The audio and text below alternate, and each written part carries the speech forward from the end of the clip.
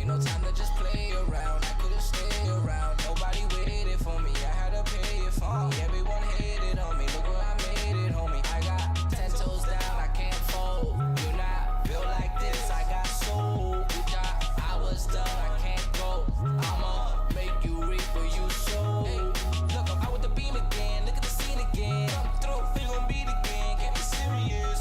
Oh, not like Peter Pan. You gon' keep the stats. I got money in my plans. You gon' see this dance. Shawty. I think it's crazy with a little bit patience now. Everything changing for me. Had to change my state of mind. I couldn't wait in line. They tried to take it from me. Ain't no time to just play around. I couldn't stay around. Nobody waited for me. I had to pay it for me. Everyone hated on me. Look where I made it, homie.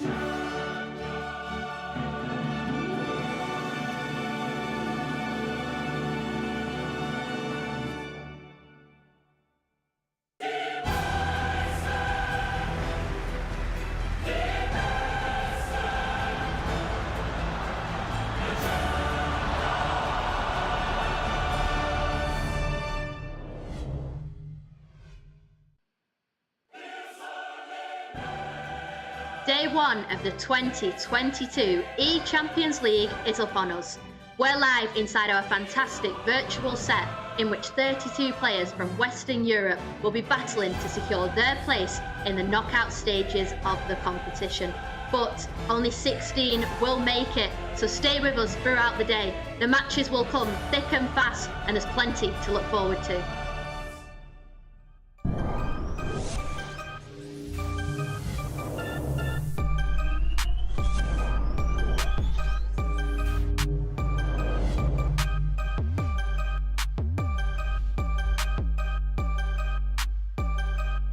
Yes, what's up everybody, and welcome to the 2022 E-Champions League Just Eat pre-show. My name is Liv Cook and I'm going to be your host this weekend for this incredible competition. And I am not alone. I'm joined by Rachel Stringer, Kyle Walker and Mike LaBelle. And I can confirm that the players right now are getting ready to compete. They're excited, I'm excited. Mike, how are you feeling? Oh, my energy's in the right place. I don't know if I have the same emotion these guys have just yet, but the prestige, we got that iconic ambiance. In fact, I want to play the anthem again. Cue it on the backside. Please, production, please help me out. Thank you. I put it in the group chat. I didn't get a reply, so I knew it was a bit of a 50-50, but I wanted that opportunity, so here it is. That's the type of energy that we're on today, okay? Bring that back. Big Champions League, welcome. Big energy, big competition. I'm sure the players are feeling nervous right now. Rachel, what do you think's going through their minds? I mean, I know what's going through my mind, Liv. I'm so excited for this one. This is my favourite event on the FIFA calendar. The E-Champions League is the big one. Everyone really brings their level up a notch when they play in this competition. It's my favourite, like I said. I was very lucky to be a part of it from the beginning back in 2019 now, when we were very privileged to go to Madrid and be in person at this iconic event. And all the players, let me tell you, absolutely loved it. They were suited and booted, they were treated, we were treated, we loved it. I hope we're back in person to see them in all their glory very soon. But yeah, this is what everyone wants to win. I mean, it's the E-Champions League. What's not to love, right? It is indeed one of the most prestigious in the year. Kyle, talk to me. What do you think the players are feeling right now? What does this competition mean to them? Oh, it means the world to them. Talking of suited and booted, sorry, I've got to say, come on, we're all suited and booted as well. Everyone's looking great. This is what it's about. Just like Rachel, I was fortunate enough to be there 2019, and then at the Invitational last year, I just made some content from home. So this year, I said, no, I want to be back on the broadcast, and here we are. These players that will be going head to head over this weekend, it will mean the world to them to get through to the next stage. It's super, super exciting. There's going to be pressure, there's going to be excitement, there's going to be nerves, and all of these players know that this tournament could change their entire season. If you can go on to win this, if you can go on to do well, not only is it going to bring in the cash money, it's also going to give you the prestige of being an E-Champions League winner. That is what it's all about. They're playing for pride, they're playing for money. What's not to love? It is indeed huge, and we have some incredible games lined up with the top players all over Europe taking part this weekend. Mike, talk to me. Are there any players that stand out for you? Oh, there's a lot of players that stand out. For me, we've got top 8, perhaps, that you want to take a look at on screen. Fnatic Text is going to jump off the page, and if you've been watching his social media, whether it's Twitter or it's Instagram, he said that he's back, he's ready, he's hungry, he's active. You do not want to go up against a motivated Text. You got Levy, you've got the world champ, or the current world champ still, Mo Alba, and then Nicholas, and so forth and so on. We've got everybody that you want to see in action. They're going to be in action today and tomorrow. And Tex is looking confident. We've seen some of his tweets recently. He's feeling himself for this competition. Rachel, who's standing out for you this weekend? I mean, there's so many names, aren't there, guys? Mike just listed a few of them there. 8 household names, like he said, but there's 32, of course, in action today. And I don't really know who to pick there because they're all such high quality, but let's just pick 2 because I'm going to be nice. Let's go for Feldman there as well. 2-time Israeli Cup winner. And he actually recently competed against Levy, who's above him on that graphic there, and he beat him. So is he in form at the moment? Possibly. Let's go to Maestro as well, who's also on that list. He's the French king. I'm going to call him that because he's 2 times French champion. He's also a World Cup champion as well. Back in 2019, the Club World Cup that was, with his teammate Dax. And they actually defeated the Argentinian pairing of Nicholas, who's also on that screen. So, I mean, these guys, they've been around the block for so many years. They've got such great quality on that 8 list there, and such great quality we're going to see over these 2 days as well. But yeah, that list, whoever came up with that, I mean, yeah, you've done your homework. There are 8 quality players there. I'm going to go ahead and take credit for that list, guys. Okay, we're going to say that list. Yeah, we'll pretend. Kyle, who are you feeling for this day? I mean, if you're looking at some of those competitors, obviously some of them are tomorrow as well. One of them that I do just want to pick out though, Sihan. We've seen what he's been able to do over the last few seasons. He's a long-term competitor. He's got the experience. I think he would even say himself that he's not lived up to his own standards over the last couple of seasons. So it's exciting that he is here in the E-Champions League. Another one, Mike mentioned him before. I want to put the spotlight on him. Mo Alba, the man, the myth, the legend, the current FEWC World Champion. Yes, he won that FIFA World Cup a few years ago, and because the tournament was cancelled last year, of course, the season with everything that's happening, it means that actually he still has his hands on that trophy. So could he be the FEWC champion and an E-Champions League winner this season? Wow, he would cement himself as a GOAT, so I'm looking forward to seeing what he can do. Well, that would be incredible. And we'll come back to predictions a little bit later on. But for now, let's find out about the competition format. The E-Champions League is down to 64 players, and the field indicates non-stop action heading our way. Day 1 will feature the most exceptional players in Western Europe, and Day 2 will showcase the best from the central and eastern regions of the continent. Each day, a group of 32 players will participate in 5 rounds of Swiss competition, 2 legs per match. Each successive round will pit pros with the same record versus each other, and a player will progress to the knockouts with 3 victories. Similarly, 3 defeats and you're eliminated, meaning 16 players per day will qualify for the knockout stages of the E-Champions League. Now, this is an individual competition, but some of these players are in fact in esports teams, meaning this weekend we could see some potential team matchups. Kyle, talk to me. What do you think the extra pressure is on players if they're facing somebody from their own team? Well, they know each other, simple as that. They know their ins, the outs, they know their strengths, they know their weaknesses. I've been filming with lots of teammates over the last few months for the FIFA main event show, and you see how they like to have fun, they like to have a joke, but also they're very competitive. And I'm sure if we do see some of these potential team matchups, as you can see, Atlantide Wave, Pain FIFA and Deshe, also Fnatic Tex and Fnatic Diogo, imagine those two going head to head.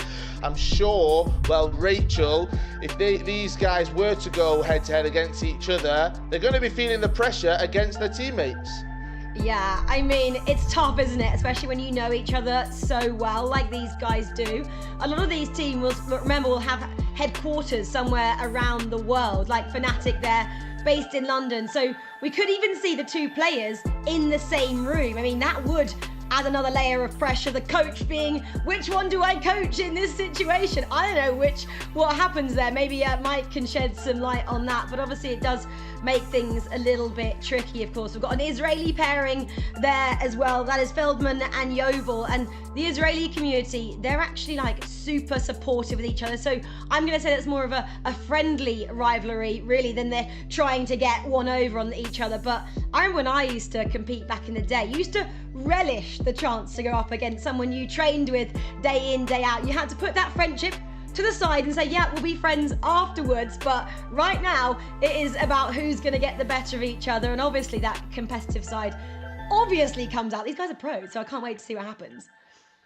Definitely, I think friendship goes to the side when you're competing in the E-Champions League, and one player that we cannot ignore is Tex. Like I said earlier, he's bringing the confidence, he's bringing the heat, Mike, talk to me about Tex. Where does this attitude come from? Well, if you're brand new to the FIFA community, and if you're a FIFA enthusiast, and you already know, for many, Tex is in that conversation of, if not the greatest FIFA player of all time, he's going to make a run for that claim by the time his career comes to an end, whenever that may be. You see him winning multiple FCCs, the E-Prem, ECL, you name it, he's been there, he's always in the conversation, and it's kind of terrifying when I see Tex being real confident on social media, because he's one of those guys that likes to downplay himself. I just wouldn't want to go up against him. In fact, this morning I did some arts and crafts. I've got a little emote on deck. Look at this, huh? You guys said I couldn't do it? We got creativity. What's up? Ha! Didn't know it was coming. Ha! Yeah, you didn't get provided with that. What's up? Sorry. Where do you even get this stuff from, Mike? The music cue, the props. I feel left out. But no, seriously though, Tex is incredible and he's clearly one of the favourites. But I want to put you all on the spot right now. I want to know who your player of the day will be. This is the Just Eat Player Spotlight. Rachel, I'll come to you first. Who do you think is going to be the person to watch today? Well, I hope you'd put me on the spot, actually, Liv, and ask me that, because I've been thinking about it. Obviously, there's a lot of players to go through, and I literally went through everybody and looked at all their stats. Obviously, I'm joking, but I did go through all the players. So I'm going to go with this man. I believe he's going to come up on screen. Matías Bonanno, okay? Argentinian player, but that's okay because he used to play for Crew Esports. That was Aguero's team, but he's actually now moved to Heretics, which is a Spanish team, so he can now play, of course, in Europe, in Spain. So he's playing the E-Superliga to get a bit of experience. But last year, he was so dominant in his region in South America. He pretty much won it all. He's South American champion, E Libertadores champion, 3-time FGS champion. This guy was on fire. So now he's moved across and wants to say, hi Europe, look at what I can do. So I think everyone, we're really watching him and seeing just how good he is across the pond, and he's been in great form as well recently. Only last week he came up against Tex. Okay, he lost, but on penalties, which, you know, isn't a true representative of anyone's, I guess, skill at that moment in time. So I'm excited to see what that loss has done to him. How much fire has that given him coming into this tournament? And I'm gonna say he's guaranteed to go through. Okay, I'm leaving. She's guaranteeing it, guys. Confident from Rachel. Confident. Matías, you're watching this, don't let me down, okay? Come on, we're going through. We're going all the way.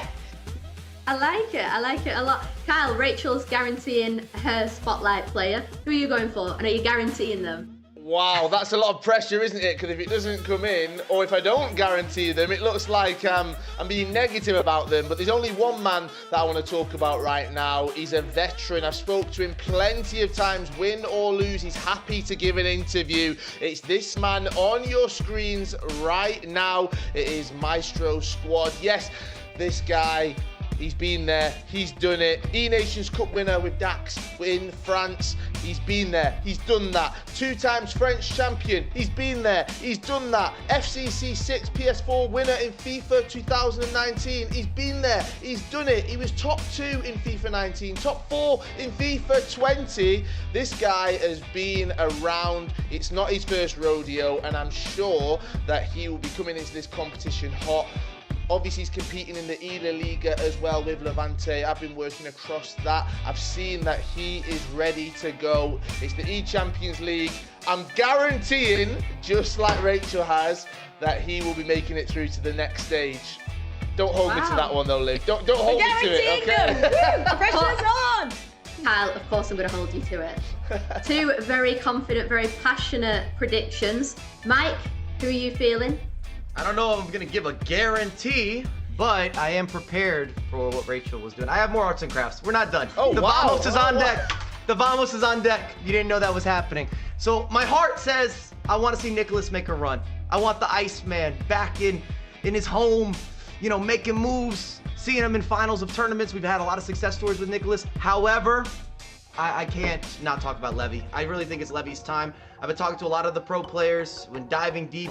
This is the next young hitter. We've seen his success. He's only really had that success throughout this online era of FIFA, and he's been dominant. I don't want to go up against him. You don't want to go up against him. And I just feel that he's peaking at the right time, and I can't stress that enough. when you're looking at competitive FIFA or any competition in general, you want to be moving in this upward trajectory. And I just feel that he's there and he's pushing a new agenda, his own narrative. He's got the calendar invites and IRSVP'd, and they're playing against each other in the first round. So I don't want to get too far ahead, but come on. You sound very confident, Mike. You're not guaranteeing it, though. I got the guaranteed arts and crafts. I would happily hear. Why not? I guarantee that Levy's going through. I guarantee Nicholas going through. We're getting all the results. All the big names are going through. That's all I wanted. Right, well, great stuff, guys, but I think that's enough from us for now. We're ready, the players are ready, and I hope you at home are ready too. We're gonna head to a break, but don't go anywhere, because when we get back, we're going straight into our first game. This is the 2022 E-Champions League.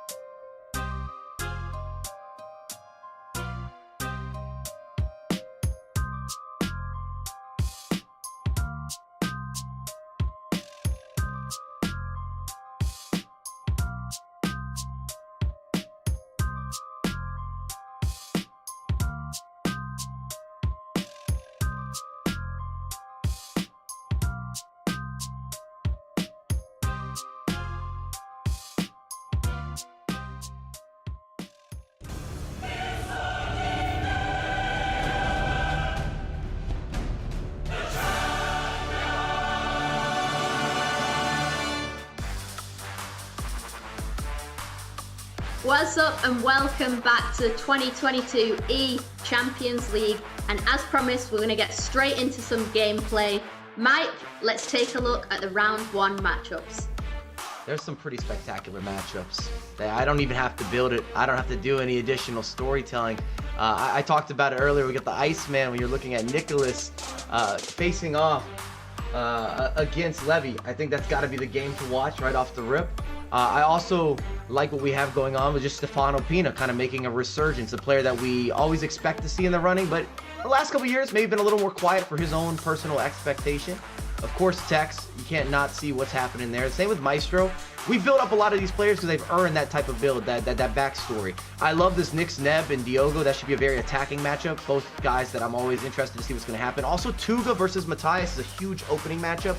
And even with #Stokes, I've been using a lot of his tactics lately, so let's see if they work at the competitive level as well, because they're definitely working throughout the weekend league.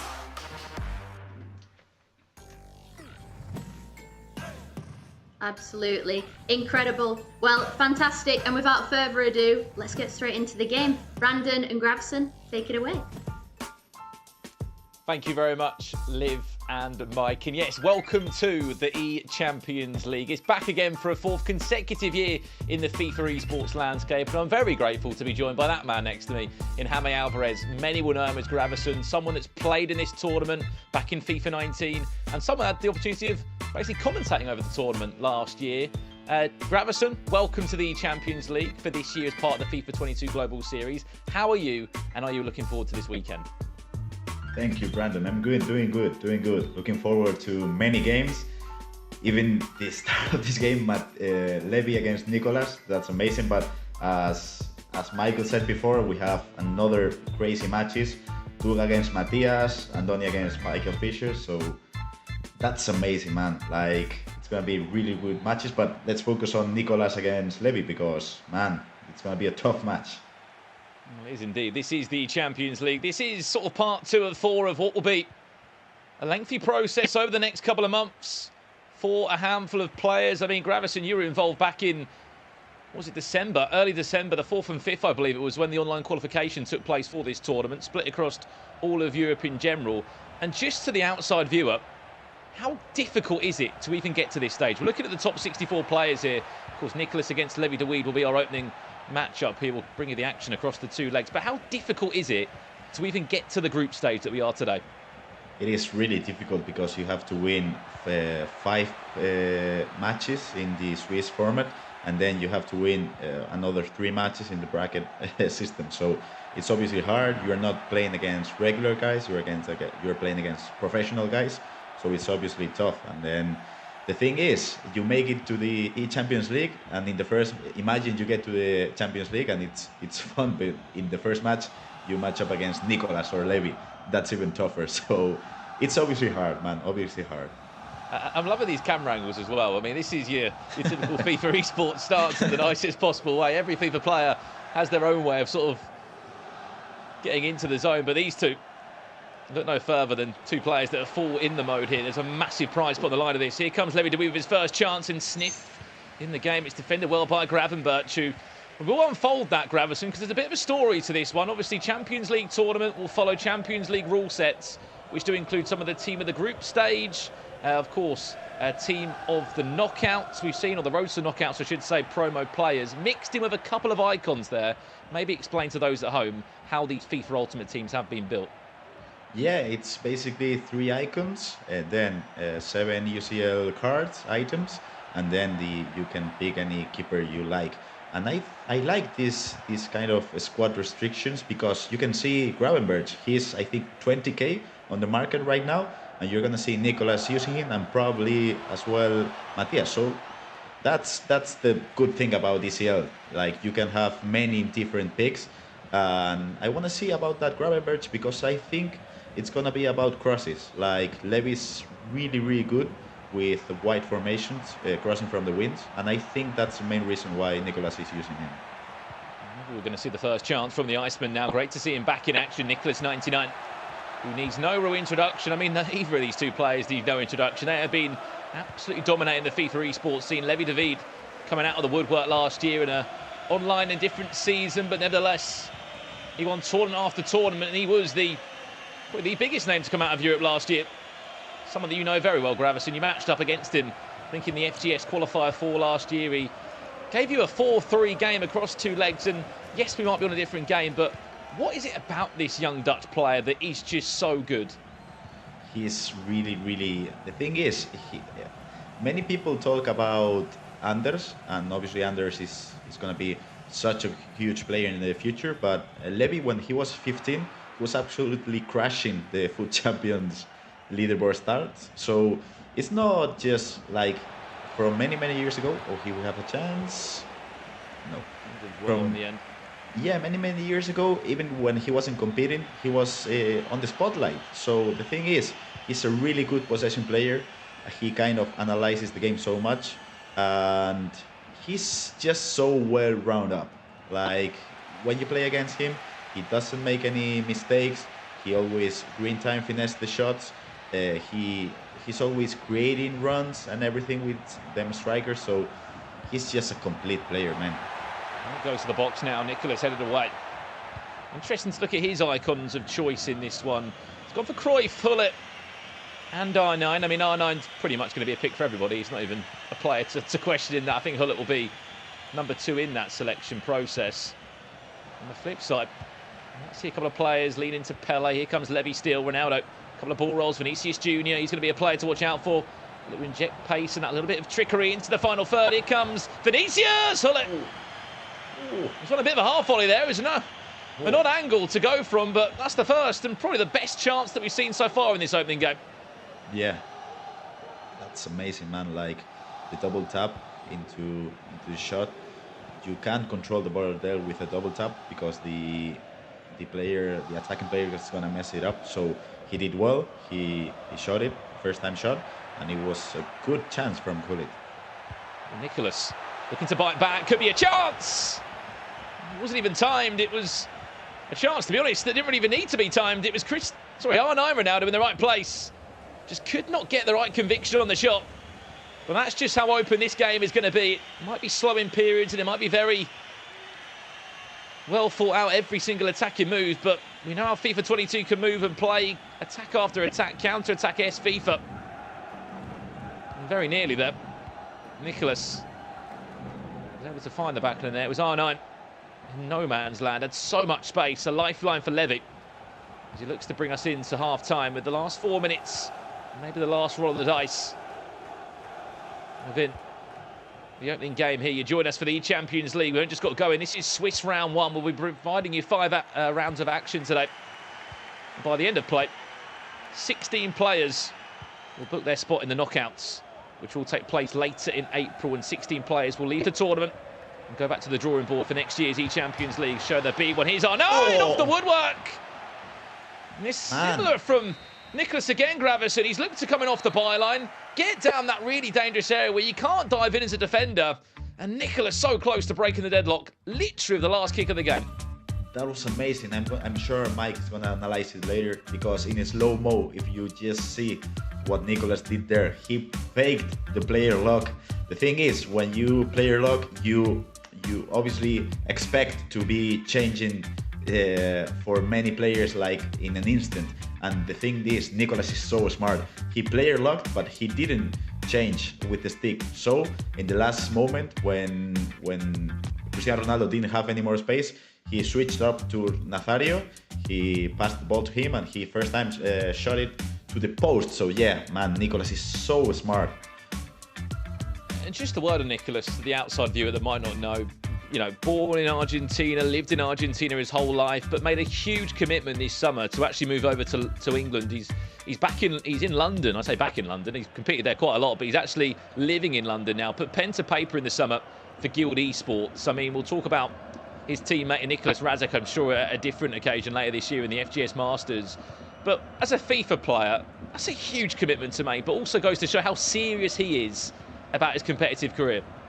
Yeah, I think he's dominated the South American scene for 3 or 4 years now, and I don't know because I haven't spoken with him, but I'm pretty sure he wanted to step it up a bit. The thing is, in Europe you have so many competitions, you have so many good players to be training with every single day, so I think he's won pretty much everything but the World Cup. So I think his focus this year was going for the World Cup, and I think that's the reason he moved to Europe, to reach his next level and win the World Cup this year. And I think even more than that, Gravison, to play in tournaments like the Champions League, as here comes Levy with Pele. That's his one of 3 icons in his team. He's gone for Pele and R9. That's the 3 icons. Do keep in mind that the goalkeeper does not count towards the restriction, so you can go for a goalkeeper or a UCL player. But just leading back onto that point from Nicolas. Massive commitment to make, coming over from Argentina. And one that's allowed him to play in the Champions League like he is today. And I'm sure there'll be a few people asking how are Argentine players in this one, like Matías Bonano. He's based now in Spain. He also moved over. There's a lot of players that are making that decision and commitment to their FIFA esports career to make the move across to the other side of the world. 60 minutes nearly played here in our opening game. Remember, every game is over 2 legs with an aggregate scoreline that will determine the winner. Levy from distance says, why not, with Cristiano Ronaldo, and that is not going to be on target. But 0-0 here, Gravison. Is this what you expected from the game? Yeah, to be honest, I did expect it.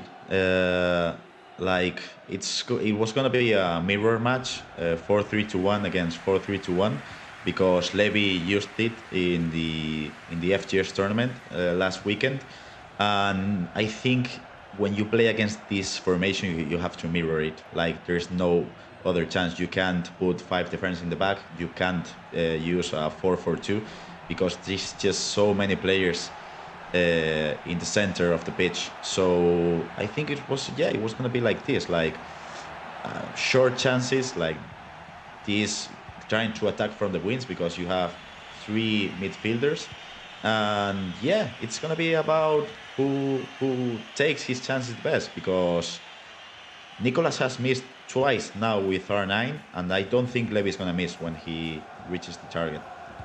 Well, you said about a game lacking chances, Gravison. There was probably the best example of that with that chance that Levy had about 5 minutes ago, taking a finesse shot. There wasn't time, there was nothing fancy about it. It was just there was no space. But you thought, why not? I'll have it from 35 yards. Also goes to show how defensively compact both players are being. You can just keep an eye on the player movement there of Gullit and Frankie de Jong on that occasion. Do not want to pull a player out of position, want to ensure that as much as they can, they're winning the ball back in those sort of areas you see with Frankie de Jong. Chance to play out now for Vinicius Junior. Will whip that one into the box. Goalkeeper should get 2 hands on it, and he will. Ah man, like I'm enjoying this match so much because I think the key to defense is the right stick switching, and they don't miss. Like if you play it in slow-mo, you can see neither one of them misses when they're right stick switching, and it's just amazing because it's really hard to switch with this formation, and they're doing an amazing job. Just to say as well, whilst this game is taking place, 15 other matches are taking place here in round 1 in the Swiss rounds. Again, we are bringing you Western Europe action today, and then tomorrow will be Central and Eastern Europe. So if you're looking out for a certain German player, there'll be an action tomorrow. Got 15 of them in total coming into the Champions League this time. They always come in their numbers, do the Germans, in terms of competitions within the FIFA landscape. And tomorrow won't be any different. Another matchup I will be keeping a close eye on is Fnatic Tex. Been teasing that he's back to his best near enough. He wants to get back to LAN and showcase what he can do. He's up against a good friend of yours, Gravison, in that show. Yeah. Abella, a player that's very experienced in the Spanish scene, had a brilliant year in La Liga last year. I'm sure he's got his hands full in that game. Yeah. If you talk about Tex, if you just look at his PSN ID, I think it's Tex is back or something like that. So he's obviously focused to going big this year. Like I think in FIFA 19 was the biggest season a player has ever had in the history of FIFA, winning so many FUT Champions Cup, winning the E-Club World Cup, winning the E-Premier League. It was just amazing. So he's not as been as dominant in the online scene as he was in FIFA 19, and I think the thing is Tex doesn't like to lose, so I think it's just pumped it up to reach his highest level again. Well, he's going to be the last chance of the first leg here. It's going to fall to Nicolas. João Cancelo looking to come down that byline again, where he's been causing problems already. The icons linking up of Cruyff into Gullit. The 2 Dutchmen still just hustling away. Gullit still gets the ball, fakes the shot, brilliant cancel, turns his man, can't get past Marquinhos. And those are the small intricacies that you're going to be seeing a lot of today. Little skill moves, combinations, skill moves cancelled, and it's just honestly a guessing game at the back there. Is Vinicius Junior onside? He is for Levy. Maybe the final chance he'll get. Went for a clever little touch round the corner. And that will do us for leg one. That is how tightly contested, I should say, this matchup is. We're only in round one. It's drained both of those two players. 0-0, Gravison. What have you made for that so far? I think the last play of the game just sums up everything. Like it's all about defense. It's 0-0, but I find so beautiful the right stick switch to Marquinhos from Levy. I gotta tell you, that's hard. That's a hard thing to do, because if you miss, that's a straight goal. So yeah, it's all about defense. They are both great defenders, and I think they're probably gonna change something up for the second leg, because I think Nico likes to switch formation up a bit. So we might see a 4-5-1 or something like that. Yeah, well, the bigger picture as well, Gravison, for those at home, you need 3 wins. You get 3 wins, you're guaranteed $1,000, and you'll be in the knockout rounds of the Champions League. We're going to go to a quick break now. When we get back, we'll have the second leg of this incredible matchup coming your way. Live from the Champions League. Don't go anywhere. We'll be back in a few minutes' time.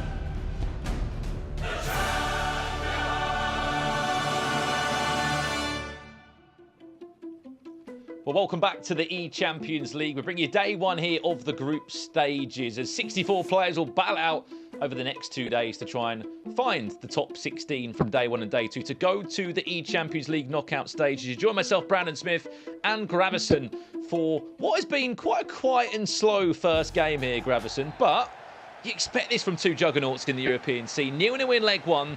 Who is going to really kick off their tournament and go 1-0 here in the Swiss rounds? I think Levi is the favorite in this match, but obviously you can't underestimate Nicolas. I'm just gonna try and concentrate to see if I see any change on their formations. But yeah, to be honest, the big chance in this game, it was that player luck from Nicolas from R9, and we didn't see much apart from that. So let's see what the second leg awaits us. Yeah, well, it was a game that didn't provide too much, but as we have been explaining, if you haven't been following FIFA Esports or the FGS for the last few years, you might not have heard just how good these two have been. Nicolas 99, a player that has been to an E-World Cup. He's won so many titles around the world. Here he comes now, potentially with his first chance and his first goal. He opens up his account in the E-Champions League, and it's Vinicius Junior on the 7th minute. We speak about what he's achieved. The next thing you know, he goes and scores his first goal in the tournament. Oh, the cancel shot from Cruyff, it just opened up all the space to pass the ball to Vinicius. And the thing is, we were talking about time finishing, and they are not time finishing the chances, and it went in nevertheless. So yeah, really good chance from Nicolas, and I expect something now from Levi, because he's just not gonna like this result at the moment. Well, it's certainly going to be a wake-up call, isn't it, in terms of this matchup? 1-0 down, 7 minutes on the clock. Currently, as we said, there are 15 other matches taking place here in the Swiss round one. We're bringing you Western Europe today. 32 players currently battling out. By the end of play today, we'll find 16 players that will get 3 wins next to their name.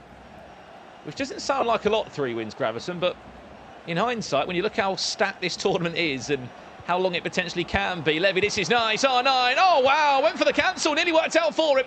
And if it wasn't for Marquinhos and Van der Sar, that would have been 1-1. The build-up, that build-up from Levi. In my opinion, he's the best player building up the space just on the outside of the box. Again. Maybe so. Vinicius now looks for a cutback. R9 will be waiting there. Got to be patient though. Vinicius back inside. Pele times it green. It's acrobatics from Edwin van der Sar. Otherwise, it would have been 1-1. But that's just a little spell of pressure from the Dutchman. He's turning it up. He's turning it up. He's starting to turn it up, and it's obviously what he needs to do. He's just being more clinical right now. I think if the pass went to Nazario, to R9 instead of Vinicius, we could be talking about 1-1 right now. But it went to Vinicius, and obviously he's not a great finisher as R9. So yeah, he's basically turning it up. As you can see, these teams are built very, in particular, there will be no team of the year items that do feature in this. Obviously, a Champions League tournament requires UCL promo players. I think the biggest one that many people at home will be thinking about, Gravison, is why is Gravenberch in a left back? Yeah, the first time I saw it, him and Matias Bonanno, it was weird. But if you kind of analyze it, he's a 4-4 skills, 4-star skills, 4 stars weak foot, so you can pass the ball with him as a left back, and he's a really good defensive player. So it's 86 rated. You have Davies, who is not as tall as him, so it makes sense from Nicolas, and he's always trying different things. So it just makes sense for an analytical player as he is. And what makes it even more special with this tournament and how Ultimate Team works, Gravison, it links into the real life of the Champions League so far. That's why Gravenberch is involved. Obviously, his club in Ajax are in the round of 16 at the moment in the real football competition, which just adds the extra element into what teams we might be seeing come April, late April, May time, when the E-Champions League final does take place. Depending on, who goes the extra few steps in the tournament, we might see some even more interesting teams as Levi de Weed comes forward. A third of this game gone. He currently trails by a 1-0 against Nicolas 99. There's a goal after just 7 minutes from Vinicius Junior. However, he's been on the front foot since. He's just trying to find a way to break down all of these white shirts you can see, and there's no way through Frankie de Jong that time. Nicholas does such a good job of just making his defensive and midfield lines just so compact and narrow. Yeah, those offside traps from Nicolas are so well timed, and I think Levy is starting to lose his patience for a bit. Like, he played well in the 10 minutes after the goal, but now he's starting to lose his patience, and I think this is right where Nicolas might score the second goal. But yeah, I was just thinking when you were talking about USL items, could you imagine in April Kimpembe Marquinhos centre back pair? That would be awesome, man. I would love it. I mean, you say it's awesome. I'm sure the casual community out there would disagree on FUT Champions, Gravesen, if they have to face against them. It'll be the funniest of times going forward. Here comes a corner from Nicholas. He looks for Hullet in the box, defended well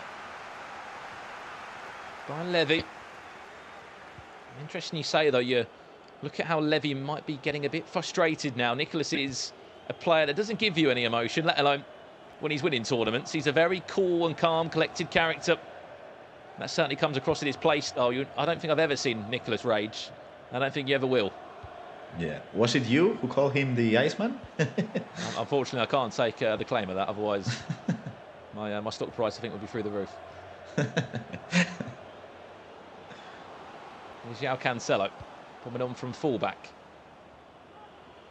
Last 2 minutes here of the second leg. It's on 1-0 for Nicholas in this two-legged game. Happy just to keep the ball, and I think happy to move into half-time here. Probably what we're going to see. Half-time between the two players. It's only a goal between them. And I mean, to the outside world and to viewers tuning into FIFA Esports for the first time, they were thinking, where are the goals? Why are the goals not going in? But this is maybe an opportunity to give a bit of context, Gravesen, for why is this such a tight and narrowly contested matchup? Yeah, the thing is the main key to Levy's style, I think, his second man press. His second man press in his opponent's half pretty much the whole game, and it just gets you in an uncomfortable place. But obviously Nico doesn't get uncomfortable because, as you say, he has no emotions. He just knows how to keep his cool. So I don't think Nico is worried about getting pressed in his half, and Levy, when he doesn't see his opponent getting frustrated, he gets frustrated, and when he's not in control of the game, he gets frustrated. So I think that's the key why Levy is missing those chances as in his opponent's half. It's because he's a little bit frustrated at the moment. We've had a ridiculous start. To FIFA Esports has Levy. Chance does come forward now for the young Dutchman. Brilliant touch. Frankie de Jong! Well, that was something that wasn't out of the textbook. Created from the midfielder. And it was the Dutch central midfielder looking to bring the Dutch competitor back to a 1-1 scoreline. This is brilliant feed from R9. That would have been one for the archives if that came off. Moving and grooving in the box was R9. And it's 1-2, maybe a third chance in quick succession here from Levy. Marquinhos, heavily involved, tries to punch into the feet and maybe a chance to just have a breather for Nicholas. But how has he survived that one? That was some good mechanical offense with the McGiddy cancel first, and then with the shot cancel. That was amazing from Levy. And the thing is, you don't expect Frankie de Jong to just run straight at you. So Nicolas trying to cover the pass, the pass to both of the strikers. He didn't expect to. Here's R9. Does well. Does so well. R9, he matched it up though. Van der Sar. Could be a second chance. Vinicius is going to not want to see that one again. Pressure just got a bit too much for him. He timed it red, went out into, I believe, row D. But how has Nicholas, once again, just survived that level of unpredictability there? It was skill moves that were cancelled. It was R9, of all people, a time green finish. Levy did everything right, Gravesen. Yeah, he did, but the goalkeeper movement is just so strong in the game. So you have to guess which side do you want to shoot the ball at, and he gets it wrong. So that's just basically it, but he's bringing it on right now, Levy. Vinicius does well. Pele, another bite of the cherry, maybe. Nicolas again, very strong defensively. And Levy must be sitting there thinking, what more have I got to do? I'm getting into the right area. I'm getting the right players on the ball. You know, forget Frankie de Jong for a second. We've got Einheim on the ball, Pele on the ball. Skill moves are near enough on point. And as he's maybe gone a bit attacking, there will be gaps that could appear. Levy able to pick it back up. Another pause comes in. Levy looking to make another change. This is a chance to go 1-0 in the Swiss rounds, to put yourself just 2 wins away from the next stage of this tournament, which we must add, you are guaranteed prize money with 3 wins. It will be $1,000 out of the $280,000 prize pot. But certainly a start to what could be a very long and enjoyable prize pot ladder if you can keep working your way up there. If you end the tournament as a winner overall, come mate. $75,000 to the winner. Will Levy even get this pause? I'll be honest, we've seen pauses in our time, Gravison, that last, I'm sure you've been on the back of them, that can last 45 minutes when the ball doesn't go out of play. They definitely can. We saw Nicolas pressing the D-pad for the offensive tactics, in-game tactics, and he pressed the hug the Could be a sideline. chance to conclude it.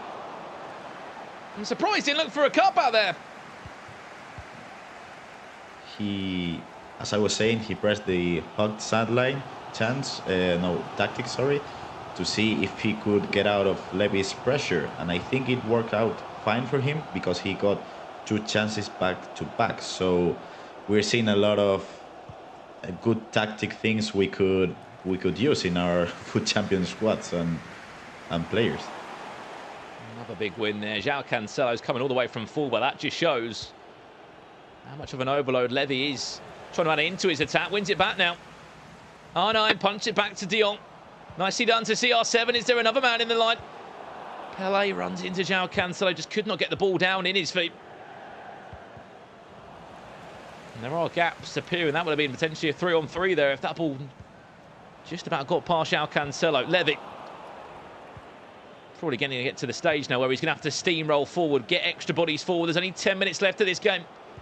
He does not want to go 0-1.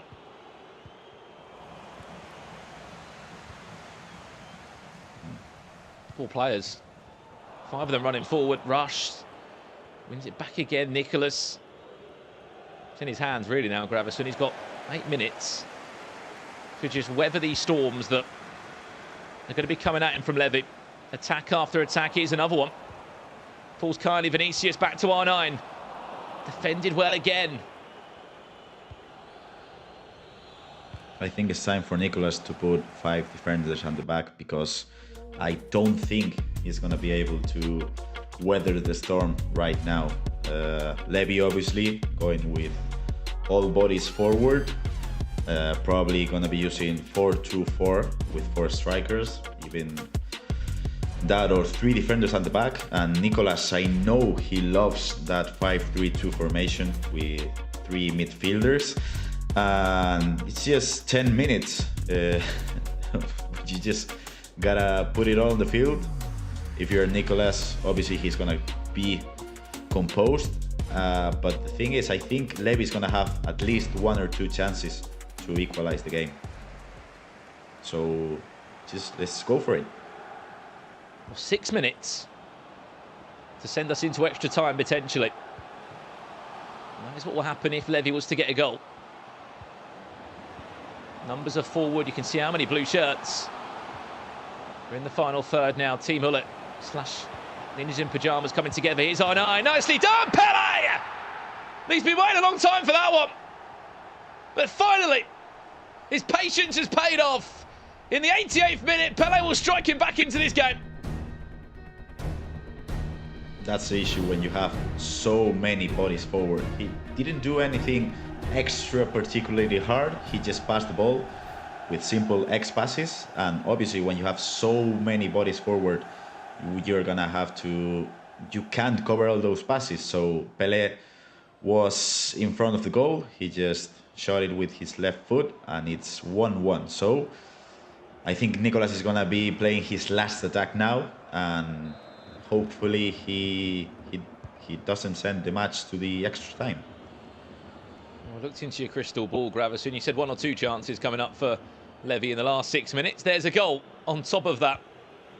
And it was only a matter of time, in all honesty. The pressure that was being implied by Levy in the last 25 minutes or so. It only looked like it was going to be a matter of time. I'll tell you what, Nicolas was to go and smash and grab a late goal here. This would be an unbelievable start for the Argentine. I don't think he's going to get the time to do so, though. Any time of a minute. I mean, you want an encore, you get one, because we're going for 30 more minutes of extra time in this one. 180 minutes is not enough to separate them. Both goals did come in the second leg, Gravison, but still, only 1-1. Yeah, Nico just subbed in Anthony, the Ajax winger, for the win. Rodrigo, the player who won the EU West FGS qualifier last weekend, he was using it in his starting 11, so I think we're gonna see big things from Anthony. I'm probably sure Levy's gonna sub him on as well. Let's go for this extra time. I think we're gonna see at least 2 chances from both players in this extra time. Well done.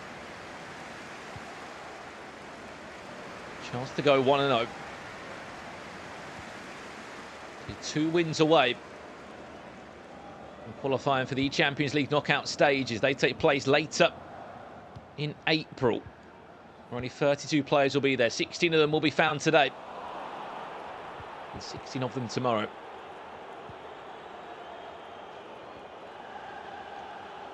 Nicolas. Maybe just to keep possession and try and find his groove, because to be completely honest, in that second half of action, Gravison, he didn't really have a sniff. He was just having to defend, and every time he tried to play out, the press from Levy was so fierce that he's not giving the possession back to him.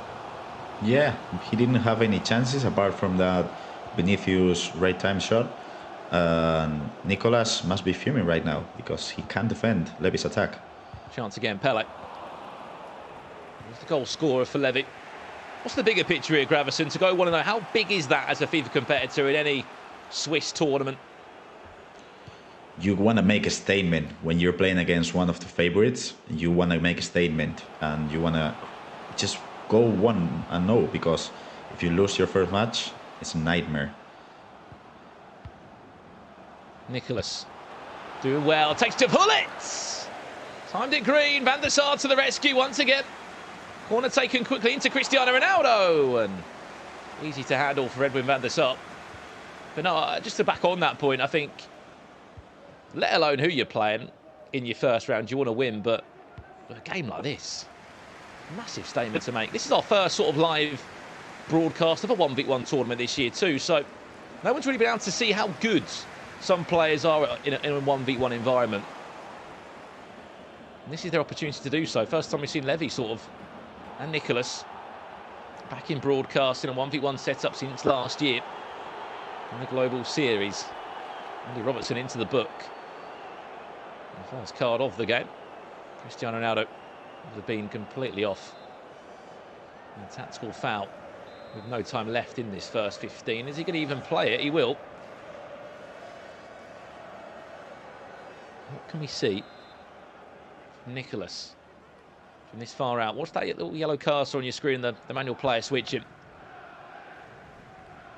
You can see Levy trying to read it with Cristiano Ronaldo. Where's he going? Who's he playing to? Whips it in and took a deflection. I was going to say that would have been one of the worst deliveries into the box I've ever seen.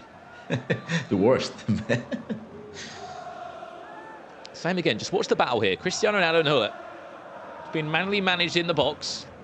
Then changed it to the back post where Cristiano Ronaldo's waiting.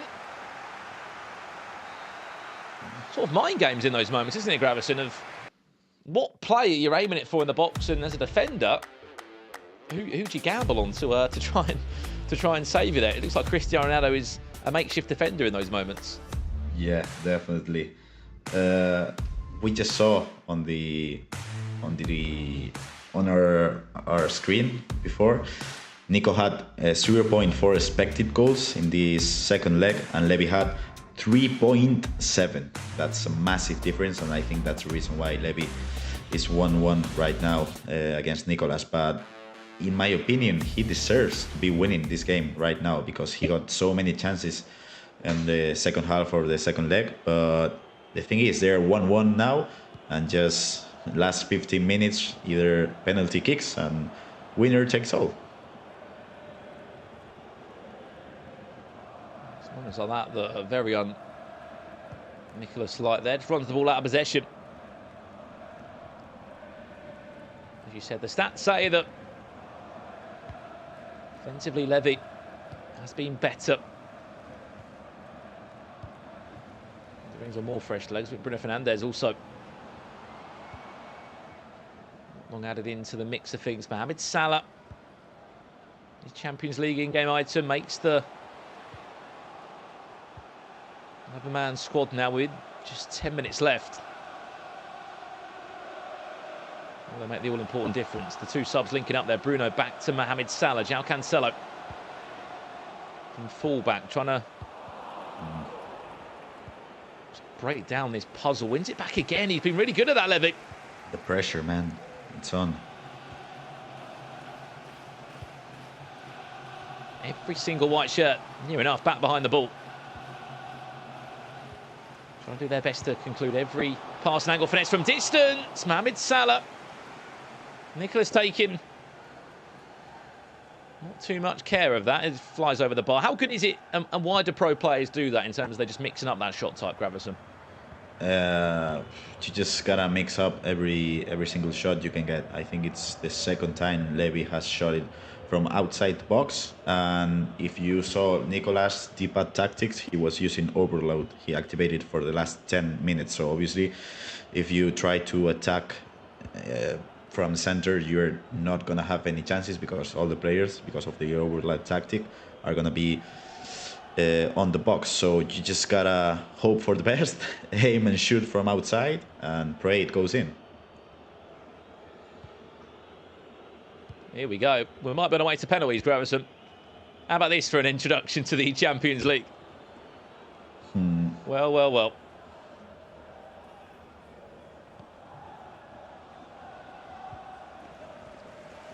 Let's see how this one goes. Strap yourselves in, ladies and gents. We're off to a penalty shootout.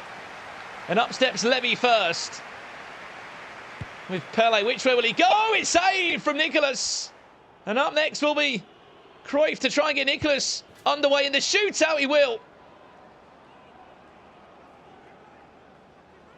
Bruno Fernandes was fresh off the bench for Levy. Will he be able to? No, he can't. It's missed too. What an opportunity this is for Nicolas to keep his calm. From the spot, he will. It's ice in the veins from the Iceman. 2 from 2. Simply needs to score with Salah. And this is the chance to win it. Nicolas with Hullet. Is it perfect, Pens? Yes, it is. It's 3 from 3. And that man really does have ice in his veins, as he will take the first win here in the Champions League. Wow. Wow, that was a brilliant penalty kick from Nicolas. I thought the third one was gonna be either in the middle or into the right, but he switched it up to the left, and Nicolas guessed it right. We call him the Iceman for a reason, right, Brandon? That was amazing, man. That was amazing. What a penalty kick shootout from Nicolas. What a game. What a game it was. I mean, speak to me about the highlights for this, Gravesen. So much happened in that game across the 180 minutes. And then we had, of course, another 30 minutes on top of that. And a penalty shootout in the end. You can't prepare for a penalty shootout, can you? It's just a flip of the coin. And whoever can keep their calm. Nicolas, as you saw there, penalty shootout, won the game. Off he goes for a drink. He'll be back for round 2. Basically, yeah, that's it. That's how could you define Nicolas? He just beats probably the best player in Europe right now. He just hits in penalty kicks and he goes for a drink. But yeah, in the second leg we saw Nicolas with a really good chance, a great shot cancel from Cruyff and a great Vinicius finish. And the key for the second leg. Obviously, this was a great chance and a great way to equalize the game from Levy. And I don't know what you think, Brandon, but in my opinion, the key to this leg, it was the goalkeeper movement from Nicolas, because Levy had two great chances. He even green timed it with R9, but Nicolas had really great keeper movement, and that's the main reason why probably he's 1-0 right now in this Swiss format. I love that from Nicolas. Gets the job done. Controller out. Right, we'll go again for round 2. This man is ready for it. But on the flip side for Levy, you got a feel for him there. He was no doubt dominating that second leg, Gravison. A really, really impressive performance from both of those two players. I'm going to say it right now, those two will qualify for the Champions League knockouts. All right, even though one of them is going to be 0-1. That is the final score. It was a 1-1 across 210 in-game minutes, but it will be Nicolas 99 that takes the result 3-0 via a penalty shootout. That is it from round 1. We're going to pass it back down to the desk with Rachel to talk more about that incredible matchup. Yeah, thanks, Brandon. I mean, Carl, that was a way to kick off the Champions League, of course. And I guess it just shows, doesn't it, the depth that we have here. That it went 1-1 and then we had to go extra times and penalty in Swiss round 1. And what it also says, Kyle, is that a player like Levy, who Mike Cal is one of his players to watch, has to really step up now. Obviously, Nicolas from Argentina coming over to Europe to try and, I guess, get in amongst these European players. And, you know, when they are doing that, we're talking about Matthias Bonanno coming over from South America as well. These Europeans have to sit up now and bring something extra to each round. They definitely do. And I mean, that first roundup, it is randomly selected, and for Levy, yes, you could argue that he is one of, if not the best player currently in Europe, and for him to come up against Nicolas, it's just the luck of the draw, or the unluck of the draw, some would say. So now for Levy, he is 0-1. He did manage to pull it back in that 87th minute. You thought, could he cause an upset? It went to penalties, but the Iceman, as we've nicknamed him, as everyone's nicknamed him, ice in his veins. He manages to do it on penalties, and that is why he's one of the best in the world. There's always this conversation around the GOATs. We've seen that Nicolas, and he's managed to do it on the big stage. The reason why we call him the Iceman, at one of the events a few years ago, they all had heart rate monitors on, and it tracked their heart rate throughout the tournament, and his hardly moved at all. He can do it in those high pressure situations. He can go on to do it, as we've just seen in the penalty shootouts. Now he's 1-0, he moves forward, it is the Swiss round, he'll meet somebody else who is 1-0, and let's see if he can double that into the next round. Yeah, plays for Guild as well, doesn't he, Carl? Maybe David Beckham is watching somewhere on the planet. Let's hope so. Let's pretend that he is, all right? They get the viewers up there. Okay, well, yeah, Nicolas going 1-0, the perfect way to start his campaign. But Ryan Pessoa is sitting, waiting in the wings, because he's been keeping his eyes across some of the other matchups in this Swiss round 1, and one in particular, Tex and Nacho Abella. Ryan, what happened in that one? Yep, my pleasure, Rachel. Of course, we had another fantastic matchup in Fanatics Tex versus Nacho Abella, and it didn't cease to amaze. Of course, round 1, both players starting off at 0-0. We're going to go straight into the game here, and it was, of course, Fanatics Tex building up the attacks here with R9 Ronaldo, plays it into Vinicius Jr., and it was a slice of luck here. Of course, this is the second leg to give Tex the lead, and he's leading 3-2 now. Builds up again with De Jong into Pele, a fantastic shot across goal to give him a 2-goal advantage. As you can see on the clock though, there are still 25 minutes left to play, and it was Nacho to give him some slice of fortune there. Maybe the defender could have jumped to intercept it, but it was R9 Ronaldo, 4-3, 82nd minute, another highlight, and it's build up again from Nacho, plays it in with CR7 into De Jong, across to R9, and it's 4-4. You can see how much that meant to Tex on the player cam. But 4-4 means we will be going into extra time, very similar to the first matchup we saw. It did in fact go to penalties, and it's a shock here. Tex did lose 4-1 on penalties, 5-5 overall against Nacho Abella. And again, we're going to see a very, very, very tough 0-1 potential matchup where there are many top players there. But as you can see, Nacho Abella advances 1-0 Swiss record after round 1. Back to you, Rachel. Wow, thanks, Ryan. What an upset we had there then between Tex and Nacho Abella. And Nacho Abella actually tweeted prior to going up against Tex. He said to his community, guys, I need all your support in this matchup. And it seems like he had it. It completely went his way. 1-0 to start off his campaign in absolutely awesome fashion. So congratulations to KC Sports' Nacho Abella. We'll see him in round 2, as we will all our other 32 players, because Swiss round 2 of the E-Champions League is coming your way right after this short break.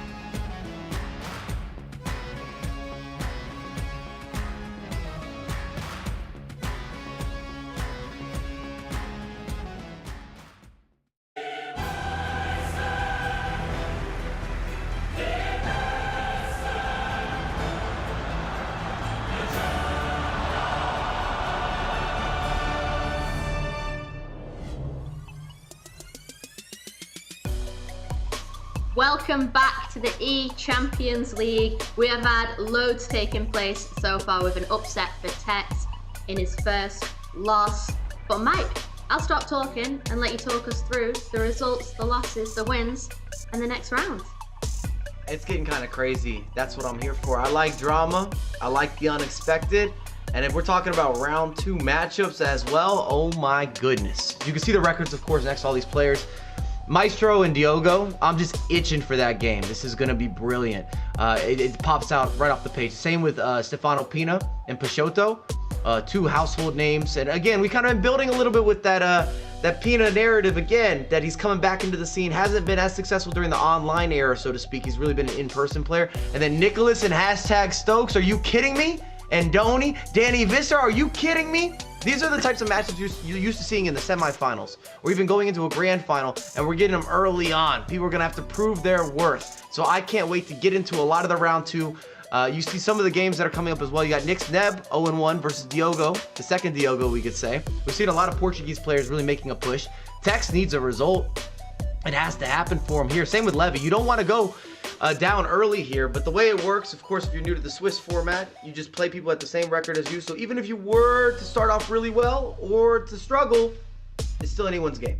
It can always be turned around. It's still up for grabs. And before we jump into the next games, let's learn a little bit more about the FIFA Fan Cup. Are you ready? The E-Champions League Fan Cup is here. Build your best FUT squad, battle in tournaments against other players, and become an E-Champions League Fan Cup winner. You could win an all-expensive pay trip to the E-Champions League final, as well as many more amazing prizes. Sign up now on PS4. PlayStation.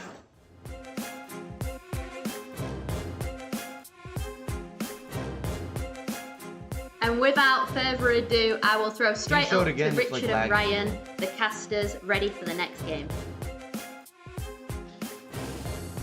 Thank you very much, Liv. Absolutely ecstatic to be here back at the E-Champions League group stages. Myself, Richard Buckley. You've already seen him breaking down Texas' shock defeat in the opening round, joined by Ryan Pessoa. Ryan, quick verdict. Round 1 started absolutely on fire. As you said, of course, it's great to be alongside you again, Richard, but some interesting matchups just to start off the day. Some champions versus other champions, and we've seen some great matchups right now at 0-1 and at 1-0. So hopefully we're going to see just as many goals as we did see in the first round. Yeah, and our featured matchup for round number 2 of Swiss, it's going to be an absolute firecracker. Maestro FIFA up against Fnatic Diogo. Both players sort of had different results in round. They got over the line with a victory. Maestro, a lot more comprehensively, a 7-4 win against Manu Bashar from the Netherlands. Whereas on the other side, Ryan, it was Diogo facing off against Nixneb, and he only just squeaked out a victory. Do you think coming into this round, maybe confidence slightly favouring the Frenchman in Maestro? I'd say slightly, but of course the key is just to win by any means in the first round. You want to get that first win on the board to start off at 1-0. And of course Diogo, Fnatic Diogo, has been fantastic throughout the years. The same with Maestro. Both have been extremely consistent, and it's a very, very interesting matchup. I think this will be... I want to see goals. Of course, Diogo didn't win by that many goals as Maestro did, but usually he scores a lot of goals. And we saw Maestro in action at the FGS Open. That was in a 2v2 tournament where he did win the Paris regional qualifier alongside Papsity. Do you think that being focused on 2v2 and then coming back to 1v1 and having that versatility to play both game modes, because they play very differently, will that help him? Does he have a better understanding of FIFA because he's played 2s and 1s? I find it slightly different. However, of course, it goes to show how well, as you said, how well he is at adapting to different scenarios. Because 1-on-1 and 2v2, I find it to be slightly different in the way you have to prepare for it. But again, they performed fantastically well in the Open for the first one. As you say, they ran out champions, and we've seen the way that he can play in a 1v1 situation as well. So if he can carry that over, you could give him a good chance to progress into the next stage.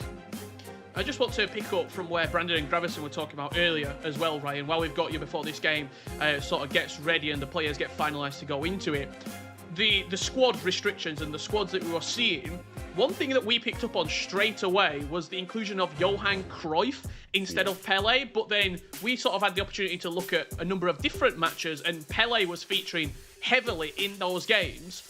That third icon, because 2 icons are guaranteed R9 Hullet, that third icon, we're even talking, Ryan, maybe Maldini at the back with the Champions League items available, being a little bit weaker in the centre of defence. Where would you go with that third icon?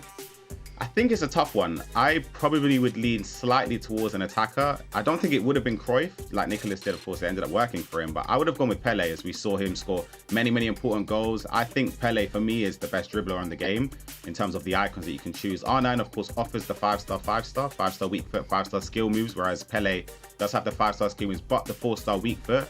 So it sort of depends. Do you trust Pele's left foot enough if it's in a crunch situation where he's on his left foot? Can he shoot across goal and get it on target to score? Whereas R9, you might think to yourself, you have a little bit more confidence and more rest assured that you think you'll find the back of the net with that chance on his left.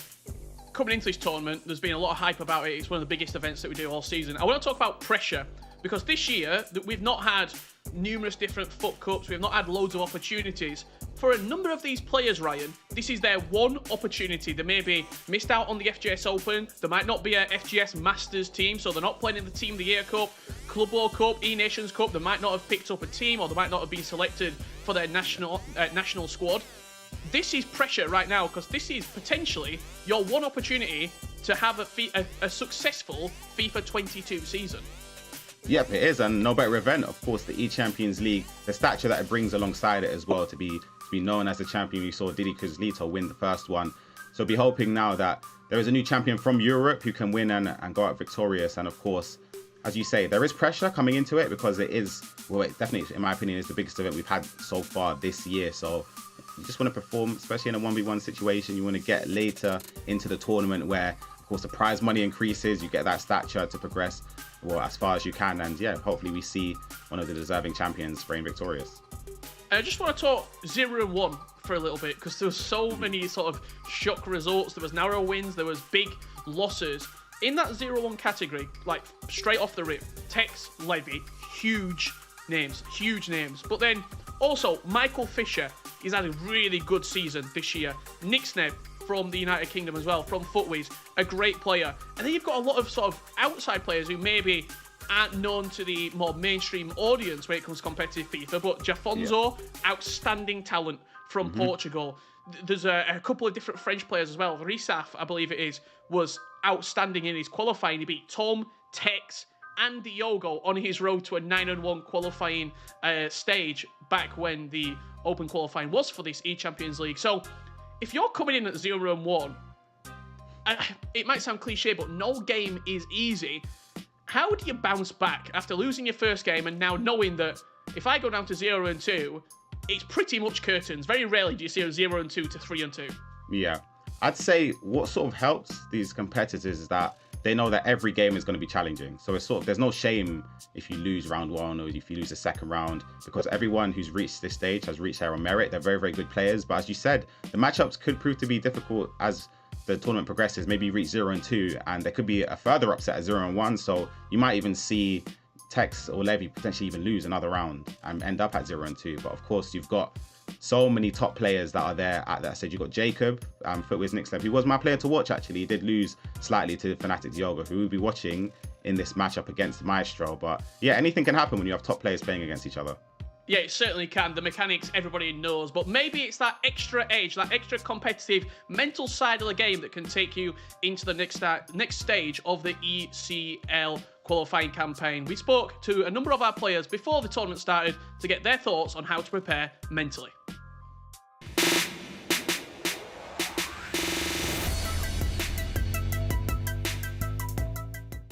Tournaments like this, I usually go to bed early, eat healthy and drink a lot of water, because it keeps my energy level high, and that is so important. Stay hydrated with a lot of water. I just try to stay calm and not to rage, and talk to my coach. I'm just trying to not get angry during the matches if something bad happens. Ja, ich versuche einfach in jedem Game mein Bestes zu geben und immer ruhig zu bleiben, auch bei Rückstand. Mentalmente, para una competición como esta a gran nivel, yo lo que preparo principalmente es el tema de la paciencia. Yo creo que es lo principal en un jugador profesional. To play FIFA at world class level, you have to mentally prepare yourself for the worst, but you do so by putting yourself in bad situations in practice, so that when it comes to the real thing, if it does happen, if you're in a bad situation, you are ready for it. I watched a UFC interview one time, and it says be confident in preparation. So if you believe in your preparation, you'll be confident when performing. So the way I train myself mentally is before every game I try to remain calm, composed, and try to focus on every scenario during the game.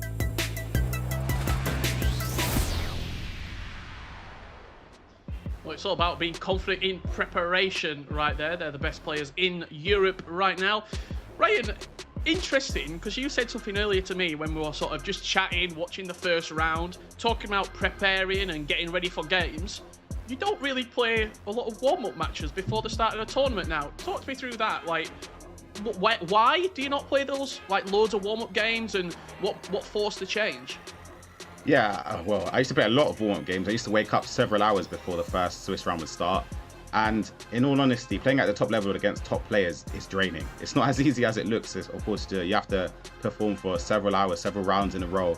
And I noticed that I get tired as the latter stages reach. We reach halfway and I'm falling asleep. So in all honesty, I just thought I'd probably value just a bit more hours of sleep. Of course, still have time to prepare because after you check in, you still have maybe an hour or so before the first round. So there's still enough time to practice, but I wouldn't give myself maybe 2 or 3 hours as I did beforehand.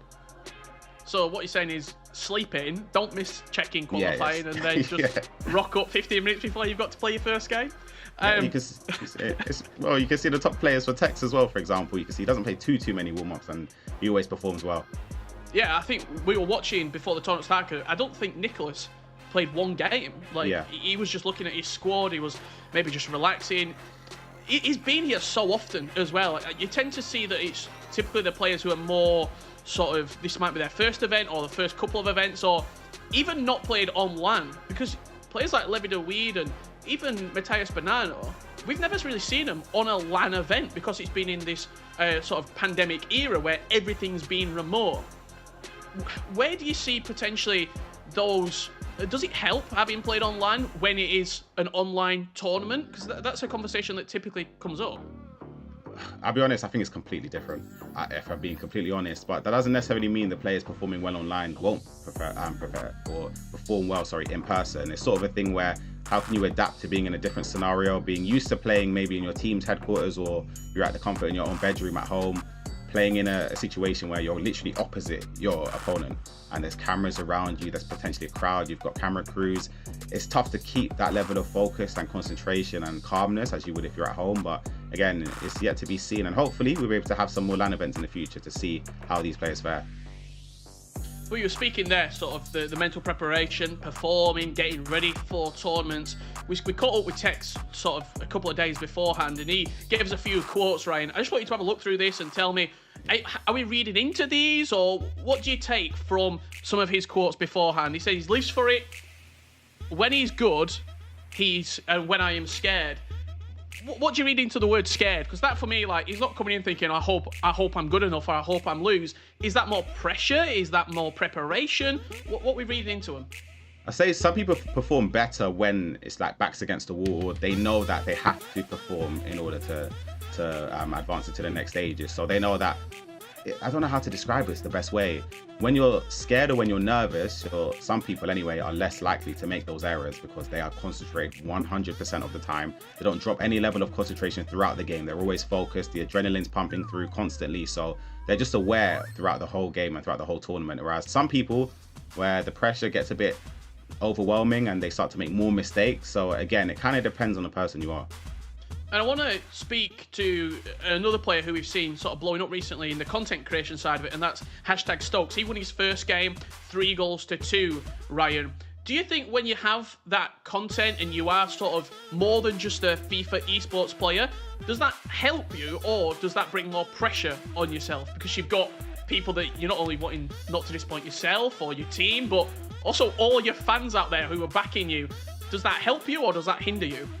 I think initially, when you're first breaking through trying to stream those qualifiers and tournaments, it might be a little bit of added pressure, but once you get used to it, I feel like it's something that becomes normal. You can see, as you say, Stokes always streams. He has his fans behind him when he plays constantly. I think it's a great thing as well, and it's something that I think a lot more pro players should start to do, just to sort of bed into the fact that a lot of qualifiers and tournaments we do have are online. So it kind of makes sense to do that, just so the fans are aware of what's going on at that current time in the tournament. Yeah, content is king at the end of the day. A lot of social media influencers say that phrase. Well, don't go anywhere, because round 2 of the E-Champions League group stages will be coming very shortly indeed. We've got Maestro against Diogo right after this.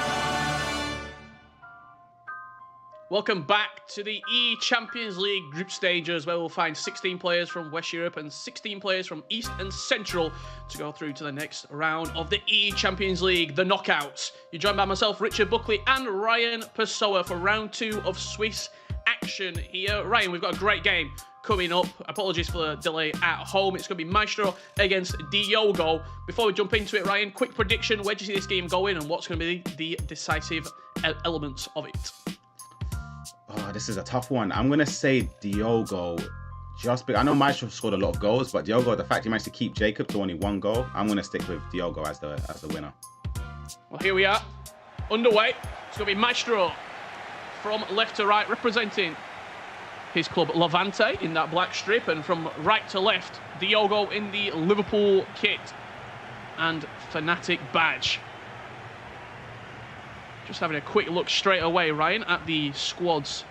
Don't think there's too many surprises. Cancelo, Djaló, Marquinhos and Lodi across the back for Maestro. Hullet, ever present in midfield, and it looks like he's gone with the 2 icons up top, R9 and Pele. Early one hoisted over the top for R9. Schmeichel comes and collects. Yeah, I think, as you said it, we're going to be seeing a common theme amongst the squads, unless we have maybe a Nicholas, who did use Gravenberch, in fact, but in at left back at some stages of the 2 legs. But Gravenberch, I think, is a card sort of gets overlooked. Now he has a newer card, but of course this Champions League version still does the job. The 4-star. He's 6'3". He's got a good frame. He's good on the ball. He's sort of similar to a Hullet with the way he's built in game, but of course I say slightly better on the ball in terms of turning. But again, very, very even squad. Well, you see he's in the midfield there alongside Ruud Hullet. He approaches the box, finds his way to R9 Ronaldo, tackles lunging in, a little bit risky around the back there. Could have ended up giving away a foul, Maestro, but he does thwart the danger on this occasion. 10 minutes in, ball turns back over to Diogo. He's winning it high up the pitch, and that could be potentially a route to victory if he can keep winning the ball high up the pitch and turning over possession. Scrappy first 10 minutes, though. Yeah, very scrappy. It looks as if both of these players are setting up in, I think this is a 4-4-2 or a 4-2-2-2, potentially even a narrow formation that defends as a 4-4-2, which is, again, a very, very common thing we're seeing amongst the community. We've also seen 4-3-2-1 become a formation that's been utilized. We saw Nacho Abella use it against Tex and come out victorious in one of the high-scoring games of the rounds. But I didn't get to ask you, Richard, actually, what's your prediction for this game, as we could see? Oh, beautiful. Absolutely outstanding. Delicate little dink from R9, just as you throw the question to me. Diogo saves my blushes. I don't have to give a prediction. That's all forgotten. As Diogo goes 1-0 up. Beautiful little chip, though. That was intended. Oh, it's fantastic. The ball across there. The keeper brought out. The defensive line was quite high up. He sort of gave him the opportunity. As we see the replay there, it's a fantastic choice to chip Van der Sar there from Diogo. But again, it was possession turned over high up the pitch. He won the ball in the midfield. One pass out wide and then a simple just knock across the goal. It was all about the skill of the finish, that lovely little chip, but the actual creation of the goal itself, quite simple. 3 passes. No, it was. And again, Diogo's very, very good going forward. That's not to say Maestro isn't, so I think Maestro will bounce back, but Diogo is very, very lethal. He's very good with the skill moves and building up. He knows when to use the right skill moves at the right angles, at the right time, even though he didn't have to do anything there, as you mentioned. It's very simple passes, and Maestro's giving it away as well. You could commend Diogo for pressing high, but there's one thing that you don't want to do at this level, is giving away possession very, very needlessly in your own half. Chance here for Vinicius Jr. Cross into the box. Ronaldo was approaching at the back post. I was just about to say that. He's given the ball away, even in this first 23 minutes, 3 or 4 different times, just needlessly in the middle of the park. This is a chance to build up a nice attack here. Plays through to Ruud Hullet. 1-on-1 with the goalkeeper. Hullet slots it in the bottom left corner. We've got a game on our hands here in round 2. Oh, it's a quick reply, and of course, who else? Ruud Hullet on his right foot arrows it into the corner as we see the replay. The ball roll scoop from CR7. R9 into Hullet. You'd expect it to be the reverse, but it did end up in a goal. And I just wanted to mention quickly, it's tough to say because of the way how the speed this game's going and the transition from Diogo's plays. It might be a narrow formation. I could be wrong, but I saw either that or he has his fullbacks on balance, because Ronaldo was out of position there initially, which gave Maestro the chance to break up the field quickly. And I do feel like this year in FIFA we've seen a lot more variety in formations. Typically it's 4-2-3-1 or 4-4-2 for the entire year, and that's what you play. Whereas we've got narrow, we've gone wide. 4-3-2-1 is a staple, really. It's probably the second or third most used formation behind the narrow and maybe a 4-2-2 at the moment. When I was looking over all the formations in that first round for the games that we could see, there was about 8 different matches. Maestro, who's in on goal here with R9, was one of the only players using a 4-4-2. And it seems to be working here as the L1R1 ball over the top there into R9 from Pele on his weaker foot. Time to perfection. Jallo out of position. I thought he maybe messed up the chance here, but he does enough with just the turn round the goalkeeper, around Schmeichel, and to give him the 2-1 lead. He's turned it around already, Richard. Yeah, he's going to... I'm not a big fan of that Jallo myself. I think he's just a bit weak.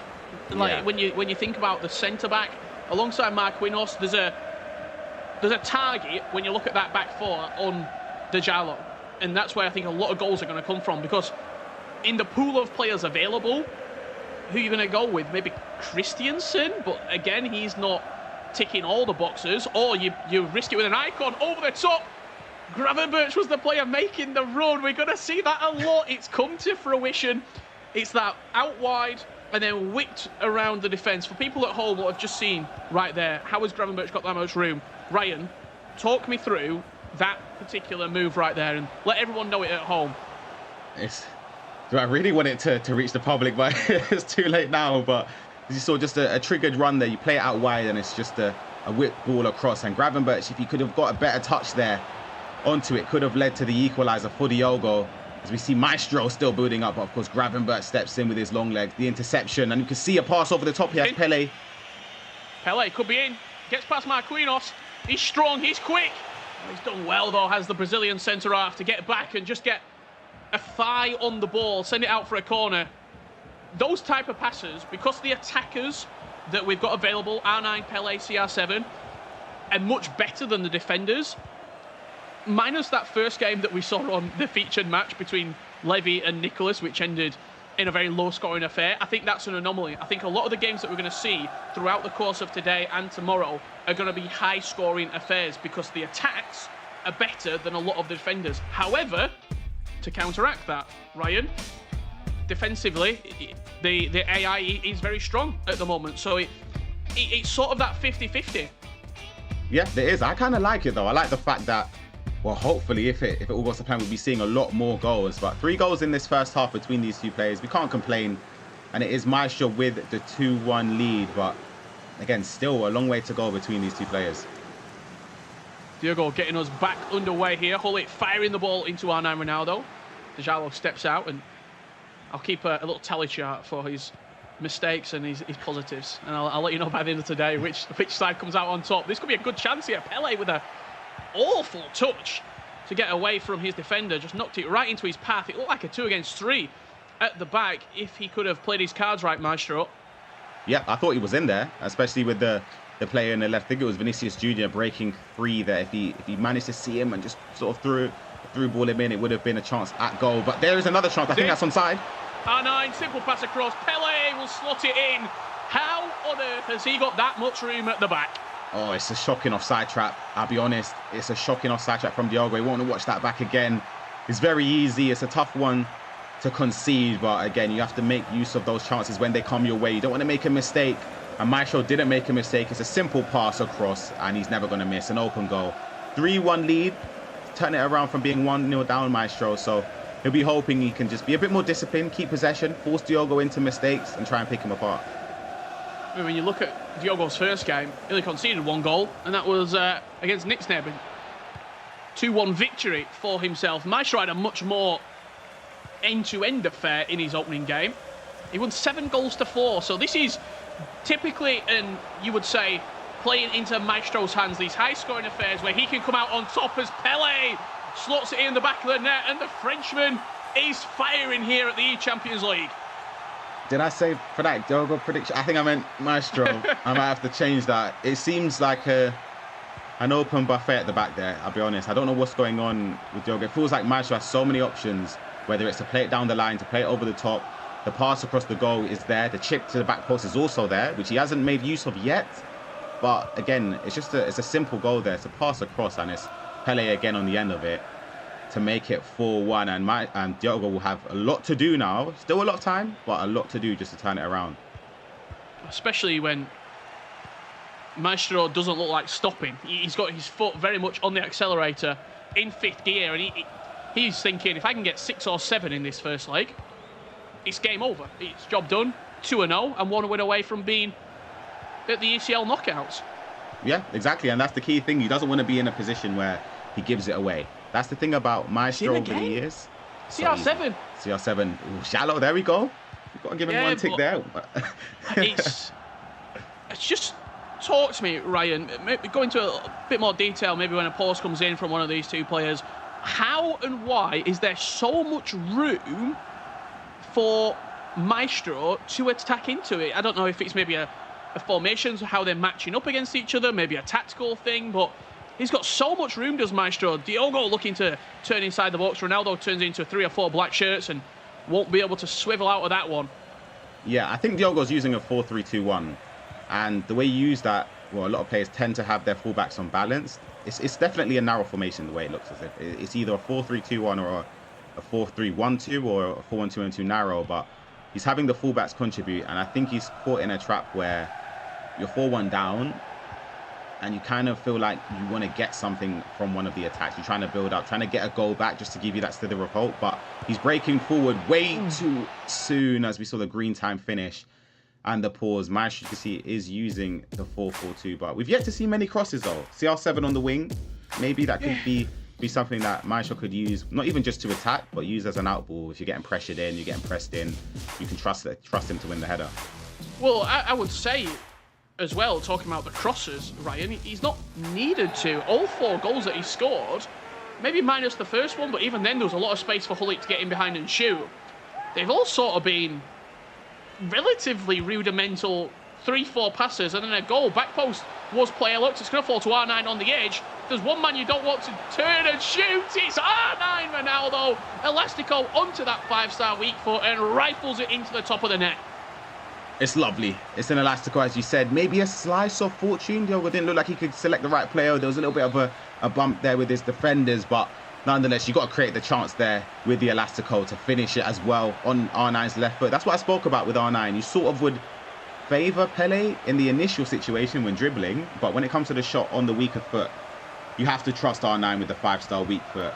And it's 5-1, Richard. I'll be honest, I think this is game over. As we see another needless pass there, it's going to be hard for Diogo to get back into this.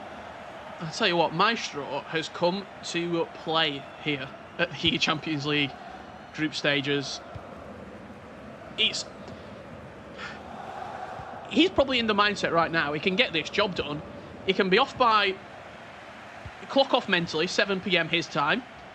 3 wins. Get a nice little steak dinner tonight, and you're laughing all the way to the ECL knockouts. Yeah. I mean, he won his first game 7-4. He's 5-1 up currently. Diogo is struggling to break Maestro down, and every time Maestro comes forward, it looks like he's going to add another one to the tally. It reminds me of the Maestro from years back. That's not to say last year and the years before he wasn't great, but the Maestro when I came onto the scene, sort of similar timings, FIFA 17, FIFA 18, FIFA 19, scored tons of goals. And the one thing that let him down was his defense. It wasn't necessarily a weak point, but it was just something it was clearly weaker than his attack, because his attack was that good. But if he can show just an extra level of discipline and defensive structure to just see out this win, it will be a fantastic way to go 2-0. It's going to come forward again here with Ronaldo. Just playing that ball into Pele. There's not a lot of pressure. Like when Pele got that ball then, he had the time to turn again. Cancelo, like a flash, into the middle of the pitch to win back the ball for Maestro. And a 6th could be on the cards here. Ruud Gullit. 4-goal turnaround in the second leg if you're a Fnatic fan, if you're a Diogo fan. It is doable. We've seen it before. It's not out of the realms of possibility, but if Maestro was to go on and get a 6th, and we're talking a 5-goal swing in the second leg, I think Diogo could score 5 goals, but I also think Maestro will probably put put another 3 in. Yeah, because you're gonna have to push players forward. You have to. Yeah. So then there's gonna be gaps. Maestro could pick it apart. But as I mentioned, discipline. This is what I was talking about. It might not be pretty to watch, but it's something you have to do. You just have to keep the ball, wait for the last attack. You don't want to leave any gaps and it's gone out there. I thought there maybe could have been another chance to get a sixth, but I think that will spell the end of the game, Richard. 5-1, it looks as if will be the end result. Comfortable, comprehensive for Maestro in leg number 1 here. Doesn't win the knockdown, does Diogo, and that will do us 5-1 to that man on your screen right there, the Frenchman, Maestro for Levante. Incredible performance in leg number 1. Ryan, it's a mountain to climb for Diogo coming into leg number 2. What went wrong for Diogo? Because he went 1-0 up in that first leg. Yeah, when he went 1-0 up, I thought it could have been the reverse of what we just saw. We saw Maestro giving away possession very easily and needlessly in the middle of the field in his own half. But then the tides changed very, very quickly. I felt as if there were easy goals for Maestro to score. Diogo with offside traps that maybe weren't the best timed, or definitely weren't the best time, as you saw that it led to goals for Maestro. But as we said, Richard, it just felt as if it was easy. Like he was getting goals and there was so much space in behind, so many options to pass to. And to be fair to Maestro, you have to make the most of those chances when they come, and he did that. Well, we spoke about those early goals. Let's have a look at them, and let's have a look at the best moments from leg number 1. Ryan, talk me through how Maestro, did he make these goals look easy, or was it the defensive mistakes from Diogo? That right there is a defensive mistake, because the offside trap, wrong timing, it's a risk versus reward move, and unfortunately, it didn't work out for him.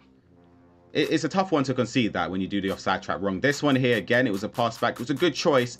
I think I'll be honest, it's unlucky when you look at it back there. He sort of changed to Cancelo, I believe it was, to try and read the pass.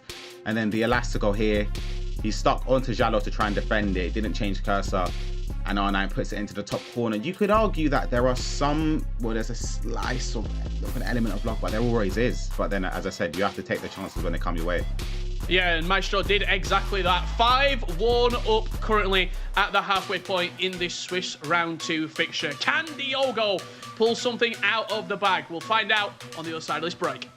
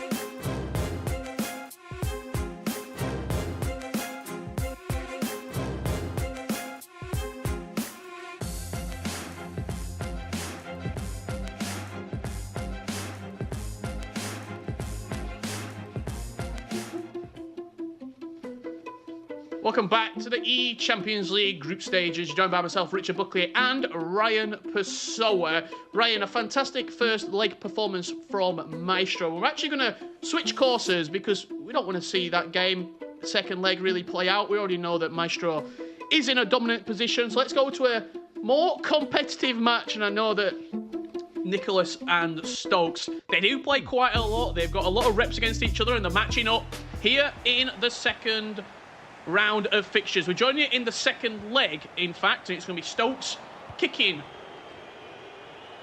from left to right in that orange strip, and Nicholas from right to left in the white. First time seeing hashtag Stokes on the broadcast. For anyone who's not seen him, Ryan, I know you're, I'll say, good friend of his, but obviously unbiased as always. What can we expect from Stokes' FIFA performance? I think, in a weird way, Stokes and Nicholas, they're sort of polar opposites with the way they play. Now, Nicholas, I say, is very, very calm and assured when he attacks. He's happy to keep the ball. He's very, very methodical when he builds up. That's not to say Stokes isn't, but with Stokes' games, they're usually very frantic. There's usually it's very, very end-to-end, a lot of goals. But it sort of depends here, as we see a cross in there from Nicholas, which maybe we might see quite frequently, that just aiming in there to CR7. But Stokes, he loves the passes over the top. He loves the 1-2 passes, the elasticals, the L1, R1 balls over the top as well. So, again, this will be a tight matchup. When we talk about experience, this is no dig to his age whatsoever, but he's one of the more mature players in the FIFA competitive scene. For me, that's a massive bonus that a lot of people can't have on him. Not only FIFA experience, but life experience as well. And maybe that you rarely see him rage, you rarely see him get angry. He's very cool under pressure, he's very calm. You got to think as well, only what, 2 years ago when in FIFA 19 he was a playoffs champion, was Stokes. So he's been there, he's gone to the dance, he's got the t-shirt, and I fully expect him, me personally, to go through here in this group stage format, and I expect to see him in the knockouts. Same here, bias aside, of course. I do expect Stokes to advance. Whether it's potentially winning or losing this game, that remains to be seen. But, I think that pass there was aimed to R9. I think R9 was on, but it's locked on to the other player. I think R9 would have been in there for maybe a pass across goal. But, yeah, as we were saying, Stokes has been around in the scene, same as Nicholas, from the beginning of FGFs. They've been playing a lot of games, or thousands of games across the years, competing in many different tournaments. Both of these players are champions on different FIFAs, albeit, but they are champions. And, yeah, they have a lot of reps against each other this year. So far in this second leg, it's been mostly Nicholas. A couple of balls lofted over the top, and we see Gravenberch. It's been spoke about widely already, deployed at left back for this squad. Main reason for that, Ryan, just to mark the back post cross, really, on CR7? Yeah, exactly, and it's something that it worked for him in the game against Levy to stop that and to nullify that option that Levy had going forward. But again, just want to correct myself as well. It was in fact Nicholas that did win playoffs on FIFA 19, similar to Stokes, but of course Nicholas representing on the PlayStation side, Stokes on the Xbox side, and yeah, two champions from the same year, the same tournament on different consoles up against each other's right now in this round. Hamburg and Berlin back in FIFA 19. Chance for Nicholas, down this left-hand side. Vinicius Junior, good step across from Dejalo.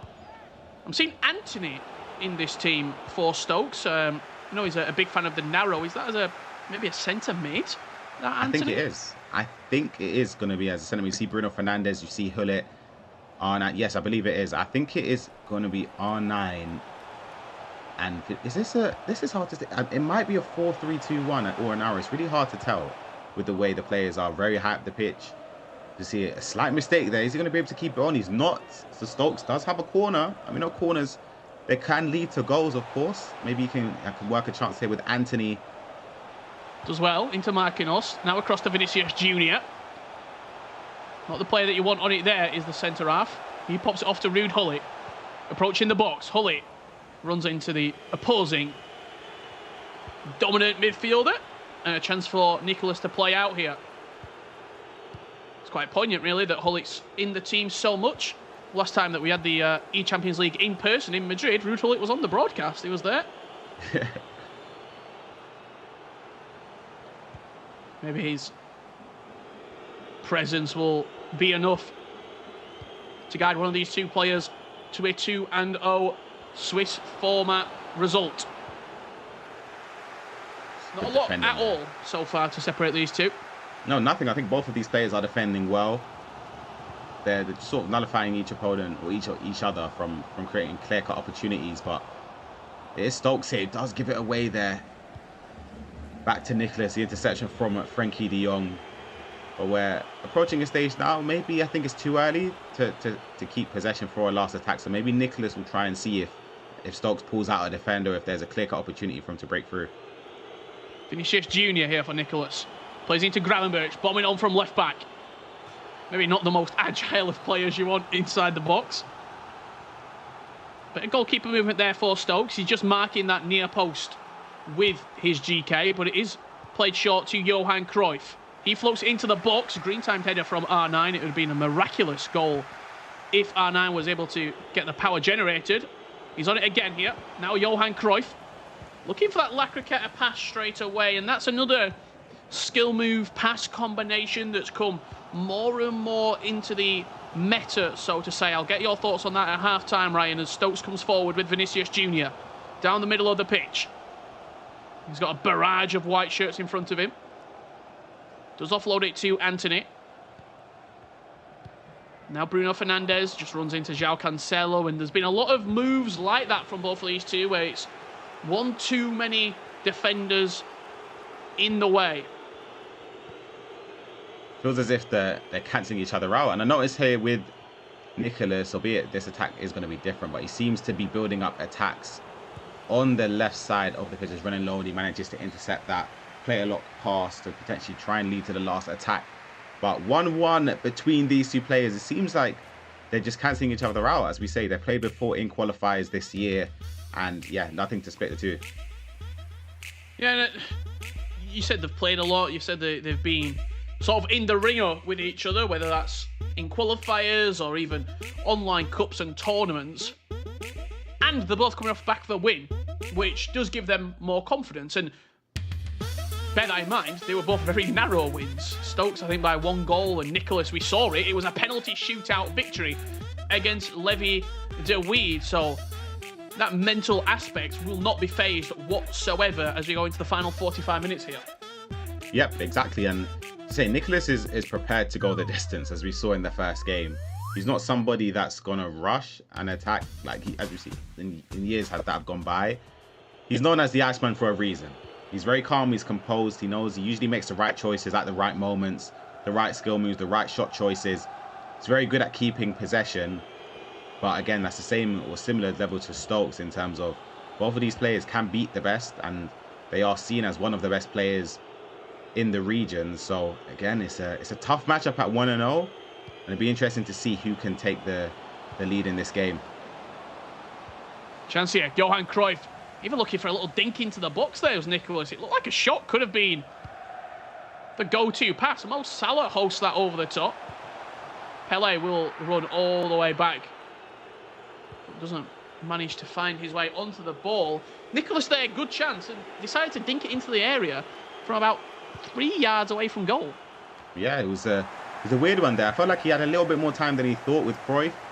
Could have maybe opted to play the ball on the floor, but he opted for the little chip, the little dink into R9. But you'd expect the defender to beat R9 in the air. If it was CR7, though, that could be a different story. Speaking of CR7, he's there out wide for Nicholas. Frankie de Jong now.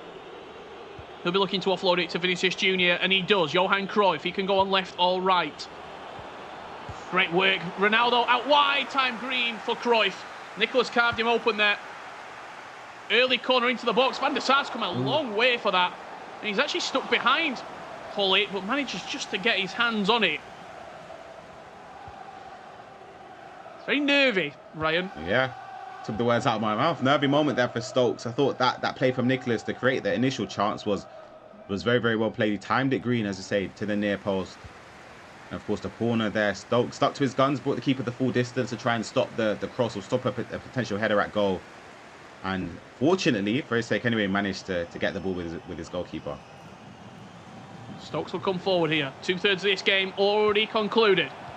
Renard Lodi a long way into midfield, and he turns possession over. Chance for Nicholas to potentially break the deadlock here in leg number 2. Long searching ball down the line for Ronaldo. Player lock into Johan Cruyff. Offloads it to Hullet. Green times. Bounces back to Vinicius Junior. A little bit fortunate how the ball was bobbling around the box, but he stuck it away with Vinny Junior. Oh, he makes the slice of fortune. Can't even see from the highlight. Another green time finish. It falls to Vinny. Cuts in on his left foot. Puts it into the corner, and it gives him the lead. As we say, making the right choices there to turn in on the weak foot rather than potentially turning on his right foot, which could have been blocked. But he does well there, as we see initially. Anyway, the player lock pass into Cruyff just to pull him back, play it back to Hullet. But we're going to see a pause here and potentially a change. But it's a great time to get a goal for Nicholas. If he can defend as well, the potential onslaught of attacks from Stokes, there could be more gaps in this game for Nicholas to take advantage of. It's a great watch as well between these two. Very much looking forward to seeing how Stokes could potentially bounce back here with not that long on the clock either, Ryan. Yeah, there's not long at all, and that's the thing against someone like Nicholas, who you don't want to be in a position where you're losing against him. He's not necessarily renowned as like a possession player. Like, I wouldn't class him as one of those type of players. Like, we have players in the scene where their whole game revolves around possession, but it's just someone who is very, very disciplined. He's drilled. He knows when to keep the ball. He trusts himself in possession as well, so it's hard to get the possession off of him. Albeit though, he did concede late against Levy to go into extra time and eventually penalties. So for Stokes, he'll be hoping that potentially he could create 1 or 2 clear-cut chances to try and get an equaliser. Chance here for Stokes. Vinicius Junior was looking for a whipped ball into the box there. And we saw this from Nicholas against Levy in his opening matchup. He's more than happy just to keep it cool, keep it calm, move the ball around, wait for that opportunity to come and then strike.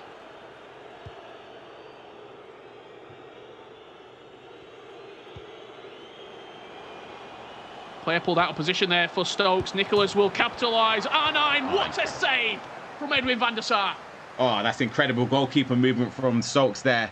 In those situations, you have to make a choice. You don't want to leave it down to the goalkeeper because it's going to be a goal. You have to choose whether you're going to go towards the far post or the near post. He chose the near post with the goalkeeper movement, and he stopped a guaranteed goal there from R9. But that's what I'm speaking about. The gaps will start to open up as Stokes pushes forward more and more players. Chance for Stokes, dipped into the back post. Vinicius Junior is up for it. João Cancelo does well. Speaking about that goalkeeper movement, absolutely incredible. They're the risks that you've got to take to keep yourself in the game. But it's opened up and Nicholas has a chance to go 3-1 up. Johan Cruyff, Van der Sar again. Oh my God, what a save. What a save from Van der Sar. I thought, again, Stokes got a bit unfortunate there with one of the attackers sort of bundled into one of the defenders at the halfway line and gave the attacker an easy run in on goal. Maybe, I always speak about Nicholas making the right choices. Maybe you opt for a chip there. Cruyff's left foot, 5-star weak foot. Well, maybe it will come back to pay dividends as well as Pele. Reverse to Elastico inside the box. Stokes, a big gasp of breath from Ryan Pessoa. Maybe the wrong decision right there was made. Renard Lodi wins it high up the pitch, but it will fall to Ronaldo. He's in on goal. R9, simple pass across. That's 3 chances. That is 3 huge chances for Nicholas to kill this game off, and he's squandered.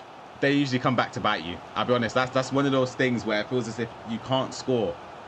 And it's going to be a thing of Stokes doesn't score with this possession here. R9, chance, twisting, turning. It's going to fall to Vinicius Junior. Oh, what a block from Jallo. That's an incredible block there. And I was going to say, if he doesn't score from that attack, I think Nicholas might be a bit more disciplined. I've jinxed it, maybe not. R9, Cruyff is in if he wants to try and play him. He decides to slow it down. Yeah, this is what I think is the play here, just to slow it down to guarantee possession. This has to be it. Oh, it's fantastic as well. Yeah, he's done well, has Nicholas. And look, it's no less than he deserved. He was creating 3 or 4 different chances to kill this game off. And that is the replay from it. I think Stokes were expecting him to go wide, so he sort of preemptively moved out wide with his left back. Yeah. Simple little back heel from Nicholas as we jump back to the live action here. The ball back in the hands of the Argentine as he goes to the corner flag. Nicholas will be 2-0 in the Swiss round stages. 1 win away from the E-Champions League knockouts for Stokes. It will be a 1-1 record, which, look, isn't a bad record at all. You've got 5 games to get to 3 wins. Just going to have to be a little bit more of a process, a little bit more of a drawn-out process rather than the sprint to the finish, which Nicholas is showing us how to do right now.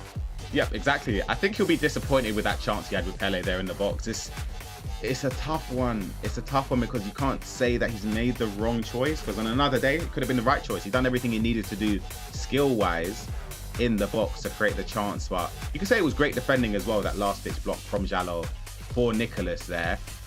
And yeah, the counter-attack leading to the goal. The right choice that time with R9. Green time, top corner. You can't really complain in that sense because Nicholas could have scored and should have scored multiple of those chances he had before that one eventually led to the 2-goal lead in this leg of FIFA, 3-1 up overall. I'm just having a quick look as well where we started this round 2 of Swiss. Ryan, it was with Maestro and Diogo. Maestro's just run out victorious 8-1 against Diogo, so he kept it up in the second leg. Chance for Stokes here. Pele just looking to cut it back. Too many white shirts in the way as Nicholas will head that out of play. And it looks like a 2-0 perfect start for the Iceman here in the E-Champions League. Great performance in a very, very competitive game. I don't think Stokes has got anything to be really too upset about. Look, he'll be disappointed that he lost, but Nicholas missed opportunities to go 4 or 5 up, Ryan. Yeah, exactly. I feel as if it was inevitable. When he went 2-1 out, the amount of chances that there were available for Nicholas, it was bound for him to take one of them, which he did. And yeah, pushes him at a 2-0 or 2-0 Swiss record. Of course, Stokes 1-1. Still a lot to play for. Still 3 more rounds to see who advances.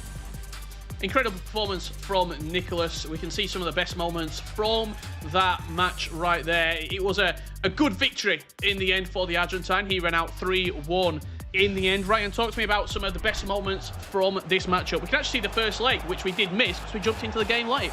Yep, and it was a player lock which he utilizes again. I remember speaking to you about this, Rich. I told you about the Ruud Gullit player lock, and it came to fruition there to give Nicholas the 1-goal lead, but it was Stokes to bounce back straight away.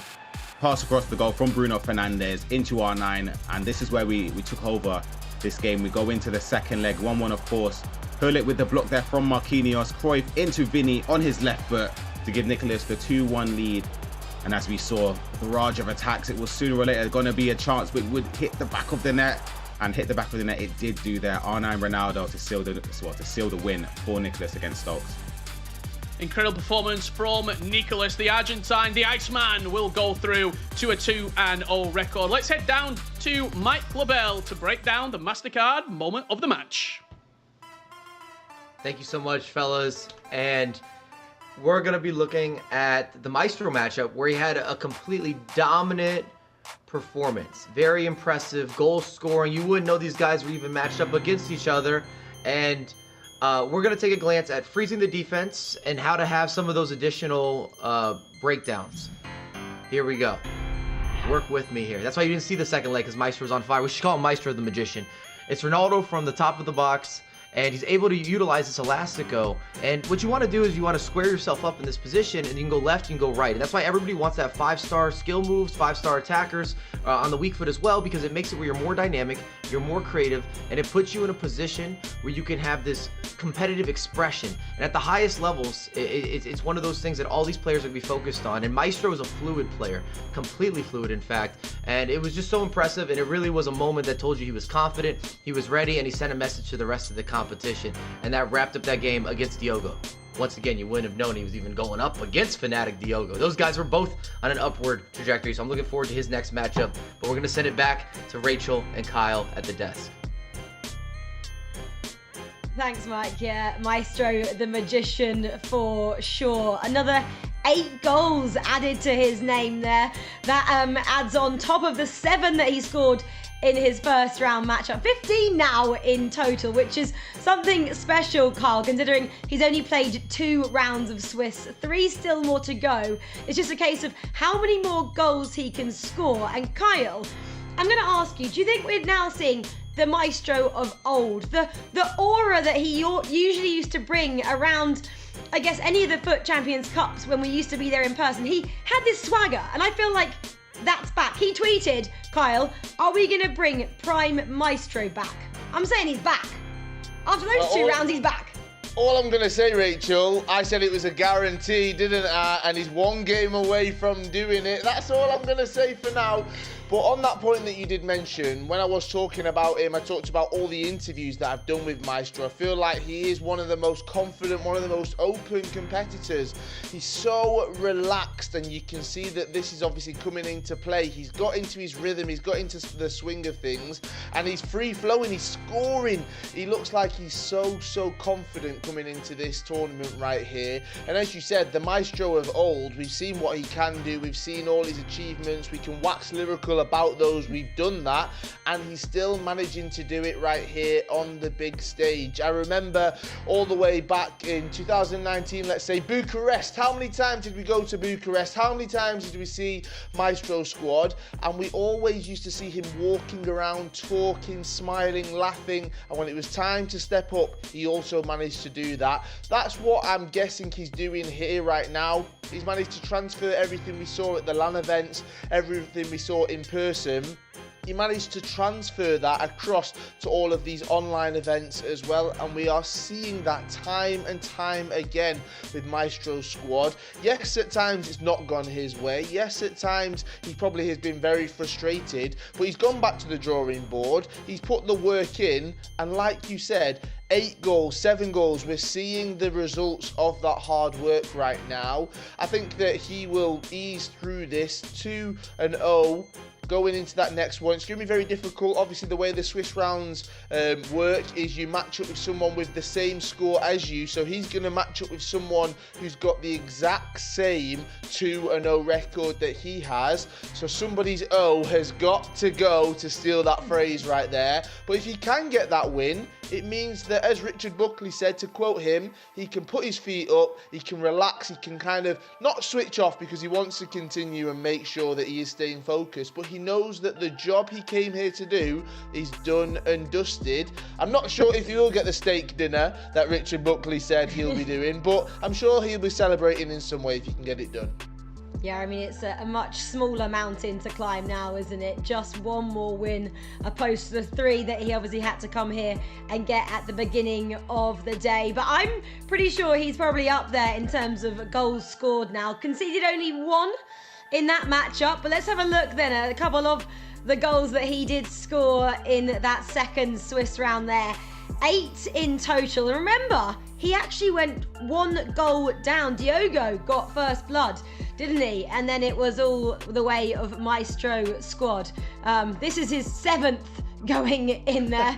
And then it was a tap in. Was it an R9 in the end?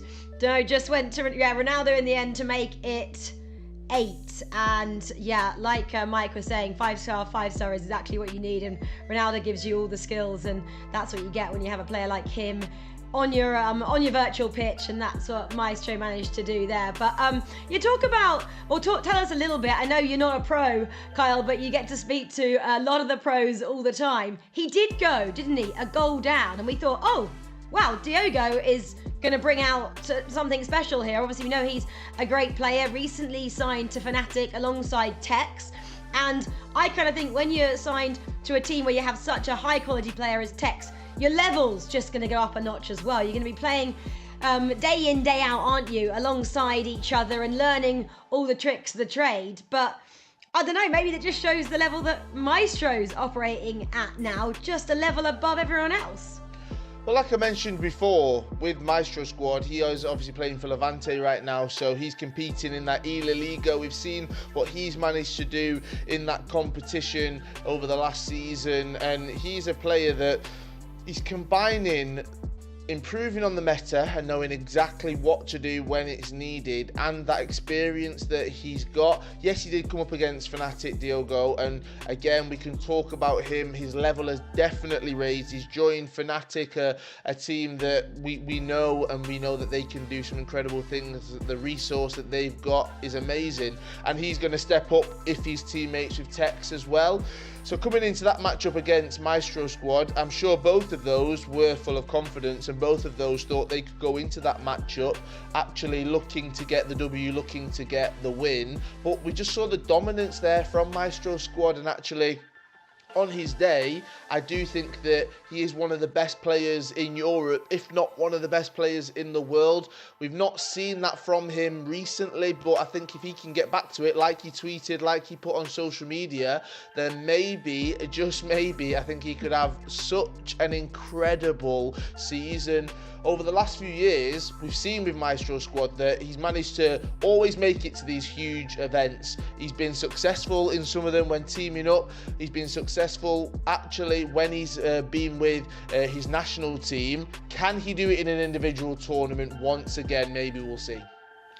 Well, Kyle, I'm glad you asked because I believe you're about to interview him. So I want you to ask that question and see how confident he is feeling heading into this. And is Prime Maestro back? That's what I want to know. Well, let's find out. Thank you, Rachel. Maestro squad, it is great to speak to you. I'm hoping that we'll get a smile from you because you have been electrifying so far. How are you feeling? You must be full of confidence. Yeah, I'm very happy for this win. I work a lot for playing like this today. This past week, it was not my best gameplay, so like I said, I work a lot for being back to this stage, and I'm very happy today. How did you prepare to come into this competition? Did you change anything thinking of this weekend? Yeah, I play a lot with the team I used today, training against the best player. And yeah, today is payoff because I won 2 games now, but the job is not done yet because I have to win 1 more game for go to the next stage. But I'm very happy because I know I'm playing good now. You definitely are playing good. We've been talking about some of your social media posts, talking about the old Maestro that we've all seen in person. Are we seeing the old Maestro coming back? Is this you back to your best? Yeah, I hope. I made many events before with a good level. I win many good title with French national team, like you said before. But now I want to win alone, and I want to play good, just to play good and to be at my level, because you need to be if you want to win big title, like a Champions League. Brilliant. Thank you so much, Maestro. Good luck for your next game, and hopefully I'll get to speak to you soon. Thank you, Kyle. Bye. Well, yeah, thanks to Kyle and thanks to Maestro there for taking the time out to speak to us. He said this week hasn't quite gone to plan, but he seems that he's turned it around now and the hard work is starting to pay off. Guys in the chat, is Prime Maestro back? Let us know. We'd love to hear from you guys as well. But right now, we're going to take a quick break and come and join us after this because we're going 3rd round of Swiss and someone is going to be going home. We'll have to wait and see who's it going to be. Right, we'll see you shortly, guys.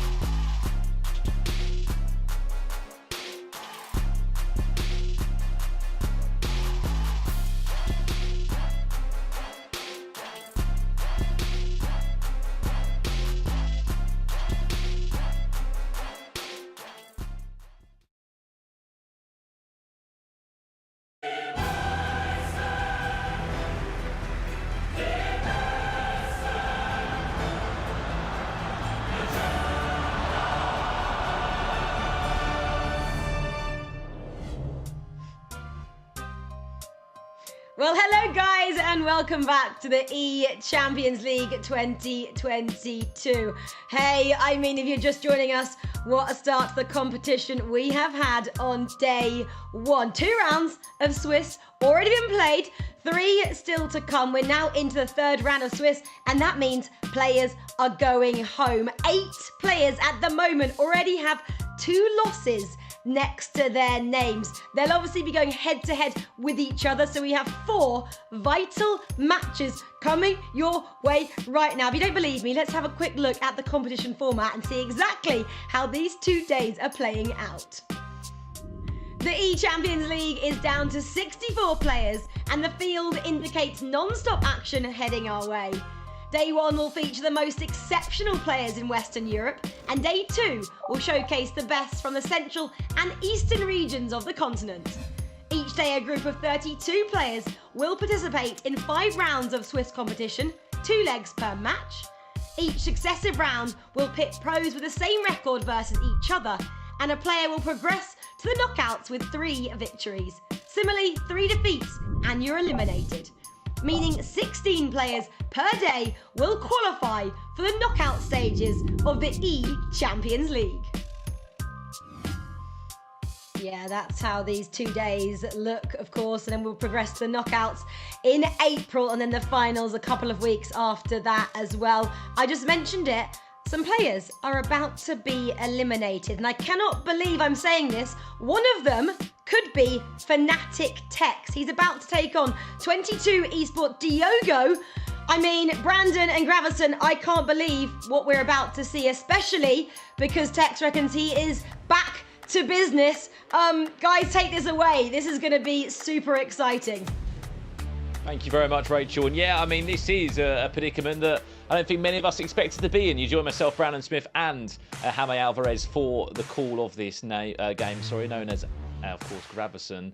Gravison, we've got to come to it first. I mean, no one expected Tex to be in this situation right now, but this is what will happen. We're playing from home. It's an online environment. It's not the same as on at LAN, and there are going to be these storylines, and there are going to be these potential upsets down the line that could happen. Tex will be our featured game, and he's on the verge of maybe leaving the tournament. Yeah, obviously, I think we all expect it to be 2-0 at this point. We were talking obviously about Fnatic Tex. But yeah, this is what happens when you're playing an online tournament. You get matched against Case Nacho, a player from Casemiro Esports, the Spanish lad, and obviously he's one of the best players there is in Spain right now. He's obviously a good friend of mine, and I know he gets pumped up when he's playing against these big names. Last year he eliminated #Tom, and this year he bet Tex in the first round. So this is the thing, like, FIFA has grown up a lot. Like, obviously, Tex against Nacho in FIFA 19, Tex would have completely destroyed Nacho. But right now, with the level there is on the pitch, you can see almost anything. So yeah, Tex is obviously against the ropes right now, and we're hopefully gonna see a good match against Diogo Silva. Yeah, so there was lots of storylines coming into this tournament, Gravison, for the western side of Europe today. And one of those storylines, there was actually 6 Portuguese players to the 5 Spaniard players that did qualify for this tournament in the Champions League. I mean, I'll come to you first. What has it been about Portugal in the last few years that has really brought that on? Because 6 players is a lot of players. Of course, one of them we're going to be looking at in a second in Diogo Silva. But in a few words, as a pro player that's been in the scene, you've been able to see all these different nations popping up and bringing through quality players. It could be a knock-on effect of, a Tuga, for example. Why do you think it is, and why are we seeing so many more of these stars come through?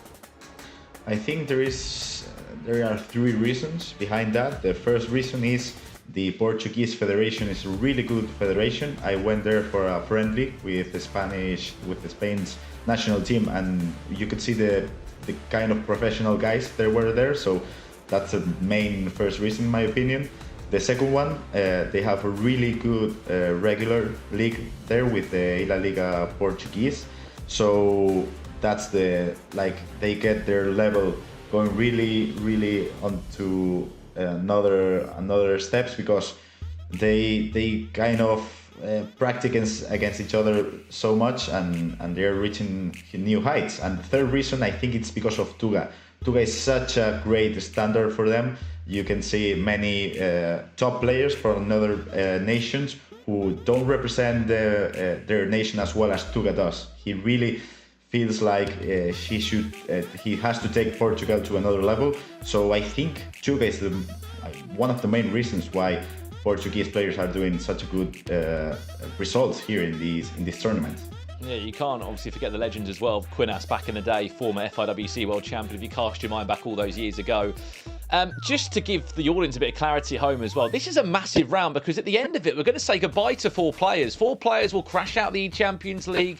That is all they'll write in this competition. Of course, getting to the group stage, but not getting to the knockouts. And more importantly, Gravison, after this, 4 players will guarantee themselves into the next stage of the competition late in April in the knockout rounds, guaranteeing themselves some prize money. That's going to be a massive relief for those guys, and they'll just be playing, I believe, for maybe seeding purposes off the back of that into round 4 or round 5. Yeah, I think you have to give your all if you're 2-0 at this point, because if there was a proper tournament, like it was a normal tournament with Swiss format on Saturday and then KO format on Sunday, you could rest for your last games if you're 3-0. But at this stage, like only you play on Saturday, you gotta give your all in those 3 last matches because you gotta have the best seeding you can. So obviously I would go for the 5-0 if I could with all my life, because you could get a proper seeding for the last match. And if you are 0-2, you just gotta play 3 finals. Like it doesn't matter if you get eliminated with 0-3 or 2-3, it means the same. So every last match is a final. I mean, let's be honest as well. If there's one player that could turn a 0-2 back to a 3-2, it's probably going to be Tex, in all honesty. We've had the ability to catch up with a lot of players. Although everyone's remote and from home, we've been able to have a lot of interviews and content pre to the Champions League. And I want to just get your thoughts on this quote here, Gravison, from Tex. Coming into the Champions League, this was his quote: winning the Champions League 2020 trophy would be a massive relief because it will be one of the first tournaments back I'd like to show I'm still who I am. I mean, the Champions League, to take words out of your mouth, Gravison, you said it's the best ever tournament you've played in. That is a massive statement that Tex has made there coming into this. Yeah, in a couple of years ago, he obviously won the Invitational, and it was obviously nice for him, but I think his defeat against Nightwatch back in FIFA 19, it still hurts him to this day. So obviously, winning the Champions League this year, it will be a massive message to the rest of the community, saying like Tex is obviously back. So I think these big tournaments like ECL mean so much to Tex, and that's why I think even though he's 0-2, he's gonna go 3-2 in the final of the day. Yeah, absolutely. Well, I shouldn't say this, but round 3 is probably my favourite round in any Swiss round, because it's the round where either people go home or people clutch up or people send themselves into the knockout rounds. This is the matchup coming your way here in Swiss round 3 of the Champions League day 1. It's Fnatic Tex against 22 Esports Diogo in an elimination game of FIFA. You are playing to keep yourself in the tournament. Loser crashes out, and that would be a serious headline to come out of day 1 here in the tournament. I'm just looking across the board, Gravison, briefly as well. There's some other big names down here in 0 and 2 situations at the moment. Manu Batchor of Team Hullet, a very good Dutch player, 0 and 2 at the moment. He's literally playing next door to Levy right now. Mark Marley, Scottish pro player, just qualified for the Premier League the other day. An immense brother of Rafsu, somebody who's had a great run in this tournament previously, back in previous years. He's also 0 and 2, so it's not just Tex in terms of experienced FIFA Pro players that are in this predicament right now. There is quite a few players that are playing to save their tournament status. Yeah, what is it about those French brothers? Like, because we have Leandro Peixoto and Diogo Peixoto, we have as well Mens and Rafsu. There is some good brotherhood there in France, right? But yeah, obviously there's a lot of good names. Oh wow, brilliant start, and that's the wake-up call that he needed. 4 minutes for Fnatic Tex to get things moving. He knows more than anyone.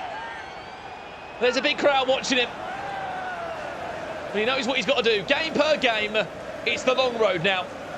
The only way he gets through to the Champions League knockouts is 3 wins back to back to back, and that's a brilliant start, Gravison. Obviously, that's such a nice skill from him, the heel to heel. And the thing is, we could see the heel-to-heel so frequently back in the days, FIFA 19, FIFA 20, but right now it was pretty much nerfed, but if you use it at the right spot, it's going to be helpful for you. And obviously in that 50-50 situation, he used it perfectly. So yeah, 1-0, really good start for Tex. And obviously if you are Diogo, that's got to be tough. You're 0-2, you're not confident in your game, and in the first minutes of the first leg, you start up losing against Tex. So that's going to be tough for him. Let's see if he can pick up his composure and go for the 1-1. Just a quick look at the results. Here comes Diogo now looking for the equaliser. Referee, well, that was a bit naughty, but he says play on. I nearly went to ground there. Looking across the results that Diogo's had so far in the Champions League, he lost his opening game, a very narrow defeat to the previous E-World Cup finalist, runner-up at the E-World Cup, Stefano Pina, the only Belgian in this tournament bracket, 3-2. Then played against the fellow UK FIFA player, lost to foot with Nixneb, 4-1 to find himself in this position. On the flip side for Tex, we'll speak more about the first game in a second. Gravesons, I know you've got a bit more insight on that one. It was a 5-5 and then a penalty shootout defeat! Tex! Pick that one out! Pele! With a finish to remember. And a finesse from a very, very far range that, I mean, I don't even think that was going in for a split second. It caught me off guard. Whoa, that was such a really good green time finesse shot from Pele, just from outside the box. And I think, I don't know what you think about this, Brandon, but I think Tex is looking to make a statement in this first leg. I don't think he's just happy to be winning the game. I think he wanna crush Diogo, and I think he's looking to make a bloody statement right now. So yeah. Earlier you asked me about Nacho's matchup against Tex, and I think that was a tough match for Tex because Nacho is a really good offensive player. He's a player who has a lot of commitment for the game, so he was obviously gonna be analyzing Tex PKs. So it's not easy for Tex to play that match. And obviously, if we talk about Diogo, man, if you play those first two Swiss rounds and you get matched against Stefano Pina and Nixneb, with Nixneb, that's some hard luck. So imagine if Diogo gets kicked out of the tournament, 0-3, but yeah, he played against Pina, Nixneb and Tex. Those are some really big names, and maybe he didn't even play that bad, but the level of competition is so high till this day at the moment.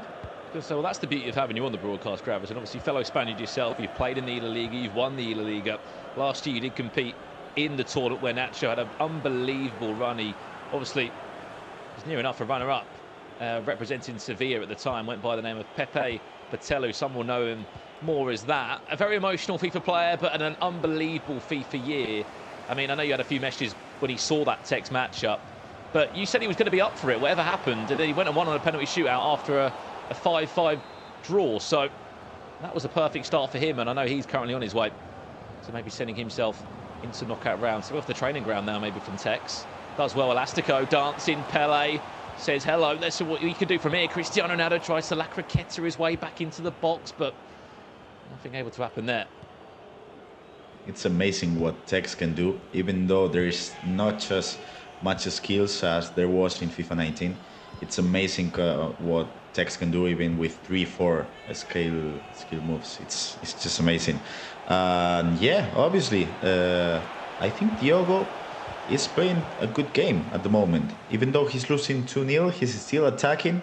I'm pretty sure he's using the for the win Rodrigo's tactics, the 4-3-2-1, because I'm pretty much sure all the Portuguese guys are using them.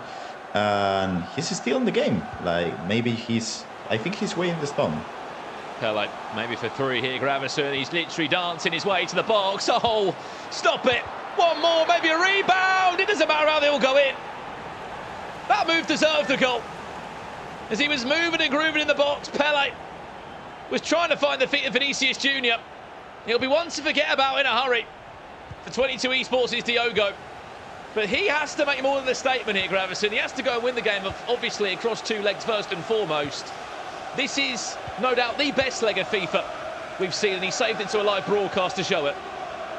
Yeah, definitely. The thing is, when Tex is on the box, you are in trouble. Like, your main focus, if you are a defender against Tex, should be to just keep his build up outside of the box, because if he reaches the box, you're going to be in trouble, because you're going to be defending those 50-50 situations, and he's going to be creating a load of chances. So right now, obviously, Tex was a bit lucky with the rebound, but the build up was so good. So I think even though the rebound was lucky, he deserved the goal. So Diogo has to step it up a little bit, because if not, I think Tex is just going to be still looking to go forward and scoring as many goals as he can. So close there. Brilliant save from Schmeichel. Goes out for a corner. This is the last chance of the first 45 for Diogo. It's a time green into Schmeichel's hands. But I mean, just looking across the board here, it's 3-0 at half-time for Fnatic Tex. An unbelievable first 45 minutes here. Again, if you haven't been following the storyline here at the Champions League, this is elimination FIFA here in round 3 right now. One of these two will be leaving the tournament at the end of this two-legged game. But the point I wanted to make, looking at the wider spectrum here of FIFA esports, the last time we would have seen a handful of these players in a 1v1 live broadcasted event, Gravison, would have been the playoffs.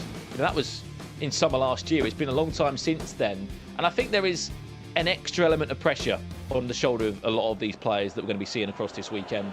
The first time to show themselves in a 1v1 environment. There's been, of course, a massive influx of 2v2 FIFA esports. And as a pro, is it difficult to adjust to playing with someone else and then playing 1v1 esports and trying to mix in all these different competitions? How do you adjust, and how do you balance that as a FIFA player? It's hard. You are spot on, because last week we played a 2v2 competition, the E-Club, on Thursday and Friday, and then we played the FGS, the second stop of the circuit, and we played a 1v1 competition. So yeah, it was really, really hard. And the thing is, the mechanics are so different, the formations are so different. You're probably going to be using your teammates' squads, or you'll be using 2 different squads in a day or 2 times. So I think it's better for FIFA, because I think it gives like so much variation into the game, having 2 different metas, one in 1v1 and another one in 2v2. But obviously it's hard. So I think this year, if you don't grind the game, either both in 1v1 and in 2v2, you're gonna be choking in one of them, because especially 2v2, if you don't train enough, there's gonna be a lot of people who are just gonna run over you. Also, for the wider audience that might be watching, following a certain player in the tournament, here's a few names for you that are currently 2-0, so they're 1 win away from sending themselves to the next stage of this E-Champions League. Chance now for Diogo Silva. Massive save. Schmeichel is the best he's had so far. With 58 minutes on the clock, we'll talk more about those names that are 1 win away from knockout action in the E-Champions League, as this corner does get recycled back into the box nicely as the onside hullet. Nicely well done by Tex, who defends it well. But some of those names, Maestro squad, 2-0 at the moment. Diogo Peixoto up by 2 wins to his name. Matthias Bonanno doing extremely well, moving to Europe. Nicholas, the 2 Argentines, both 2-0. Danny Visser, another member of Team Hullet, is 2-0. And the one I'm finding more interesting here, if you follow Twitter, you follow social media in general, you would have heard about a certain FIFA Pro player called Cosmin, the Romanian FIFA player who's been calling people out and saying he's one of the best in the world. Well, I'll tell you what, at the moment, he's walking the walk and talking the talk, and he's 2-0 and he's 1 away from a knockout round. Yeah, I think it's the kind of character we need on the FIFA scene. Like, you may agree with him or not. In my opinion, him calling Tex out was a bit cheeky, because Tex is obviously one of the GOATs, and Cosmin never did really play or compete at the highest level on a LAN event. So, but yeah, I like his attitude and I like his character. So obviously, as you said, he's backing it up. He is 2-0 right now, so that's good for him. But man, if he goes 2-3, I wouldn't like to be on his Twitter account for sure. And just to paint the picture for anyone else that's watching, you've been a pro player in this position so many times. Is the attitude now at 3-0, let's go and get 4 or 5 and let's get this game done and dusted before we even kick a ball in the second leg? Or is it for Tex now, I'm very happy with this performance. I'm up by 3-0. The bigger picture for me, just keep a clean sheet. I don't think there is a right answer to that, because you could have Nicolas' attitude, which I think is let's go for more possession. Let's try to maintain the ball, and let's try to not concede a goal. And if I score, that's good, but I'm happy with the game. Or you could have, I don't know, #Stoat attitude. He would obviously go for 2 or 3 more goals if he could. So I think it's all about having, it's all about knowing what's the right style for you. If you can keep the ball, and if you don't make mistakes, 3-0 could be a good result for you. But if you know you are an offensive player and you could create more chances, why not go for a couple of goals more? Well, here could be goal number 4, Gravesen. Pele, moving, grooving into R9, it's 4. We said about scoring more goals, and that's exactly what he's able to do. The two Brazilians linking up perfectly. Pele into Ronaldo Nazario. The rest is history. It's a 4-0 lead for Tex in a game he must win. And at the moment, it's all going to plan.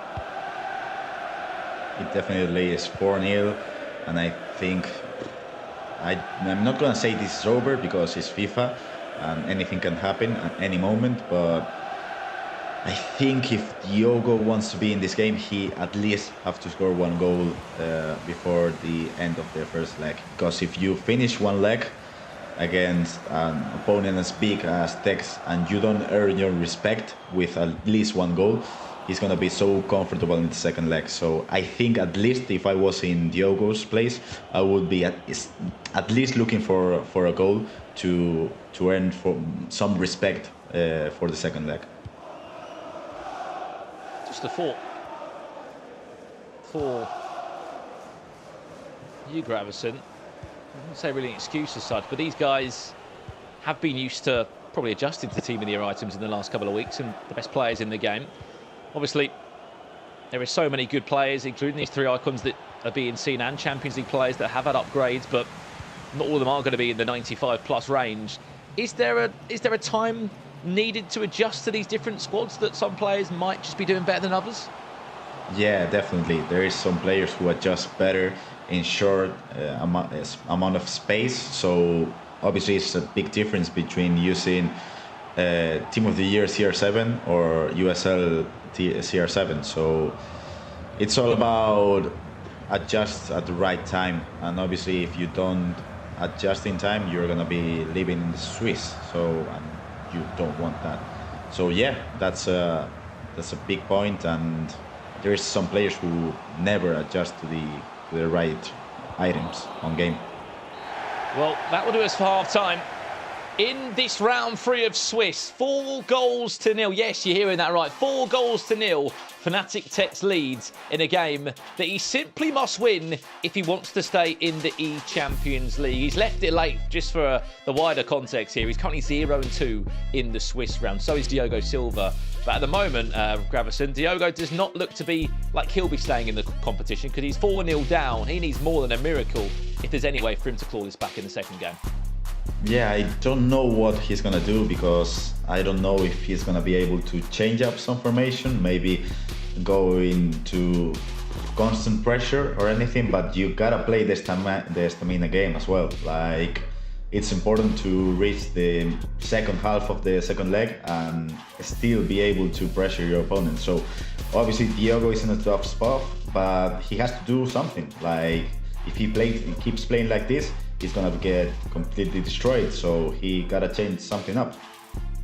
I think what's more impressive, Gravesen, as well, is that a lot of people would have come into this game thinking, you know, in the nicest way, Tex is 0-2. He's going to be looking a little bit nervy. He's going to be looking a bit frustrated. I think, if anything, he's had a 5-minute break. He's come back into this game, and you can see from these highlights we're going to show you in a second how good, and maybe the mindset that he's had going into this, Gravesen, of he knows what he's got to do. Because what a start he had to this game. Yeah, the first game is obviously, if you're not composed, you are not going to be able to do that heel to heel. So yeah, I think you are spot on. He was composed when he entered the first leg of the game. I mean, heel to heel, green time finesse in 15 minutes of the game. Third goal. Man.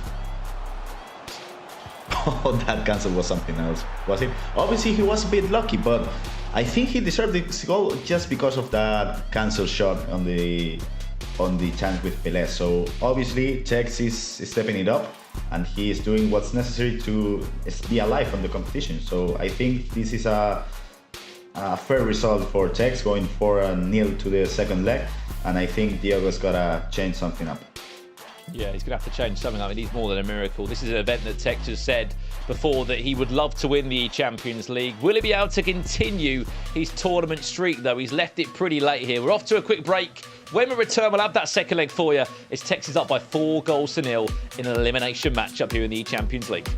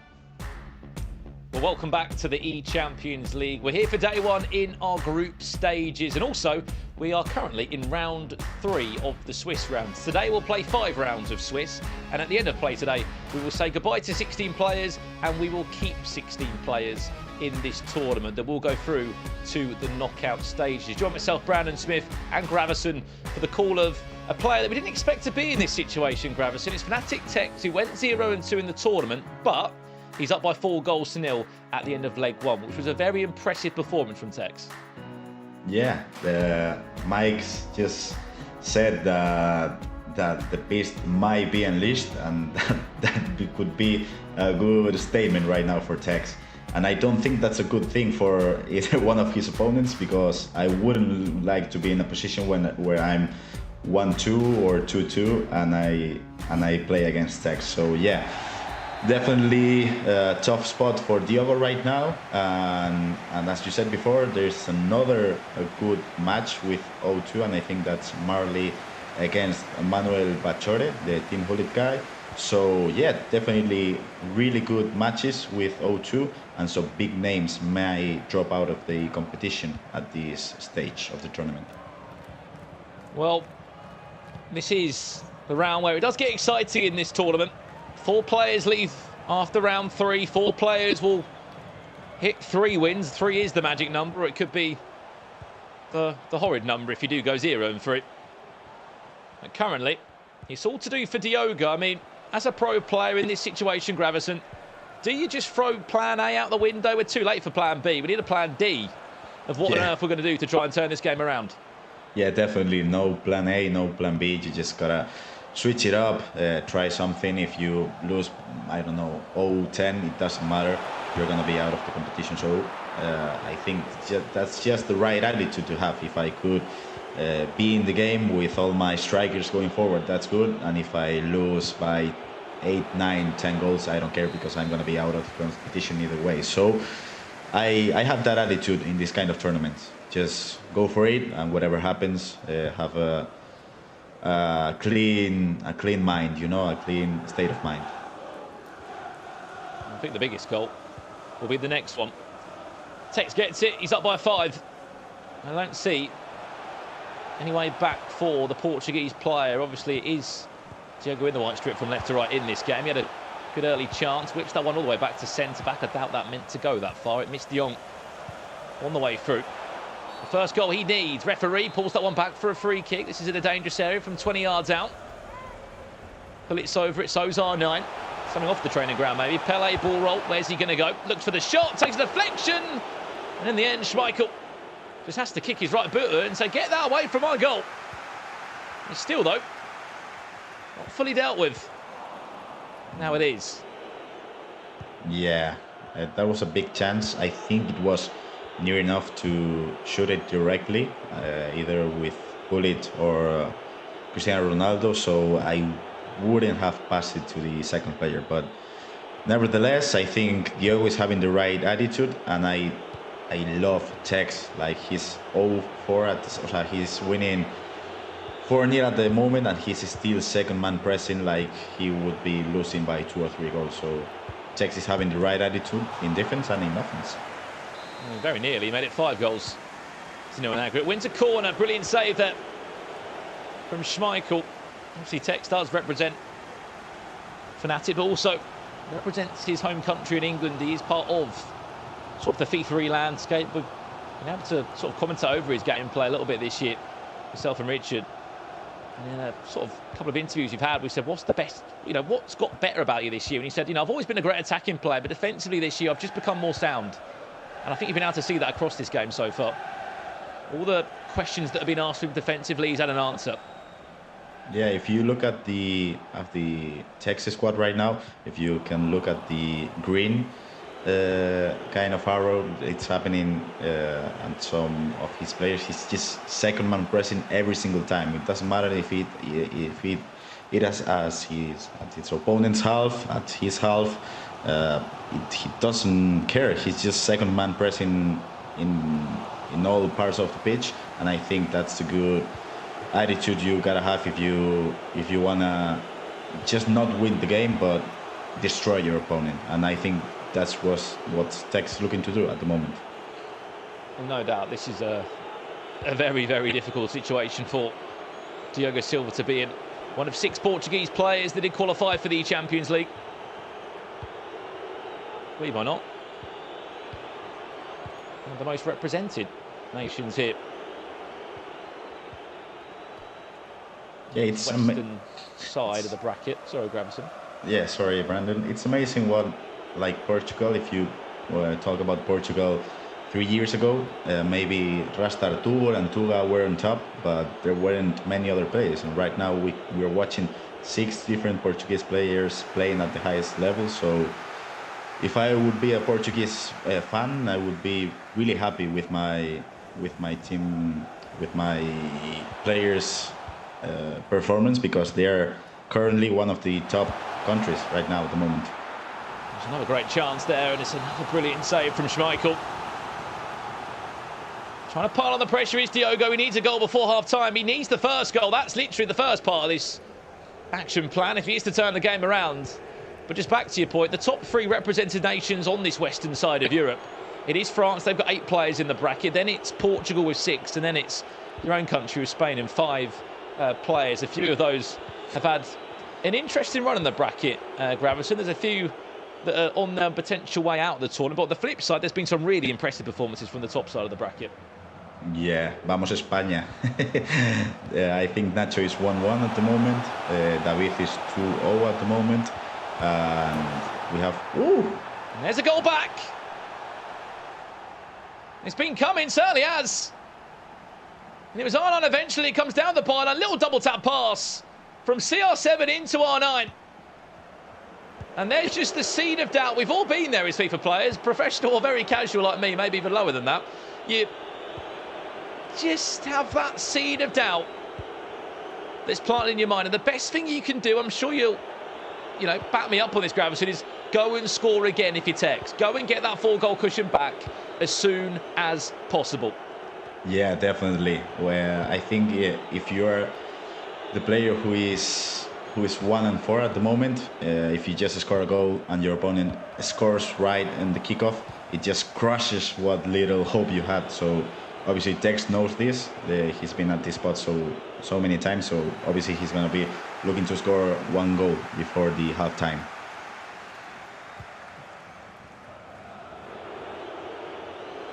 Let's see if he's going to be able to get it. Pele running rampant for Tex forward, being direct in his move. Defended well again by João Cancelo. And that'll do us for half-time. 45 minutes away from, at the moment, Diogo crashing out of the Champions League. But I would say, in terms of a good 45 minutes, Gravison, I mean, he could have maybe had a second goal in that first 45 period that he showed us. But definitely he's made changes. He's having to attack. He knows he has to attack. No one needs to tell you that. He's 4-0 down. I'm going to be excited to see how he approaches this second half.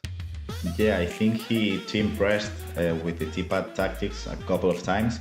And he's doing the right thing. And I'm telling you, it doesn't matter if you're a silver player in Foot Champs, if you are Tex, if you are MS Tosari. When you are in this situation, you have that kind of doubt, like, man, am I gonna choke it? So it obviously happened to you many times in Foot Champs, Brandon, I'm sure. And I'm telling you, as in Foot Champ, in competitive FIFA, it happens as well. Too many times, really. Well, I hate to say that as a commentator, Gravison, I love it. So keep them coming. But as a player, I can assure you it's probably one of the worst things ever. Anyway, this is round 3. And at the end of this round, we will give you 4 names that have qualified for the Champions League knockouts. There'll be 4 players that picked up 3 wins and a brilliant start to the run here. And unfortunately, we'll be saying 4 names that have left the tournament. Can Tex find a 5th and find a 4-goal cushion again? Of course he can! That's an amazing goal. First time pass with Bullet to Pele. He couldn't do anything, Diogo, in this defense. When you open up that bit to pressure and you just have a couple of first time touches, you can't do anything. So yeah, this might be GG at the moment. And that was a great attack by Tex. And I was gonna ask you, Brandon, because we have South American region, Matias Bonanno and Nicolas flying over to Europe this season, and they're both 2-0 right now. So I think historically South America has been a really strong region, and we're seeing in these tournaments even though they're playing in Europe, man. It says a lot, and I think the whole FIFA community can add to this. It says a lot when someone has got, I'd say, one, the talent, and more importantly, the confidence to fly over, to relocate themselves in a different region, which no doubt they know is even more competitive. Nothing against South America as a whole. Yeah, there's more players in Europe that are going to be playing. There's so many more opportunities, hence why these players have come over. But they haven't just come over and floated, Gravison. They've come over and continue to dominate, as they have at LAN events. You know, we don't get to see them in online qualifiers against other European players in the past. I think Matthias Bonanno's first qualifier for the FGS 1v1 season, he got like a top 8 finish, I believe, or maybe even better than that. You know, these guys hit the ground running, and they're not anything you play. They come over, they're regimented in how they train, they're regimented in how they play, and as you can see from what we're seeing so far, potentially both of them could be on their way to be going 3-0 and into the knockouts of the Champions League. So just to add on to your point, absolutely, here's a chance for Ronaldo. Is it going to bounce back down off the bar? That would have been a chance for Diogo. Fortunately, the woodwork will stand in his way and stop him. 27 minutes left to play here. Tex has a 4-goal cushion, maybe a 3-goal cushion if R9 can find his feet. Referee, that's naughty. Which side is he gonna go? Because I think he knows this is his last chance to be on the game. So down the middle, maybe. Steps Pele, and it's saved. That's his chance gone. And I think that's GG, Brandon. I think that's GG. Oh, he's lost his composure there. Down the middle penalty, red time, finesse shot. And I think he knows 20 minutes left, 4 goals down. He's going to be out of the competition, unfortunately. Yeah, well, we're going to leave that game now as it is. I mean, that was the chance. If Diogo scored that penalty, we may have stayed with it because there could have been a chance. But 4-goal cushion, we said that Tex had to respond after going 0-2 in the Champions League. And Gravison, he has turned it around. Brilliant first leg. Even better second leg. He weathered the storm that was thrown at him from Diogo, the very offensive play style that the Portuguese player had to implement. And now he does remain in the tournament, but it's not done yet, Gravison, because he needs to win 2 more rounds of fixtures if he wants to get to the next stage of the Champions League. And obviously he could be able to do it because his Tex is one of the GOATs of the scene, and I think nobody doubts him at this point. So I think there's a big thing we could talk about here, and it's Xbox playoffs last year. As you said, it was Tech's last broadcast event he played in, 1v1 situation, and him losing in the last Swiss round. Do you think it could mess up with his mind, with his composure, if he's again in that 2-2 situation for 5th round of the Swiss format? Yeah, I mean, it definitely could. And again, only time will tell for the rest of those rounds, Gravison. But we are going to be watching some more gameplay from round 3. Before we do that, we caught up with all the players from home about their favourite E-Champions League moments. So check this out.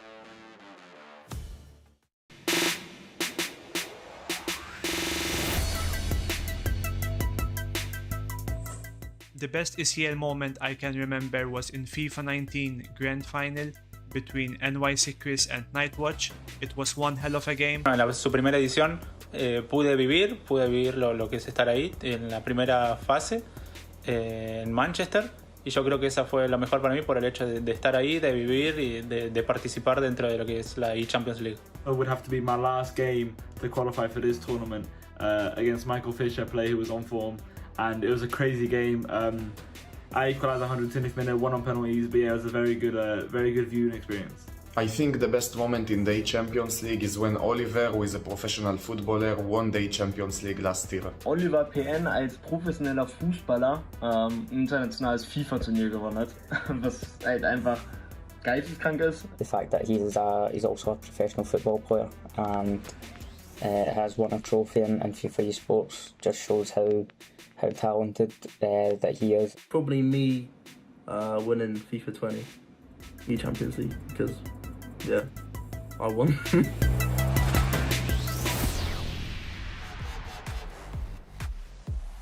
You heard it there from Tex. Favourite E-Champions League moment, winning the E-Champions League back in 2020. However, as you said, he's got a very long run if he wants to do it again here. You joined us for round 3. I'm happy to say we've got more round 3 action. And Gravison, you might be happy to know that we're going to be staying with the 0 and 2 games. My favourite. I'd rather be down here in the trenches with the 0 and 2s and up there with the 2 and 0s. Yeah, definitely. If you are 1-1 or even 2-0 at the Swiss format, you kind of play each game as if it was a final. But the thing is, you always have this voice in your mind that tells you you have a couple of bullets more. You know, if you lose this game, nothing's gonna happen. But if you're 0-2, if you are 1-2, you know that's your last chance, that's your last bullet. So obviously you don't want to have that attitude if you go to this stage, but you have it. So that's why I think 0-2 matches are the best one we can watch right now.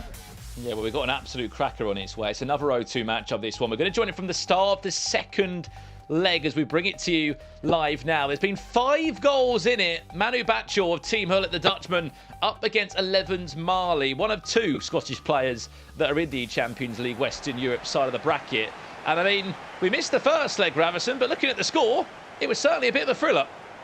Yeah, I've known these guys for many years right now, and maybe they are not as oh, that was a nice player lock. Maybe they're not as known as they should be, but I gotta tell you, I've met Marley in FIFA Club World Cup 2 years ago, FIFA 20. He played against my teammate Diego G, and he completely destroyed him for 4 weeks in a row. So I hope Diego forgives me for saying this, but he was an amazing Xbox player. And then Manu Bachor, he's a Team Hullet guy. I think he's his first year competing because last year he was 15 years old.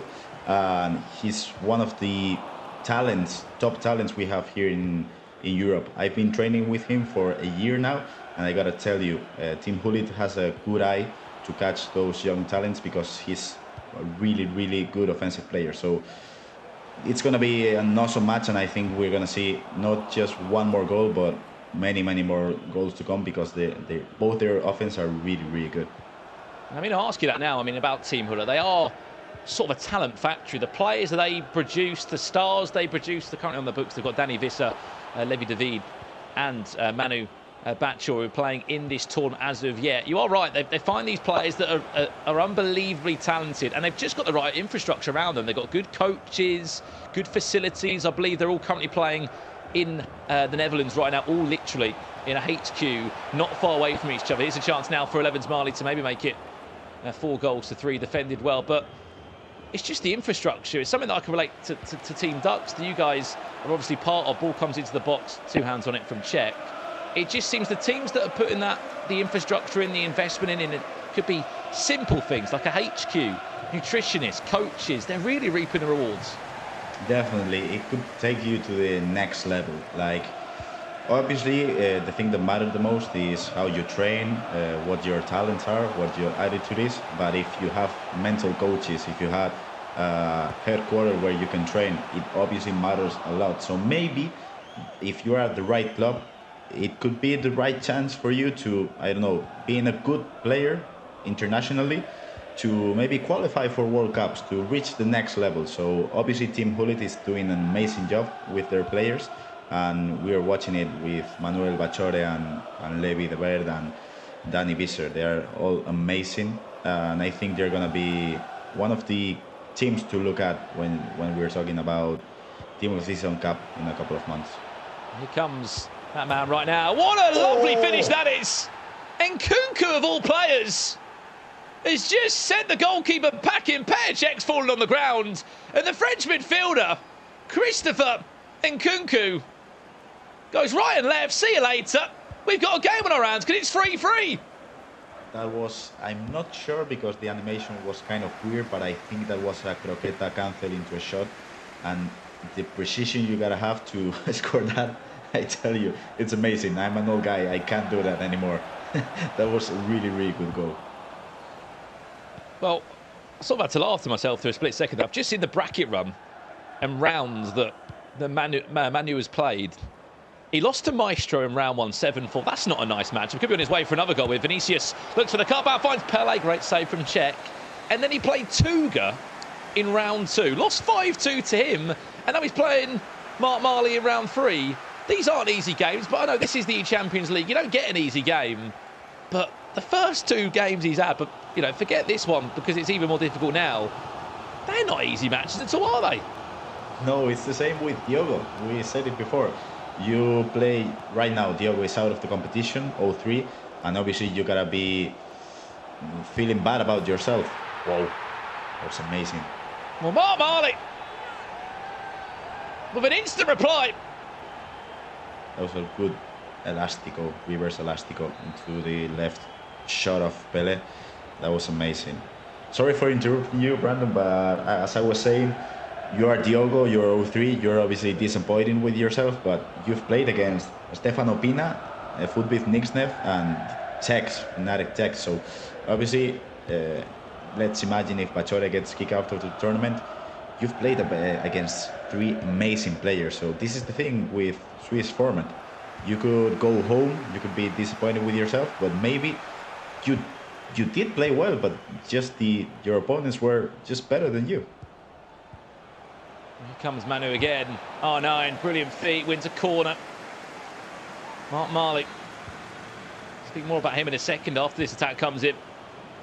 Because he's had quite a week. He actually qualified for Brighton of Albion again, back-to-back years for the Premier League. It's a tournament that he loves.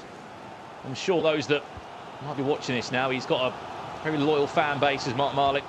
Scottish scene very much behind him in every single move and tournament he plays in. But he qualified for the 4th year for the Premier League. He also popped up on the European stage last year in a couple of the FGS qualifiers, making some noise, just to show how good of a player he is.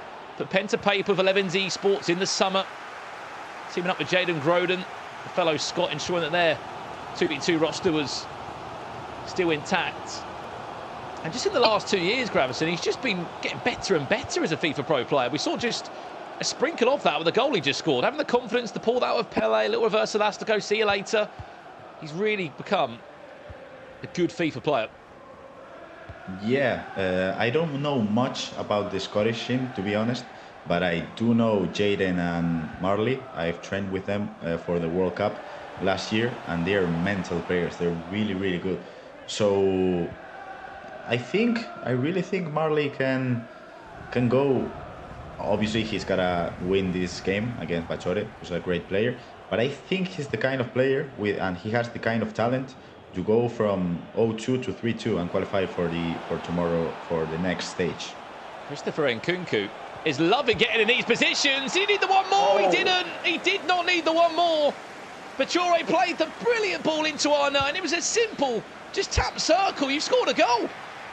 No, the thing is, that's frustrating. Maybe he wanted to double tap the pass to R9 and he no, but that frustrated me a lot. Like as a professional player, I know that can happen anytime, and I gotta tell you, maybe Pachore did spill some coffee, some water or anything, because that's gotta be frustrating. And obviously at the minute of the game that it was, it's gonna be even more frustrating. And Marley, I would like to be in his situation right now, because obviously Pachore might be mentally out for a couple of minutes right now when we enter the game, because that was a big chance, really big chance. Yeah, I mean, you'd love to be on the side of Marley for a split second, because he certainly had the favour in his fortunes there. I mean, we're back underway. We had 2 goals in the spell of 8 minutes, 21st and 29th on the clock as we join this one. Just to confirm, this is an elimination game of FIFA. Whoever loses is out of the E-Champions League here in round 3. They will not be able to continue their run in the tournament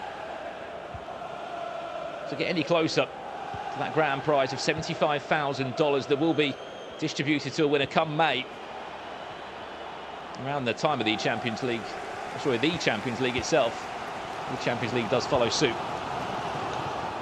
The UCL players in the game, it will be updated and upgraded. This tournament goes past round per round. I think build up now. He's answering for Pele first. We'll come back to that in a second. Gravison. Pele does well, defended by Marquinhos. Stands strong for 11's Marley. Was able just about to see that pressure away. Yeah, I think Pachore has subbed out Nkunku for Mohamed Salah, and I'm not sure that's a wise choice, because the goal he scored, it was obviously with Nkunku, but the chance he created in the 45th minute, it was as well with Nkunku on the wing. So I'm pretty sure he knows he's going to create more chances with Salah, but I think Nkunku was doing a good job for him, at least in the first half. We spoke about a sort of nationality breakup in this tournament. One of two players, there are two Scottish players that qualified for this. The other one's Michael Fisher. Brilliant start to the year he's had for London United. Young FIFA Pro player who's been absolutely dominating the 1v1 scene, in all honesty, this year. I'm sure we'll be watching each other's results and spearing each other on practice tour. That's a big win there for Manu. Looks to come forward. João Cancelo all the way from fullback. Can he get the ball round the corner? Just about keeps it in play, does the Portuguese fullback. Now it looks to bring other players into it. Punch into its feet. Is there one more? Into R9. One more! So close, but it was Peche with a brilliant save to send it out for a corner. We're still not done yet. De Jong, thinking of his fellow Brazilian. Marquinhos into Vinicius, didn't last too long. Mark Marley's just got to stand this pressure that's non-stop. R9 times it green, deflecting out for another corner again. And the pressure will not stop because Manu Batshuayi needs a goal. And out for a pause it will go. I mean, woof, what an incredible last 8 minutes or so that was. Yeah, that was amazing. And Marley is obviously using the 4-2-3-1. I think Batshuayi might be using 4-4-2. I'm not sure because he has a lot of bodies forward. But obviously, if you are Batshuayi, you gotta change things up. You have 20 minutes left. You might go for 3 defenders at the back. You might go for a 4-2-4 with 4 strikers going forward. But Batshuayi is creating these chances, so I think if he stays composed, he might be able to equalize the game. And I wouldn't slip off Marley because he has great counter-attacks and he could kill the game in any minute. So I think we're gonna be watching really good minutes of FIFA, the 20 minutes we have left. And I gotta tell you, this doesn't look as two players who are 0-2 at the competition right now because they are playing an insanely high level of FIFA right now. And also, we both know where the back of the net is, Gravison. They've scored 7 goals between them in these 2 legs. We've got 25 minutes left. One of these two players to save their tournament status. This is only to go 1 and 2, by the way. They both need 2 more wins today. They're in for a long night. That's all I can say. However, it will be worth it all in the end if you can qualify yourself for the next stage of the Champions League, because you are guaranteeing yourself some prize money and another tournament under your belt. That one happening later in April, as we said. 3 stages to this tournament. Back to R9. This is nice. Gravenberch back, happy just to roll up his sleeves and come back to be defensive for his team. Mark Marley just trying to take the pressure out of this now. Keep the ball for a second or two. If he could have a chance to do that, he can't even have a second to breathe. Manu Batshuayi is pressing relentlessly. 2 players at the back. That's his situation. Now look how high his fullback's up. But he could get picked off. Yeah, at any moment. Batshuayi is changed up for the narrow formation. And I think Michael Fisher was the one who kind of made it famous this year. So he might be using the Scottish player's formation to kick out the other Scottish player out of the competition. Yeah, an interesting insight there from yourself, Gravison. We saw just one change there. It's Gravenberch on into CDM and a 4-2-3-1 for 11's Marley. What potentially could be changing currently as we speak? So we had a pause about 5 minutes ago. Yeah, I would maybe change one of the fullbacks because they're going to be tired after those minutes. Look how open this is. Look at the back post. Cristiano Ronaldo is crying out for it. Cristiano Ronaldo potentially for Mark Marley. Whoa, what a chance again. That could have sealed the deal. That could have been a 2-goal cushion. He went to corner, Pele. In it goes to Hullet. Times it green. Another tip over the bar. We're not done yet. So another wave of pressure. And the man that's currently in the lead. Hullet.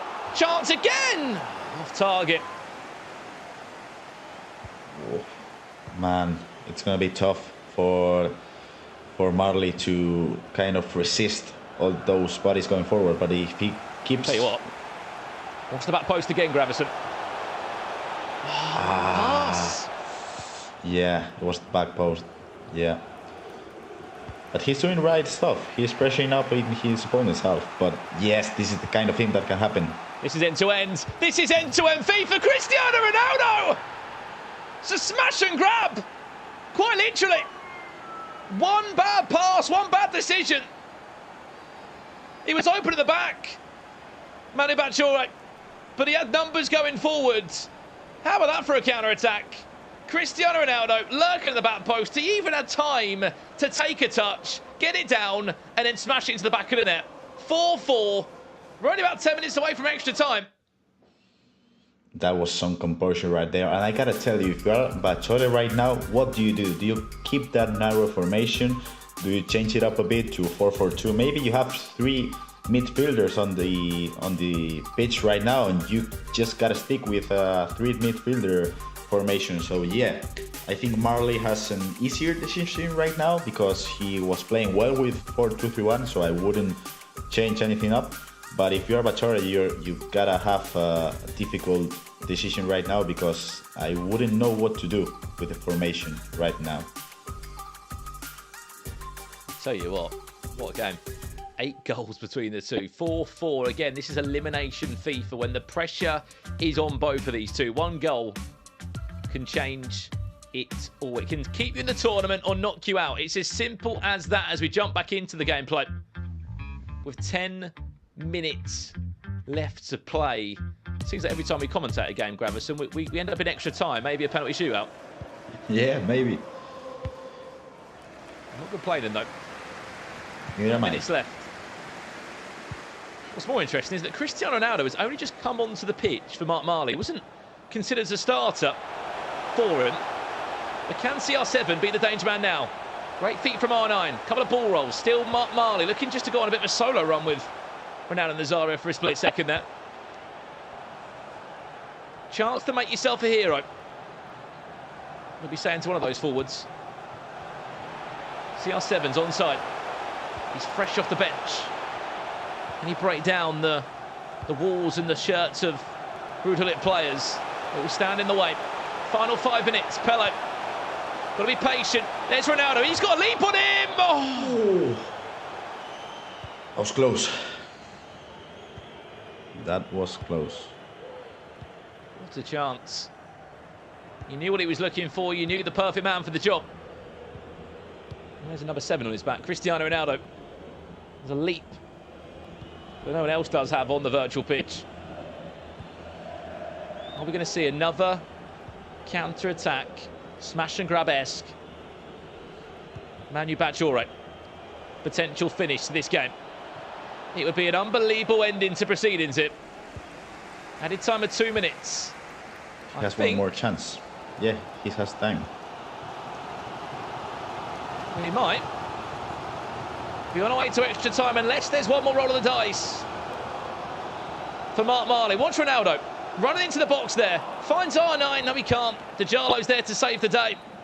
And strap yourselves in because we need 30 more minutes here in round 3. Again, loser of this game is out of the Champions League. Both these players, Gravison, give us an insight. How are they feeling right now? They gotta be nervous because nobody wants to go home with a 0-3 result. You're gonna have a nightmare of a Sunday if you go 0-3 right now. So yeah, basically I think, or what I think in these situations, I don't wanna be leaving the tournament without giving my all. So let's imagine we have a 4-2-3-1 narrow formation right now. No, 4-2-3-1 mirror formation, sorry. And nothing happens and you lose on penalty kicks. That would be really harsh because you know you didn't put your all. So maybe you go for that narrow formation, you just change it up a bit, 4-2-1, whatever. But I wouldn't want to go to PKs because anything could happen in PKs. Anything can happen now. 30 minutes to save your tournament status. Right now, a lot of the games have nearly finished. This is one of the only ones that's still going. Here's Mark Marley. Of Team 11's Esports. Brilliant feat from CR7. He croquetted his way, sold the man, nearly sold the goalkeeper in the process.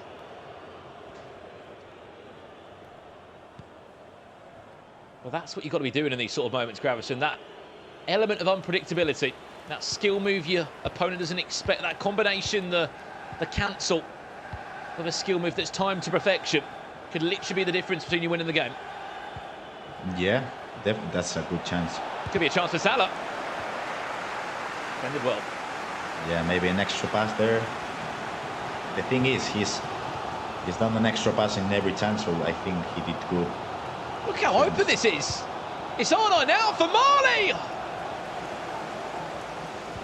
Maybe if he green time finessed it this time to far post, I don't know. Whoa. But I like this. That's what I was telling about. These guys don't want to go to penalty kicks. They're going all forward, and that's what I like. Well, now it's Manu's time. Salah, the double tap pass. He was off balance, Mohamed Salah, and wasn't quite ready for the ball. I do love that, as you rightly said, though. Neither player wants a penalty shootout. They just want to attack and attack and attack. Look at the scoreline. That says enough. 8 goals we've seen so far. Both players do concede goals. No one's been defensively sound. But going forward, we've just seen how good these players have been in the second leg. That's 15 minutes already gone of extra time here. We've got 15 minutes left. Realistically, both players are going to get, what, 1-2 chances maximum? I'm talking good chances here.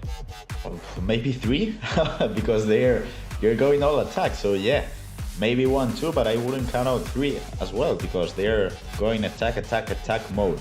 I gotta say, I might think this is gonna go to penalty kicks, because I don't think they have the right composure at the moment to create a good enough chance to score a goal right now. I don't think they have the right composure at the moment, so I think this is gonna go to penalty kickouts. But I don't know. I gotta tell you, I'm having loads of fun with this match, because those are two really good players in the Europe scene right now. The quality's that good. Unfortunately, at the end of this round, we have to say goodbye to 4 players. 4 players will leave the Champions League after round 3 of Swiss. R9 plays it into CR7, who's got legs. What a chance! Timed it green. You said about composure, Gravison. Manu Bachore has got everything about that in that finish from CR7. A brilliant goal. Is that enough to save his tournament? And this speaks about no. Or maybe not. Or maybe not. He's offside. Offside, no. Ooh. The thing is, do you know what's going on with these new kids' mentality? Like, they score a goal on the extra time, 10 minutes left, and they skip the replay. Like, they don't care. They just gotta play, and they want to play. In my age, if you score a goal at this stage, you would, pause the game for at least a minute, but they don't care. They just gotta go all forward. And what does that do, the pause, in your mind? I don't know. It just kind of sets you in the right. I'll tell you what. That was a bit naughty, and it's going to be a straight red card. But he had to make it, because R9 was on his way to make that 6 goals to 4. It was a brave decision. We'll have a pause to talk about it in the meantime. But what does that pause do, Gravison? Sorry, continue. Yeah, that's okay. I think it sets you in the right mental state to approach the last 10 minutes of the game. And I think it's necessary, because if you score a goal and you're 5-4 at the moment, you just gotta kind of simulate the plan for the last 10 minutes of the game. If you don't, you're just gonna play the same, and you're not gonna think what to do in the last 10 minutes of the game. So that's why I think players as Nicolas Mestosari always pause the game to just kind of simulate the right mental and game plan they want to do for the last 10 minutes of the game.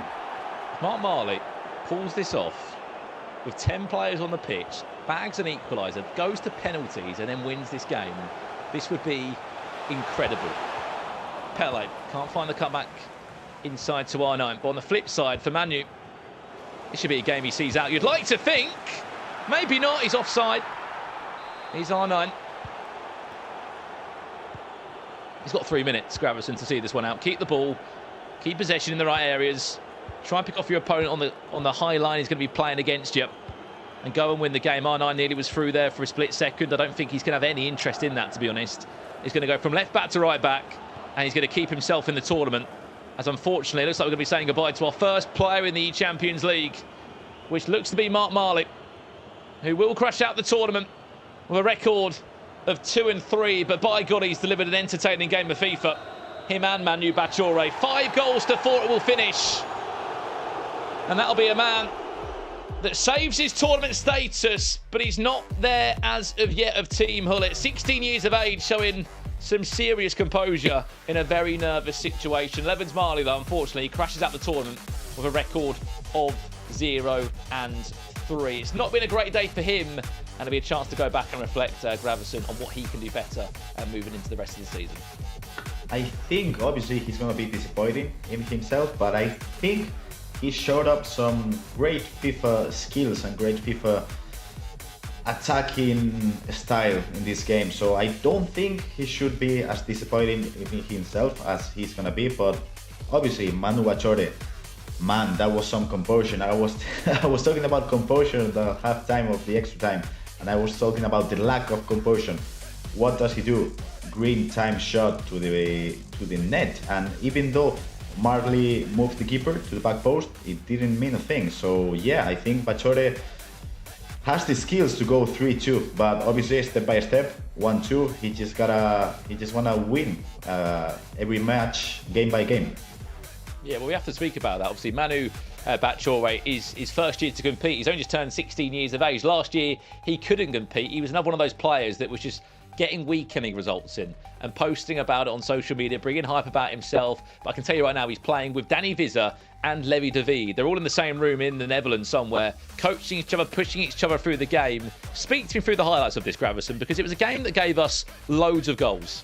Yeah, definitely. That Elastico reverse just created the nice enough angle for him to score that goal. But yeah, obviously, you were talking about crosses to the back post, and obviously Manuel Bachore did it. He scored the 4-4 to send the goal to extra time. But I gotta tell you, Marley could have finished the game if he crossed the ball to the back post a couple of times, and he didn't. And he obviously got punished for it.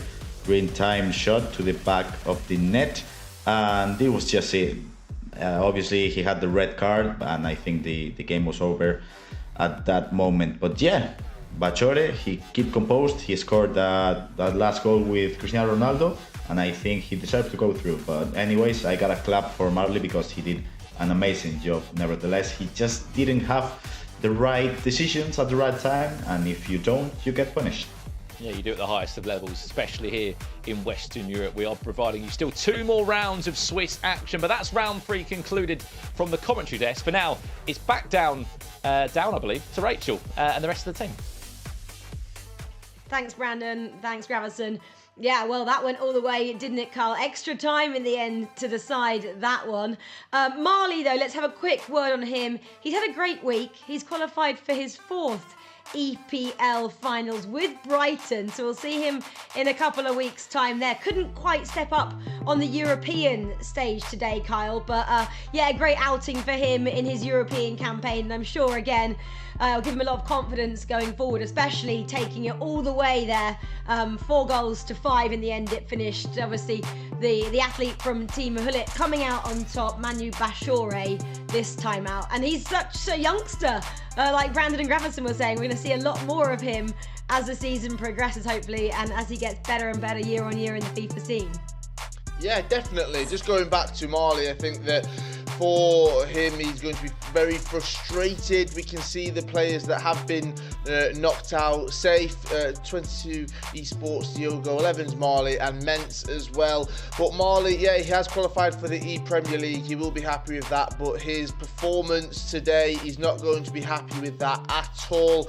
he succumbs to the Swiss format, as all 4 of these competitors have. However, now it's about, well, what can he do to actually go back to the drawing board, look at his performances, watch them back and say, what do I need to improve on? If I'm coming up against some of the best players in Europe or the world, well, actually, what do I need to do to improve to make sure that I'm one of those players? So there's definitely some positives to take out of it. He's going to be frustrated, he's going to be upset, he's not going to be happy crashing out of the tournament just like this, but there are things to learn, so I'm sure if he implements them in the right way, he'll come back stronger. Yeah, absolutely. Well, Bushore then, he is still going to have to play 2 more games, and he needs 2 more wins as well, as does another player, Fnatic Tex. He went 2-0, didn't he? He just got that 3rd win there against Diogo. Obviously now we say goodbye to Diogo, but Mike Lebel is standing by with the MasterCard moment of the match from Fnatic Tex's first leg when he went 4-0 in that one. Mike, what have you got for us? Well, I've got a breakdown. I'm going to call it the receive and react. It's something that we've seen Fnatic Tex do over multiple years now. He's gifted and talented when it comes to a lot of the skill move work, and he's now got himself back into the tournament. We didn't expect him to be in this position where he was potentially facing elimination, but sometimes it's when you get your best FIFA, and he definitely sent a message that he's still focused, he's still dialed in. I love this example. It's just finishing composure. Most people, myself included, we're looking to shoot. We don't have an extra skill move. There's 3 guys around him. You see the heel to heel. It's just gorgeous. Opens up the space, opens up that small lane. It's that instant explosion, and it's what propels him. And also early on, this is the 5th minute, the first goal, the opener. Also my favorite goal that he scored in that matchup, but it just let him dictate the tone and the tempo and everything all encompassing. And I also heard word on the street with the real Kyle Walker and the real Rachel Stringer, we potentially have the real Fnatic Tex. Tell me it's true. I hope we have the real Fnatic Tex, because the real Fnatic Tex, we are saying, is back. Maybe, Kyle, I always think he just likes to play around with us a little bit. Oh, let's go 2-0 down, and let's just make everyone think I haven't particularly got the skills, but comes back with a bang, 5-2 over 22 Esports Diogo. He is back in this.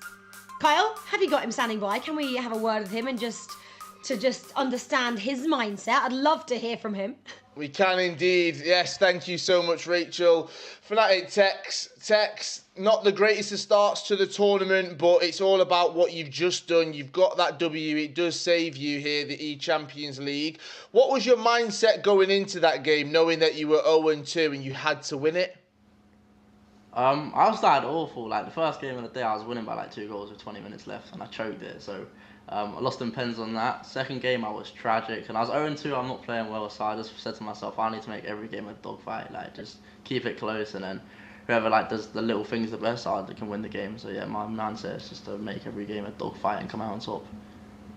Now, we were looking at some of the quotes from you from before the tournament. You were talking about playing your best FIFA when you are scared. When you're 0-2, there isn't a better position to be scared in and to just turn it up. Do you put it down to the experience, the fact that you've been there on the big stage, the fact that you've done it before, that is the reason why you've stayed in the competition? Nah, like, I don't know, Carl, man. Nothing's flowing for me right now today. Like, last weekend I came second, I was buzzing, I was whacking everyone. Today, nothing's really clicking, but I've been in this situation like a couple times before, so I just gotta clutch up and just make every game a dogfight and come out on top. Obviously, the job isn't done just yet. Are you looking at your performance already, changing things? Were you going into this game thinking, all right, what do I need to improve? Thinking, what do I need to do differently than I've already done? Yeah, like, it's just a few little things I'm doing really bad, and it's quite hard to change on the day, so I've gone back to what I know best. I'm going 4-2-3-1 and just make the game dead, and hopefully I can just come out on top in like the little attacking situations that I need to. Tex, do you feel the pressure? Do you put pressure on yourself, the pressure from the outside world, the pressure from us? You come in, everyone puts the bar way up here because of what you've achieved. Do you feel that pressure coming into these tournaments? You know what? Today, I do in the qualifiers, but today I came in and I wasn't like that nervous. It was weird. Like, usually I do a nervous poo before like, every tournament, right? And like today, I barely did one. Nothing was coming. I wasn't nervous at all. But anyway, we managed to make it 1 and 2. But yeah, am I nervous right now? A little bit. but yeah. Well, I did not expect that at all. You've got a little bit of time. If you are feeling nervous, we'll give you a few minutes. Fnatic Tex, thank you so much. Cheers. Thank you. Always love to hear from Tex. Kyle, just compose yourself there. I mean, I don't know what Tex is calling it, but if he's choking, he's feeling the pressure. He's feeling nervous, surely. But he does continue in this competition, which we love to see at the moment. It's always nice to have Fnatic Tex on board to give those kind of insights, to give those interviews, to give us a laugh. Anyway, while we park that bus, let's go over to Ryan Pessoa because he has some more highlights for us from our feature match B. I believe it's between Futwiz Nixneb and Pain FIFA. Ryan, is that the match you're going for? Please. Yes, Rachel, you are correct. It is, of course, Futwiz Jacob or Futwiz Nixneb up against Pain FIFA. And it's an interesting matchup. Both of these players do have a 1-1 record going into round 3. So it's an important win or an important loss for either of these players. And we start off with Pain FIFA intercepting it in his own half. And he breaks through a L1, R1 ball over the top. R9 Ronaldo. And this is going to be a common theme. A little ball roll around the goalkeeper to give him the 1-goal lead. And we take it again. An offside trap from Jacob. Poorly timed, and it's a simple finish. R9 Ronaldo played across goal, and Pain FIFA takes a 2-goal lead up against Futwiz Nixneb. Now we go into the second leg here, and again, it's going to be a 3rd goal here from Pain FIFA. He builds up with the UCL item Offred into Pele. Eusebio on the finesse shot. Eusebio, a very unique choice there, but you can see he pays dividends with a 3-goal lead there, the finesse shot, and it's Fred, another fantastic through ball. CR7 in on goal, ball roll around the goalkeeper. As I said, 4-0 Pain FIFA, and it ended up being a comfortable win, and he'll advance into round 4. 2-1-1 record. So yeah, back to you, Rachel. Yeah, great. Thanks so much, Ryan, for talking us through those highlights. Well, Swiss round 3 is completed. There's a little bit of a single elimination going on for a couple of players now, of course, Kyle, but 4 players have confirmed their spot already going through to the knockouts. We'll confirm them for you as well, but I know Maestro is one of them, Peixoto is one of them, Matthias Banana. Again, a couple of these names we were speaking about at the beginning of the broadcast that we kind of were saying are guarantees, and I know my guarantee is going through. So I am absolutely stoked with that. Sorry, I look a bit smug there, don't I, Kyle?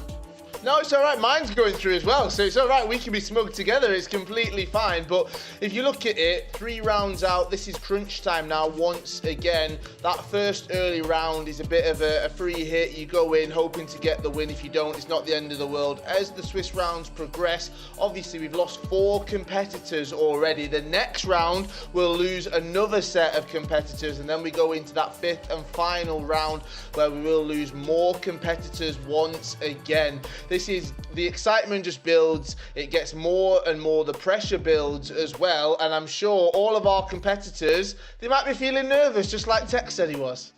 Yeah, but Kyle, you and I aren't feeling nervous, and I want to give you a virtual high five. I'm not sure which way you are on my screen, but I'm going to pretend that you're there, because our players are guaranteed. Mike LaBelle has to still wait, doesn't he, and see if Levy makes it. I wonder where he is in the world, New York, wondering if his player can make it through. But come back and join us after this short break. We have 2 more rounds of Swiss. Round 4 coming up in this, the E-Champions League 2022. It's all kicking off.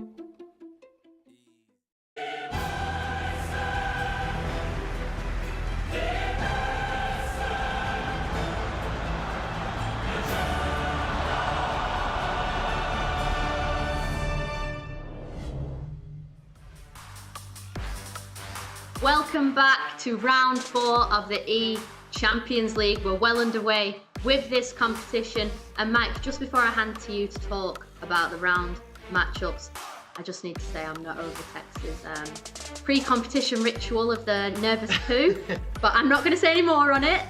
I'll let you take over. I hope that gets clipped and shared around the internet. All this time, I thought he was on the phone in the bathroom with his mother. That's not the case. Now we know it's really going down. He's informed us. But what's really important right now is round 4 and the matchups that we have. And maybe I'm a little bit biased here. I'm more interested in those elimination games. I like the tension. I like the winner go home versus some of the competitors that have already got their first 3 wins. But I will say those are the big name matchups for the most part. When you're seeing the likes of Maestro and Peixoto and Matthias and all these guys we built up. However, Diogo Nicolas, I see that. Stefano Pina versus Cosmin. Cosmin been talking a lot on the internet. And there's a little bit of something there. I saw that Kyle and Rachel were being a little smug. They were bragging about their players already going through. Well, Levy could do that against Payne. That matchup is on screen. There's so many matches to choose from. Let's be realistic here. These are the best of the best players. You don't need me to build that. It's shown off in front of you, but these are the games that I'm maybe a little bit more dialed in on. I want to see Tex play more. I want to see Stokes play more because Stokes was another favorite. If I was making a list, he was on my way to watch or player to watch. The same with Nick Sneb, who just came off a loss here. And these guys are facing win, go home. Tuga, you didn't expect him to be in this position. Kind of the leader of Portugal, but is he going to lead by example? He's got to get out of this Swiss group, the Swiss stage. Yeah, and you are right about Kyle and Rachel bragging, but you might still have bragging rights. But for now, we've been catching up with the players, and here's what they have to say about rivalry.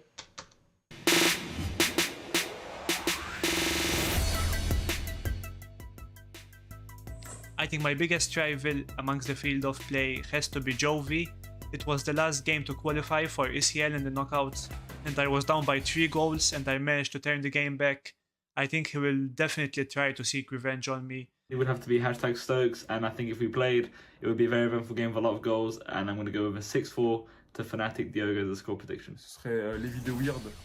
Après, pour le score, honnêtement, je ne saurais pas combien il pourra avoir, mais j'espère gagner au moins. Mein größter Gegner ist auf jeden Fall Umut. Ich meine, jetzt ist Umut momentan der beste FIFA-Spieler in Deutschland. Und falls ich gegen ihn spielen müsste, würde ich ein knappes 5-4 schätzen. I don't have any big rival in the FIFA community, but if I'm gonna play against Yuval Belli, who is my teammate from NOM, it's gonna be a very good game to watch. Da denke ich an den Umut, da denke ich an den Koray. Nichtsdestotrotz ist gegen beide mein Ergebnistipp Sieg Predator FIFA. Bueno, pues mi mayor rival yo creo que sería Nicolás, porque es un rival que nunca he ganado presencialmente. Todas las veces que no hemos competido nunca he conseguido ganar. Mi mayor rival talvez seja o Tex. Yo creo que es el mayor candidato, Fnatic Tex. Tex, and that's because he's the best player in the world. I don't really have a rival in the Champions League. I think I'll be everyone's rival. I'm the guy to beat, so yeah, I'd say me.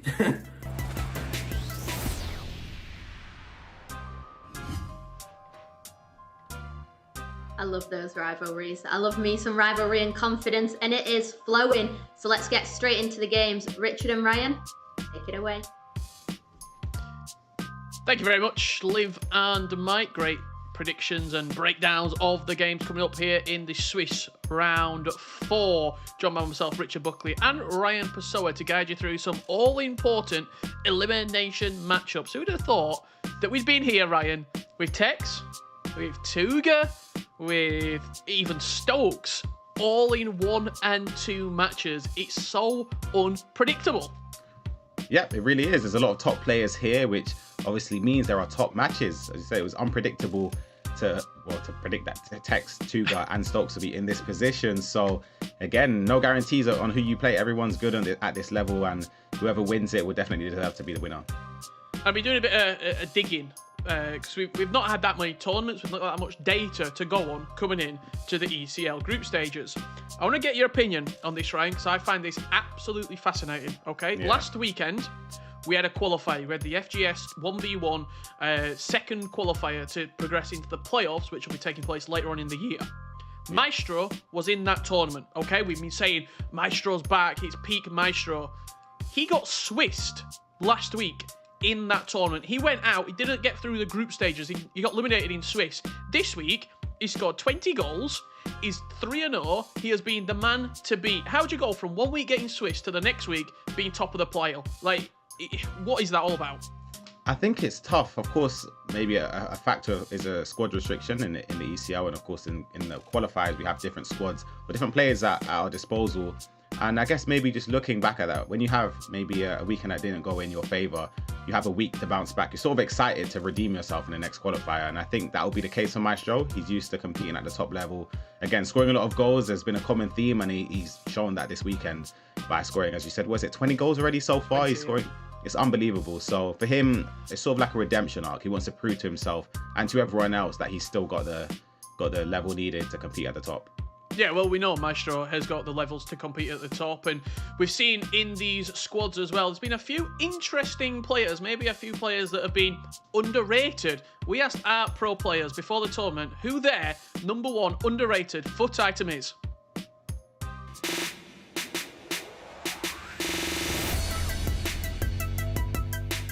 The most underrated Champions League item has to be Vinicius Jr. I think he's going to be in most people's teams, and yeah, I think he's the most underrated item. Like Vinicius Jr. is the main guy. He's like a crazy super sub as well. So yeah, definitely Vinicius Jr. A melhor carta da Champions League no FIFA provavelmente diria o Marquinhos dos melhores centrais do jogo. Like, you might not think that card is underrated, and he probably isn't, but just in terms of some of the new centre-back cards that have came out recently, I still think that Marquinhos is right up there and can compete in this game. In my opinion, is in FIFA 22, and it is none other than Frankie de Jong. In my opinion, he's one of the best CMs. He has every stat above 80. C'est peut-être pas la plus sous-estimée, mais c'est celle que je préfère le plus. C'est De Jong RTTK. Je trouve que c'est un top milieu. Es un medio centro muy bueno, con el valores muy top y que además defendiendo también te cumple las mil maravillas. Así que yo creo que Frankie de Jong es uno de los centrocampistas más infravalorados dentro del juego. I think the Robertson left back card because he is very good and I think no one uses him. Unterschätzte Champions League Karte ist in meinen Augen Renan Lodi, weil in meinen Augen zu den besten Linksverteidiger gehört im Spiel.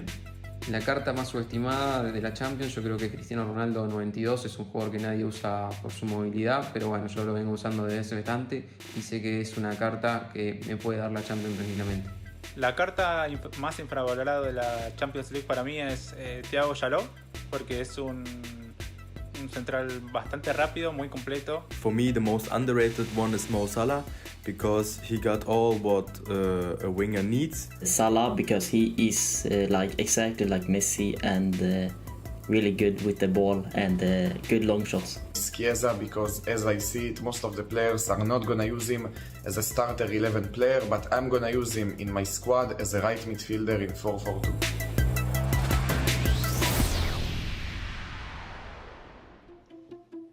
Well, there were some of the most underrated FUT items by our FIFA pros, specifically in the Champions League item of sort of rarity. Ryan, what was yours? Do you have one that stands out? Shall I go first? Shall I give it a time? I'll let you go first. I'll let you go first on this one. Okay. Mine would be the team of the group stage, Nkunku. I think he came out as like a right forward. You can drop him back to a right mid. He can play centre mid in game. He can play even when we've seen Gravenberch at fullback. Nkunku, I think, could do a job as a fullback as well. He's tall, he's physical, he can do a job. What about you? You're the pro player. I'm the casual. Ryan, underrated FUT item? I think some of the players gave some good shouts. I like the shout of Robertson at left back. I think the Prem sort of lacks there in the UCL department anyway. But I'm actually gonna go for Chiesa as a super sub. He's got the pace, he's got the shooting. You can trust him to get him behind as a sort of a late super sub to impact the game. I'm sort of gonna lean towards him. Well, without any further ado, let's get into our round 4 matchup here. You're watching the E-Champions League group stages. It's a big one. It's an elimination game. It's going to be Team Hullit's Manu Bashar up against FUTWIZ Nixneb. Unfortunately, one of these two will be exiting the tournament after these 2 legs of FIFA have concluded. It's going to be Manu from left to right in the white strip, and in that Team FUTWIZ jersey from right to left, it's going to be Nixneb. 2 young prodigies in the scene. Funny enough, I think I mentioned it earlier as well. I put FUTWIZ Nixneb as my underdog, sort of one to watch throughout this tournament. He's a fantastic player. He's a player that sort of burst onto the scene last year. He's extremely skillful. I'd say he's one of the best at shot cancelling in the box.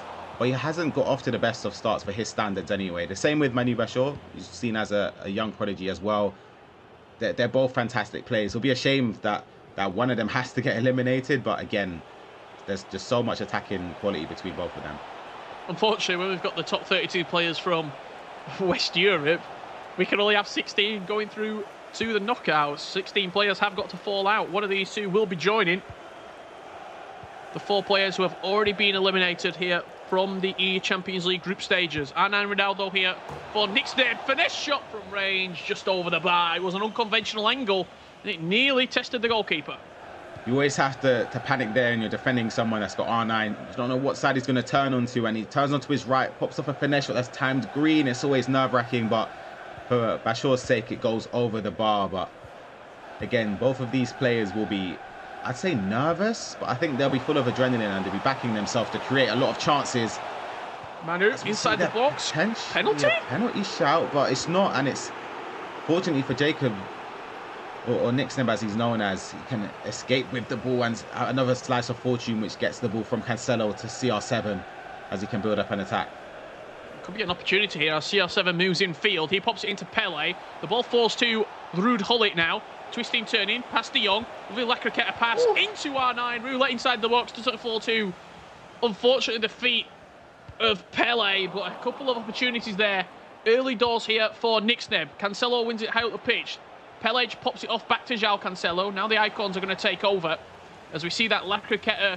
It's the closest thing to Lacroqueta cancel that we've seen. It's sort of the Lacroqueta, and then halfway through the animation, you take a pass or you take a shot, and it's sort of, it just gives you that little bit extra spice. I think that's the best way to say it, Ryan.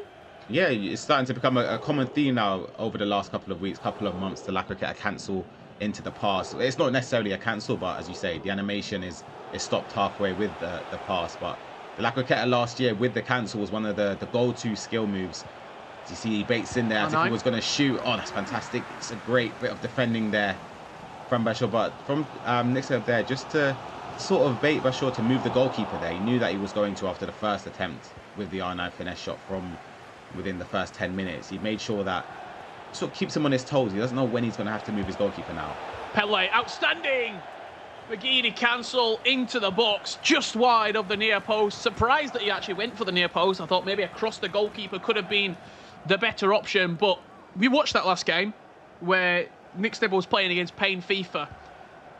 We didn't see really any of this creative play in the final third. We've seen about 3 or 4 different cancels. We've seen shot cancels. We've seen skill moves already in the opening 25 minutes. It looks a bit rejuvenated, I'll be honest with you, does Nixneb. However, Manu Bashor does come forward here and he gets a fortunate bounce off Ruud Gullit, and Nkunku stepping into the attack. R9 Ronaldo just closed down, and a really good end-to-end start here. Yeah, that was a big tackle there from Jallo. As we see, R9 I thought he was going to be in there for the pass over the top. Vinicius Jr. still making the run, but it's Gullit going to be bombing forward, and Pele through the middle. Straight down the middle of the pitch, cancel onto the left foot, just rattles the side netting. Oof. Wow, what a start between both of these players. It really is end-to-end. I thought there that Pele would have found the back of the net, but as I said earlier, it's just a 4-star weak foot sometimes lets you down. There's no guarantees R9 would have scored that, but it's sort of the peace of mind having someone with a 5-star weak foot that you can trust a little bit more in those situations. Chance here for Manu Bashor. You see Nkunku in the squad. Maybe he took my words of wisdom. I doubt it. R9, reverse elastico. Looking to fake onto his left and then maybe drag it back onto his right foot. Just see how high those white shirts are. He's really playing on the front foot here, is Manu Bashor. He's looking to win the ball as high up the pitch as possible. Pele, he links into Vinicius Jr. And Nkunku offloads it to Pele. João Cancelo with a desperate interception at the back. It's needed interception as well. The on-rushing triggered runs sort of overloaded the box there for Manu Bashor, but he just couldn't get the pass off. There's a timely interception there from Jacob, and he's done the little 1-2 with the L1R1 over the top. It's got to be a goal. Hayes tried to short cancel. Oh my, he's potentially messed up a chance. He's still got it. Pele still on. Ball roll, scoop turn, near post shot. Great save from Edwin van der Sar. He'll look back on that if it ends in a 1-goal swing for his Nixneb and exit the competition. That's a huge chance squandered. It really is. Corner whipped into the box. Diallo, green time header. It's going to bounce out of play. That's a massive chance. I've seen that throughout the games today. Some players potentially one-on-one with R9 Ronaldo, and they don't take the shot. They try to do an extra bit around the goalkeeper. I think a ball roll would have done enough there just to get around him. I think he tried to shot cancel. I'd be interested to see that well, hopefully you can see a replay after that, after the game. But that's a big chance there. I think that's the biggest one we've seen so far this half. Christopher Nkunku now picking up the ball in the middle of the pitch. As I said, versatile, he can play a range of different positions, and I'm sure this isn't the last we're going to see of Nkunku's special items into the back end of the year. R9 Ronaldo, Elastico, looking to get away from Ronaldo Lodi, does successfully do that. Now R9 faced with Ruud Gullit. De Jong looking to fire it into R9 and doesn't succeed in the end. 0-0 between these two. An absolute frantic first 45 minutes, I have to say. It's been played at 100 miles an hour. Nick Snebb probably feels a little bit hard done by not to be 1-0 up, but that cancel, we know he's known for his cancels, right? And you said you actually think he's the best shot canceller ever that you've seen. On that occasion, it just wasn't necessary.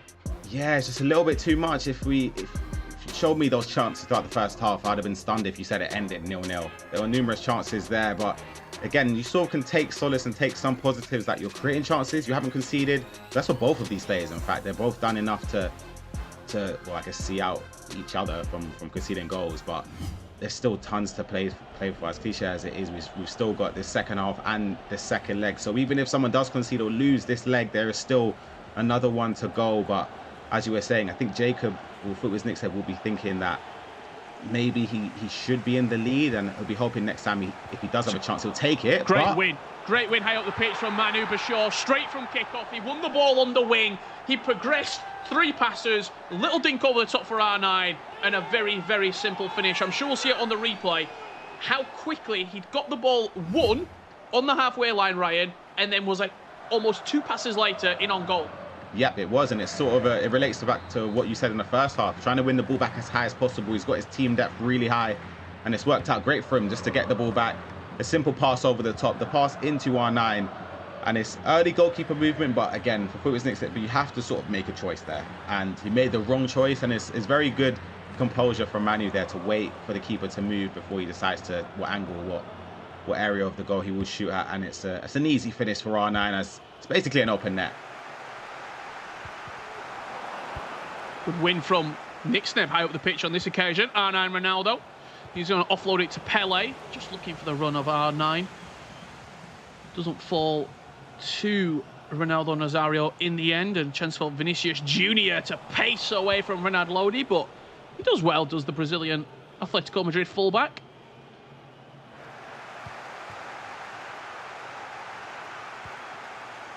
Really, really sort of interesting game, because I feel as though we've seen performances where defensive capabilities have won in this tournament so far. We've seen unbelievable attacking performances, Maestro being the star of that particular show. On my opinion, I think this game's going to be won by mistakes. It's going to be errors, whether that's attacking errors or defensive errors. I think that's going to come with the territory of just having a lot of nerves. It's a must-win game. Obviously, the loser does get eliminated, so there's a lot of pressure, there's a lot at stake. So either of these players will maybe, as I said, they're very, very young. They might succumb to the pressure. It might be a little bit too much for them, and it could lead to some mistakes here. But Pele with a little bit of a heavy touch there, so Manu Bashar could get the ball back. And for him, I think he's going to be not content, but he'll be aware that he potentially could have conceded in the first half. So he'll be taking the positive that he's in the lead now. Just needs to keep possession well, wait for Footwiz Nick to make a mistake so we could capitalise on CR7 at the back post here. It's always going to be Ronaldo's win. Van der Sar does well just to get down on it and protect it. Well, that's the danger of having Ronaldo at the back post. It's always an option, even if you don't feel like you're in the game. As Cristiano Ronaldo completely out-muscles Frenkie de Jong, and a chance for Nick Snebb out of nothing. R9 inside the box, ball roll just hits a defender. You saw Cristiano Ronaldo at his prime right there, just muscling, almost bullying Frenkie de Jong out the way. And just as we talk about end-to-end FIFA, a little dink over the top, and another day Pele could be in to make it too. I thought there, if the ball roll would have got past Robertson, it would have been a chance there in on goal. But I thought it was great defending from Manu Bachor. He didn't bite, he didn't take or decide which way to go, either left or right, with Jallo in the box there when the pass was played to R9. He just sort of jockeyed backwards, took a step back, and then decided to make the choice, or make his opponent make his choice for him. And it led to him getting the ball back. Very fortunately, but it worked. We drop into the final 20 minutes. I can see a pause cued there in the top right corner from Nixneb. He's looking to make changes coming into this final period of play. First leg of action here in the E-Champions League. It's the group stages of this illustrious tournament.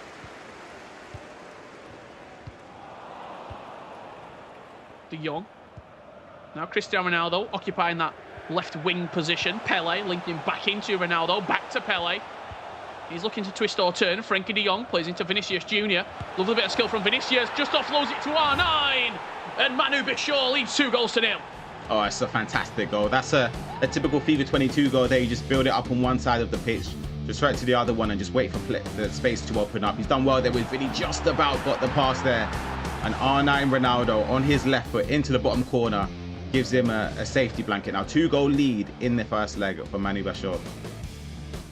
Just go into this pause here. You can see the stats and the players looking to make some changes. I want to just get you a quick opinion on something, Ryan. When you look at the two records coming into this round 4 matchup, Manu Bachor lost his first 2 games. He lost against Maestro and he lost against Tuga. 7-4, 5-2. He's then just beaten Mark Malley in extra time, a really tightly contested game. On the other side of that, Nixneb's been a little bit more up and down. He lost his first game 2-1 against Diogo from Fnatic. He then beat Diogo Silva 4-1 before losing 5-1 against Pain FIFA. Just on the course of the results, do you feel as though Manu Bachor's on an upwards trajectory, having lost 2, and now he's looking to build into potentially a grandstand round 5 for qualification to the knockouts? I would actually say so, yeah. Just because, again, it's one thing if your record was 1-2, you potentially could have been 1-1 and then lost that game, or you could have been 0-2 and got the win. So one person's coming off of a win, the other one's coming off of a loss. Especially if it's a win where, sorry, can you see it's a good interception from De Jong. It's a win where he was up against backs against the wall, up against Mali, where he was losing, and he also got a late goal in extra time. A CR7 could potentially be in. Finesse from range. Maybe a little bit hasty there. I thought there could have been an opportunity to play across the box. CR7, lateral heel to heel into that green time finesse shot. Nixneb giving the ball away inside his own half. It's Cristiano Ronaldo. Seemingly all of Manu Bachor's attacks in this second half have come down this left-hand side of the pitch through Ronaldo, and then linking into R9, offloading to Pele and Ruud Gullit in the centre of midfield. I think for Manu now, he's just going to be sensible. I say that he almost gives the ball away, but just keeping the ball for the last attack. There's no need to rush. For Jacob, this is a tough one as well. I wouldn't even press or anything. I would sort of just wait. Worst case, you leave the game, you're 2-0 down. You just don't want to concede a third. Yeah, a third would be, it'd be tough. It's of course an uphill battle being 2-0 down, but 3-0 would be an even bigger task, obviously. And now he's got the ball back here. Can he lead? Oh, he's lost possession here. Manu Bachor looking to link into Pele. Good tackle from Thiago Jallo. I definitely think his positive outcome on the games has outweighed his negative here as R9 Ronaldo brings the ball forward. Ball roll into space. Pele now, reverse elastico. Managing to get past Marquinhos. Huge chance. Big goal for Futwiz Nixneb. Something to build upon going into leg number 2. That is a huge goal. It's needed there. Last minute, you can see the highlight there. Pele with the reverse elastico turns back, a slice of fortune there. The fake shot past Marquinhos, and it's a finish in at the near post there for Pele. You could say maybe Manu Bachor there, Richard. I always talk about discipline. Maybe you could have kept the ball there and just sort of sat on that 2-0 lead rather than risking it, pushing forward, especially that early on. Well, I say early into possession. It was still 89th minute, but he lost it. Jacob Futwiz Nixneb took advantage of it, and 2-1 going into the second leg.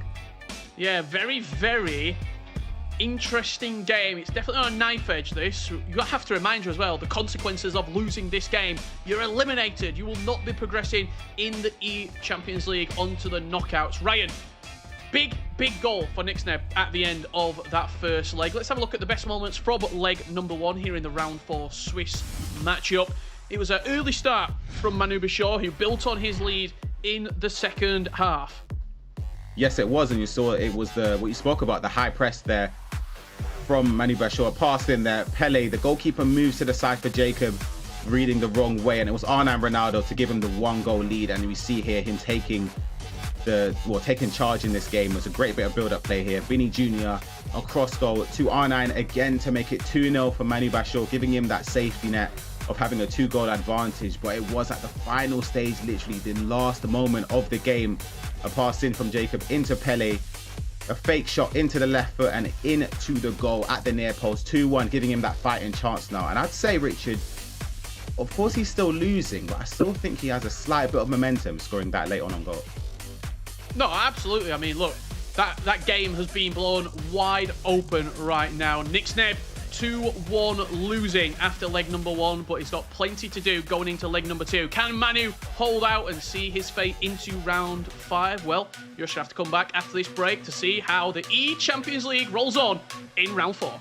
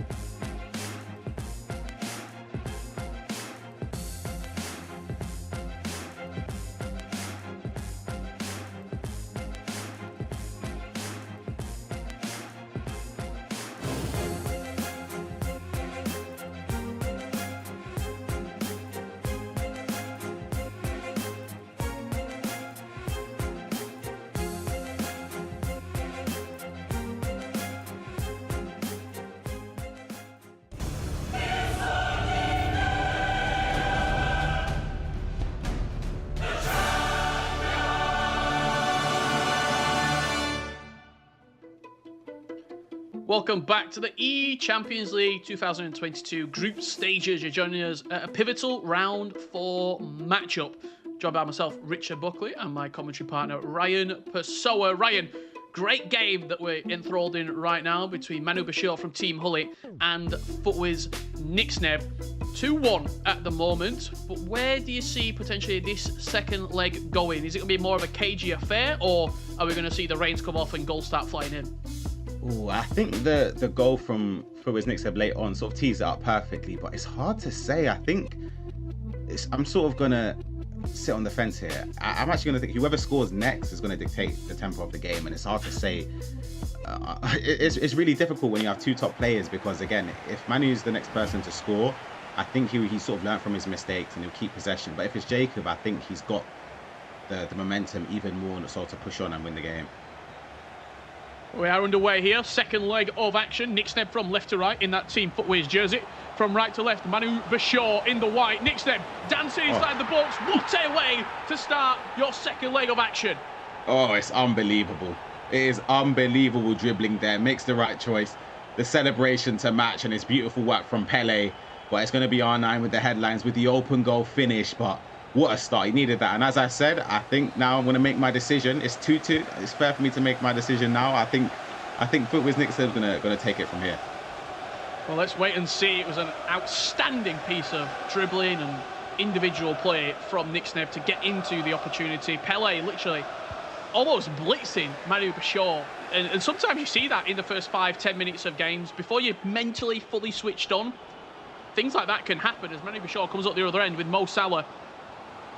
He's looking for options inside the box. He doesn't see any, but Salah's just dipping and diving inside the box. Plays it into R9, who finishes into the far post. What a start to this second leg of action. And that's the first time we've seen Manu Bashir get hyped. Yeah, I think I'm a bad luck charm there. I might have jinxed it, but that was great work there. And I don't know what happened there with the chance with Salah, but he worked it, kept possession of the ball, played it across to R9, he manages to get it in. And yeah, we're back now, all square in this game, and Manu takes the lead on aggregate. Absolutely outstanding first 10 minutes here. Nixneb out the gates early. Manu Bashir answering back and reclaiming his lead. 3-2. Actually, when we saw the player of the day as well, just in the advert there, Ryan, David Sanchez, we have not spoke about all day. Yeah. And he's having the tournament of his life. He's 3-0. He's guaranteed his spot into the ECL knockouts. Chance here, Ruud Gullit, just intercepted by Edwin van der Sar. And currently, after the first leg of action against Maestro, he's 3-2 up. Yeah, he's been outstanding, and of course you have to give him props for performing so well, so consistent throughout the day so far. And again, as you said, he's a young performer, and he's been, well, as you said, playing fantastically well. And to be beating Maestro, who was, as it stood anyway, was voted as player of the day so far. I think if David Sanchez wins that, you'd have to say he is player of the day, no doubt, because he's performed fantastically well, scoring some fantastic goals. And for his sake, anyway, we'll be hoping he can continue that into the knockout stages in a few months' time.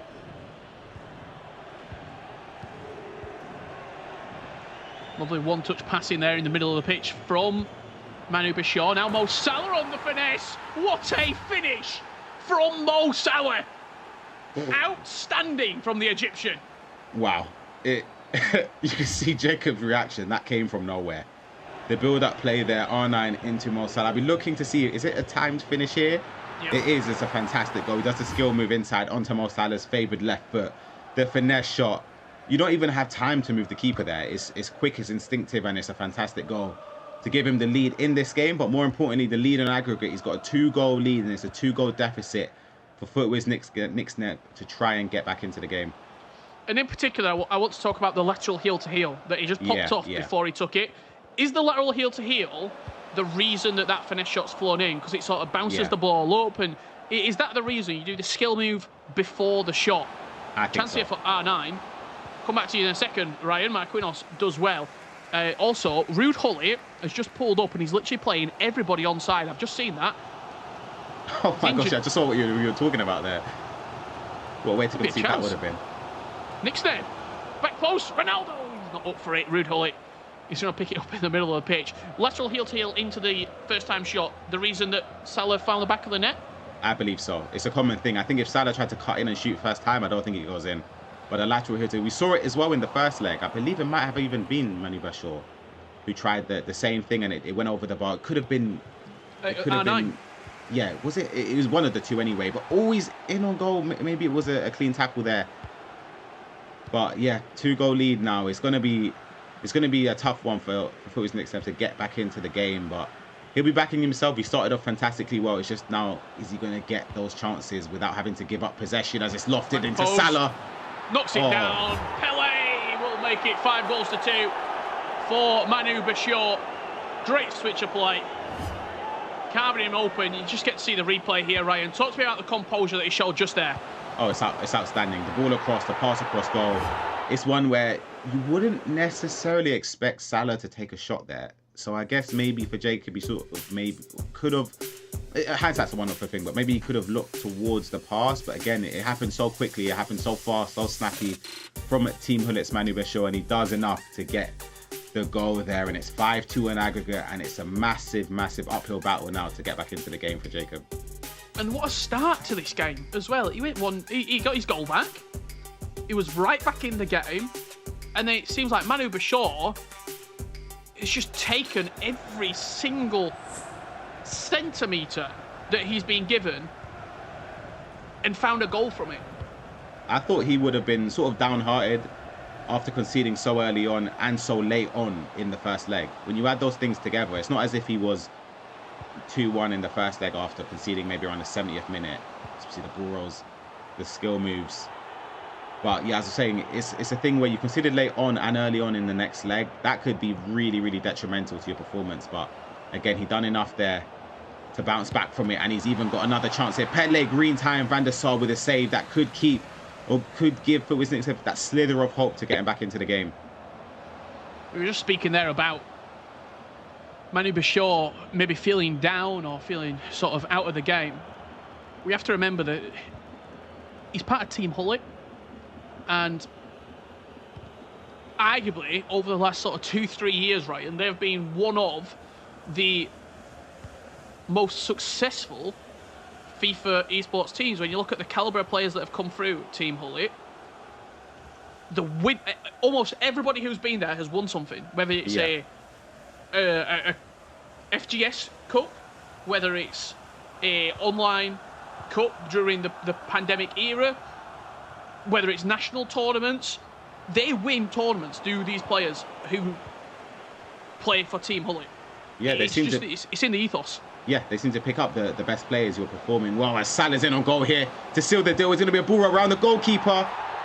And this is game over for me here, Richard. 6-2 in aggregate. Mo Salah performing as he does in real life and in the Champions League this year as well, scoring important goals.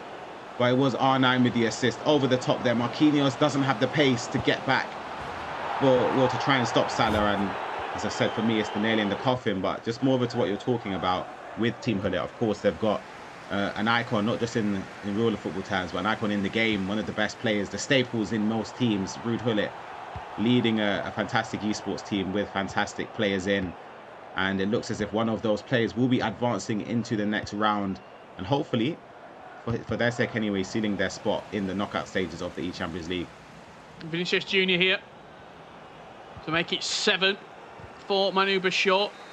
Slide tackles the ball. There's a phrase that goes around FIFA, and it's sort of, sometimes it's said in jest, but a lot of people believe it. Yeah. Manu Bashir's team on the pitch right now are fighting for the badge. No, genuinely. They are. I can see it. Did you see Vinicius Junior then? I've never seen Vinicius Junior slide tackle ever. He got down, he got amongst it. Salah's bagging finesse shots from 30 yards. Everything's just clicking for him. And sometimes, in FIFA, we talk about small margins. Sometimes everything just clicks for you.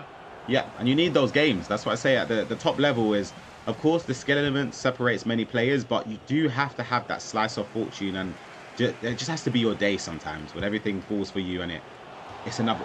Oh my goodness, I was about to say it's another finesse shot, potentially hitting the back of the net there from R9.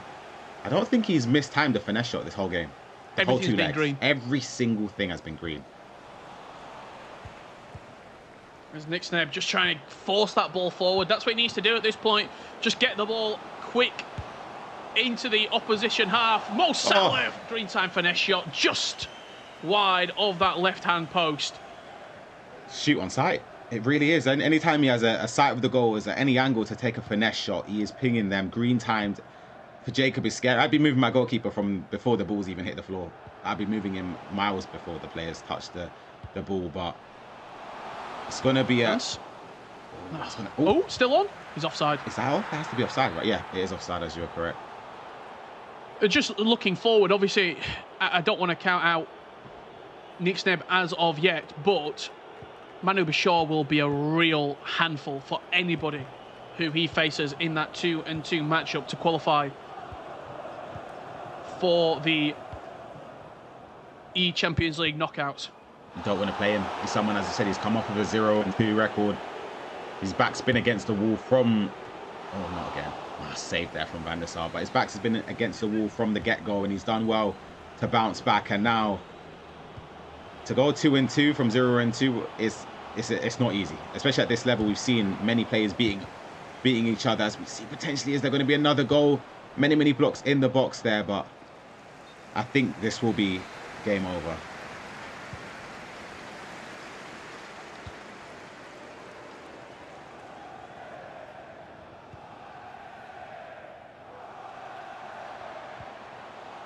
De Jong here, stepping forward with the ball, out wide to Ronaldo.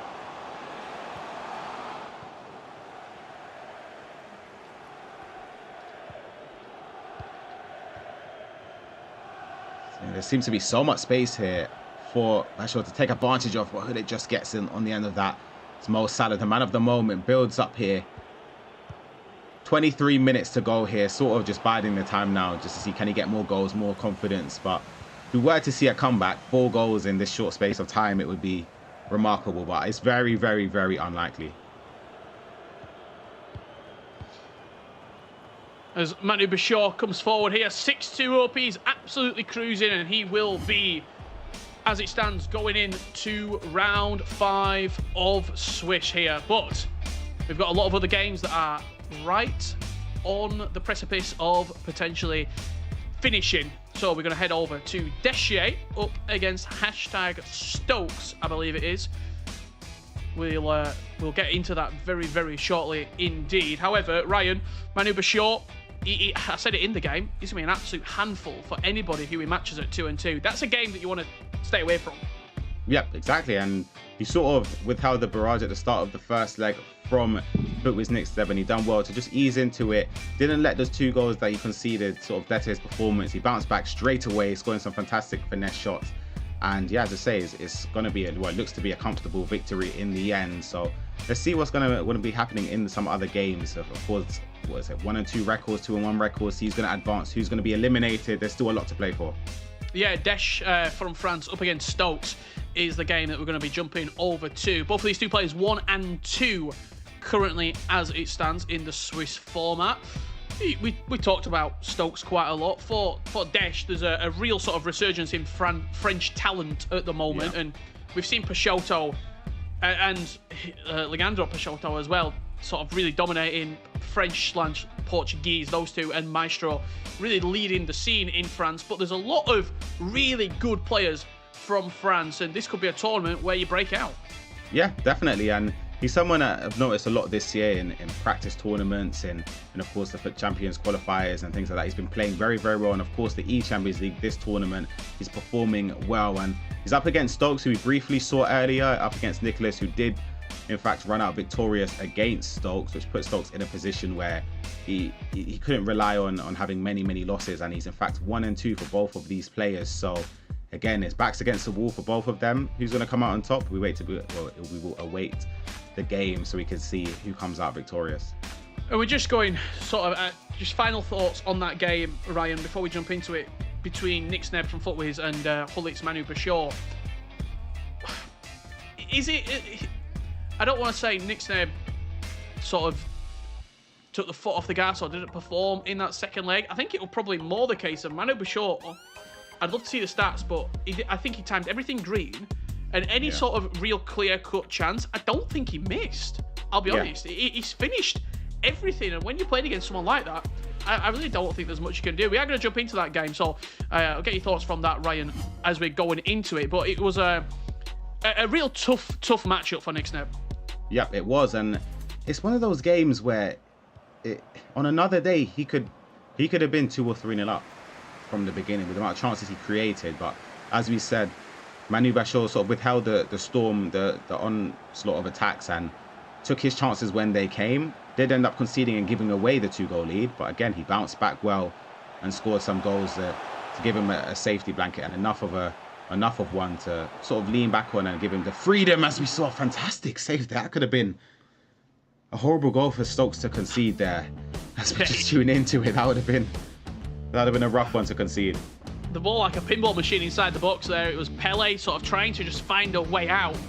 Bounced off Van der Sar in the end for a corner. I just saw straight away as well, Desch using Fred as a midfielder. The road to the knockouts, Fred, the Manchester United CDM. First time I've really seen him used on broadcast, at least. Does that allow you to potentially get maybe a different player in there alongside sort of moving forward, or maybe it's the chemistry on CR7? Chance, great save from Van der Sar again.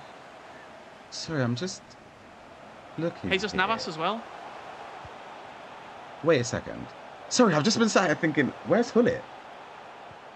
There's no Hullet for Desch. He's using Cruyff, Arna, Ronaldo, and Pele. The 3 attackers. So that's why Fred's in the team. He's the Hullet-esque role of the squad. Very interesting. Maybe could be a reason he's 1 and 2. We'll wait and see if Fred does perform for Desch here. Chance here for Stokes. He's the player kicking from left to right in that orange strip. Desch in the blue of France from right to left. Renan Lodi potentially playing for last attack here. Is Stokes. Couple of switches of play. He sees the clock ticking down as extra time is looming. I think it would be wise to play for last attack. We're going to see a disciplined Stokes here, just trying to wait, by the tie down. You do not need to attack here. Just keep the ball. You don't want to give it away and then concede. We even saw it in the featured match earlier on. Oh my goodness, I thought I would have jinxed it again there, but just keeping the ball, waiting until the clock hits 90, see how many minutes are added on, and then try and push forward. If you can't, then of course then so be it, but at least you don't end up giving away a goal later on, which is the most painful thing to do.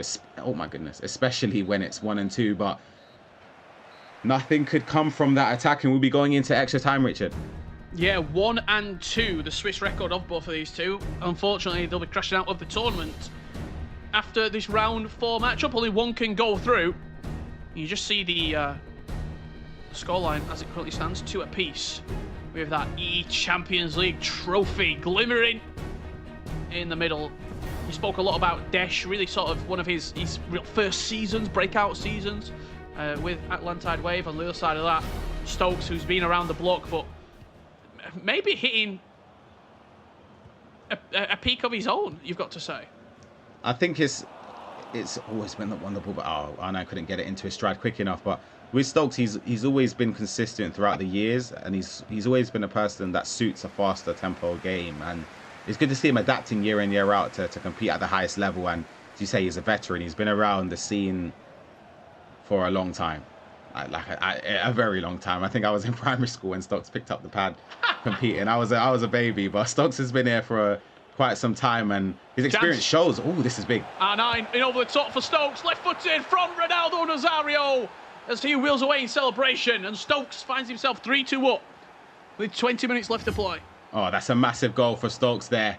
As we see the replay, is CR7 over the top into R9. Marquinhos can't get enough pace on it, and it's a left foot pass Donnarumma to give him the lead in extra time. 1-1 in this game, in this leg, but 3-2 on aggregate. And here's to hoping for Stokes' sake anyway, he can keep possession well.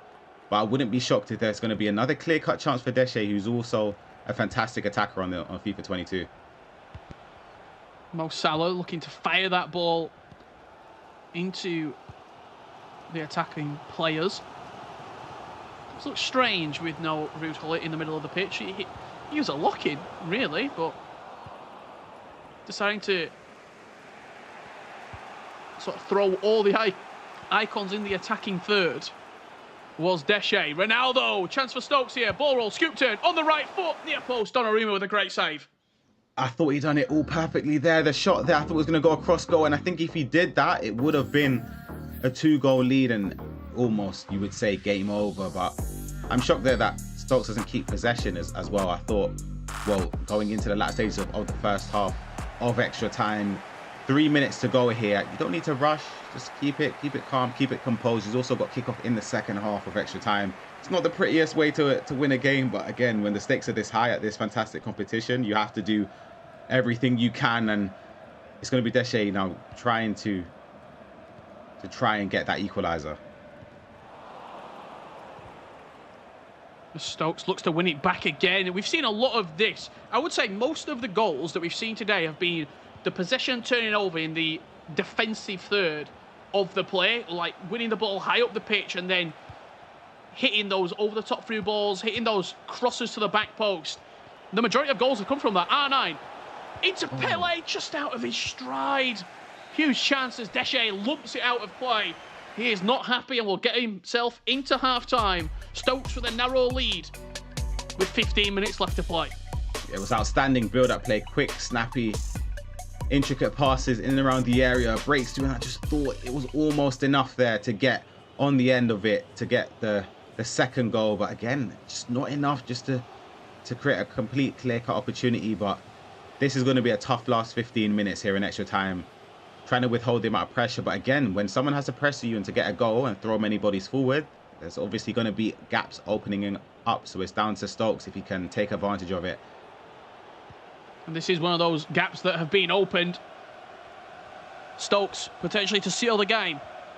Ball roll, scoop turn. Jesus Navas comes across, a player that, again, with the selection pool of players being as small as it is, we thought there were going to be lock-ins across that back four, especially Dejalo, Marquinhos, Renan Lodi, Cancelo, maybe Andy Robertson, but Jesus Navas finding his way into the squad and looks to be doing a good job so far. Pele into R9, Marquinhos with a great interception.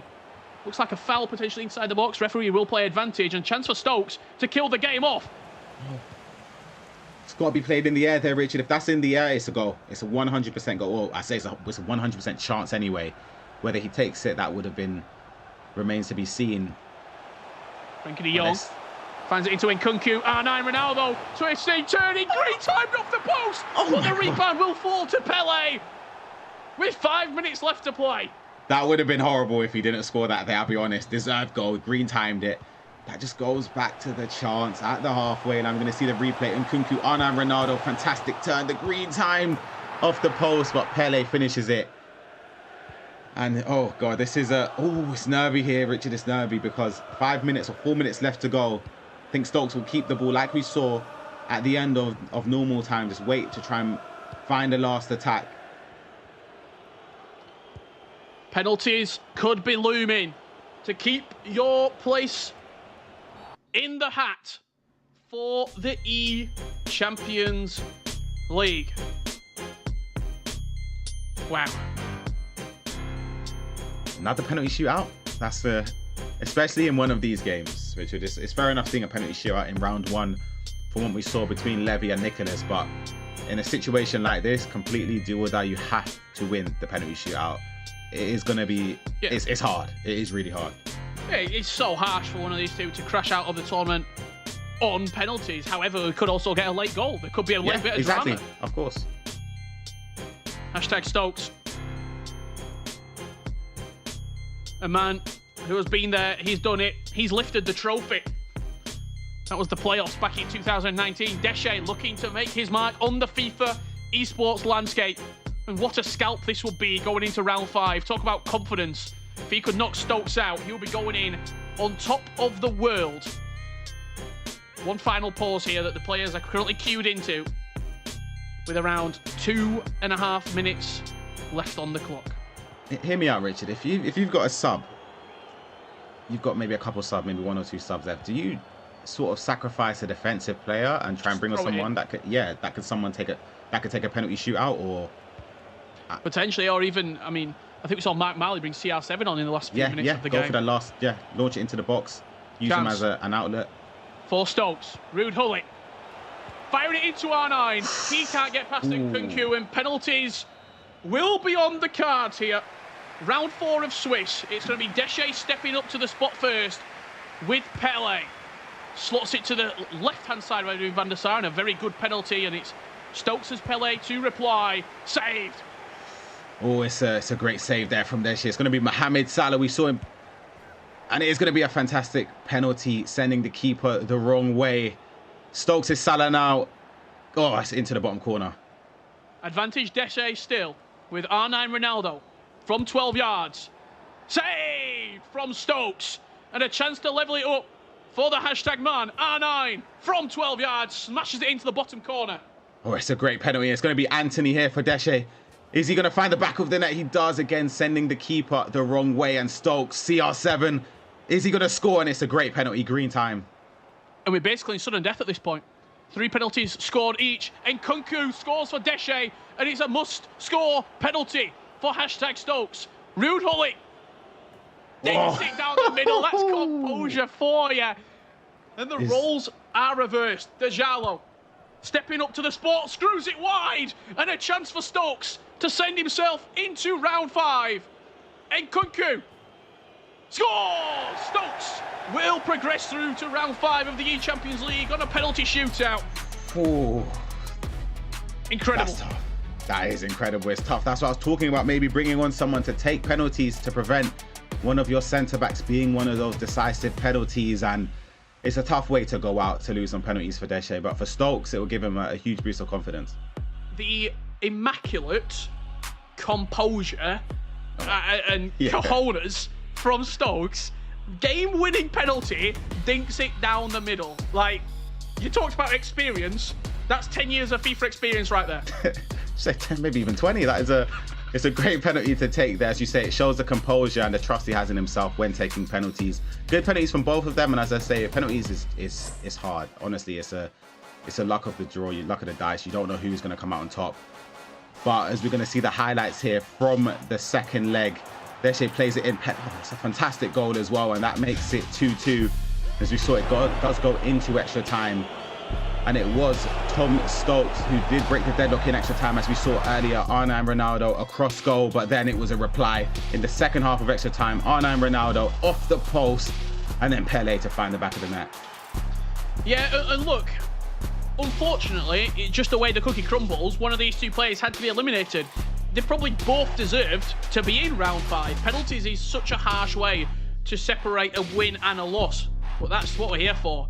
You don't get any prizes for runners-up. You get prizes for being in the top 16 and for progressing through to the knockouts. Incredible scenes here in round 4, and we've still got one more round of Swiss left to go. We've got 16 players left to find out who will be going to the E-Champions League knockouts. But for myself, Richard Buckley, and Ryan Pessoa, back down to Liv on the desk. Thank you, guys. Amazing stuff there. And I'll be honest, I never like penalties. They make me so nervous. And I'm sure it's the same for our players. No one wants to go out on penalties, do they? No one wants to go out in general, but I do think it is one of the harshest ways to go out. Kyle, what do you make of that? Wow, composure, experience, everything rolled into one. I'm sure for Stokes there, for him leading and then to concede to go into penalties, he must have been slightly worried. The hands definitely would have been a little bit clammy, but he dusted himself off. He made sure he had his towel. He wiped them down. He went into the penalties. He managed to come out on top. It was very, very close. And as Richard and Ryan were saying, got to echo the sentiments from them. It's a shame that we had to lose one of those competitors.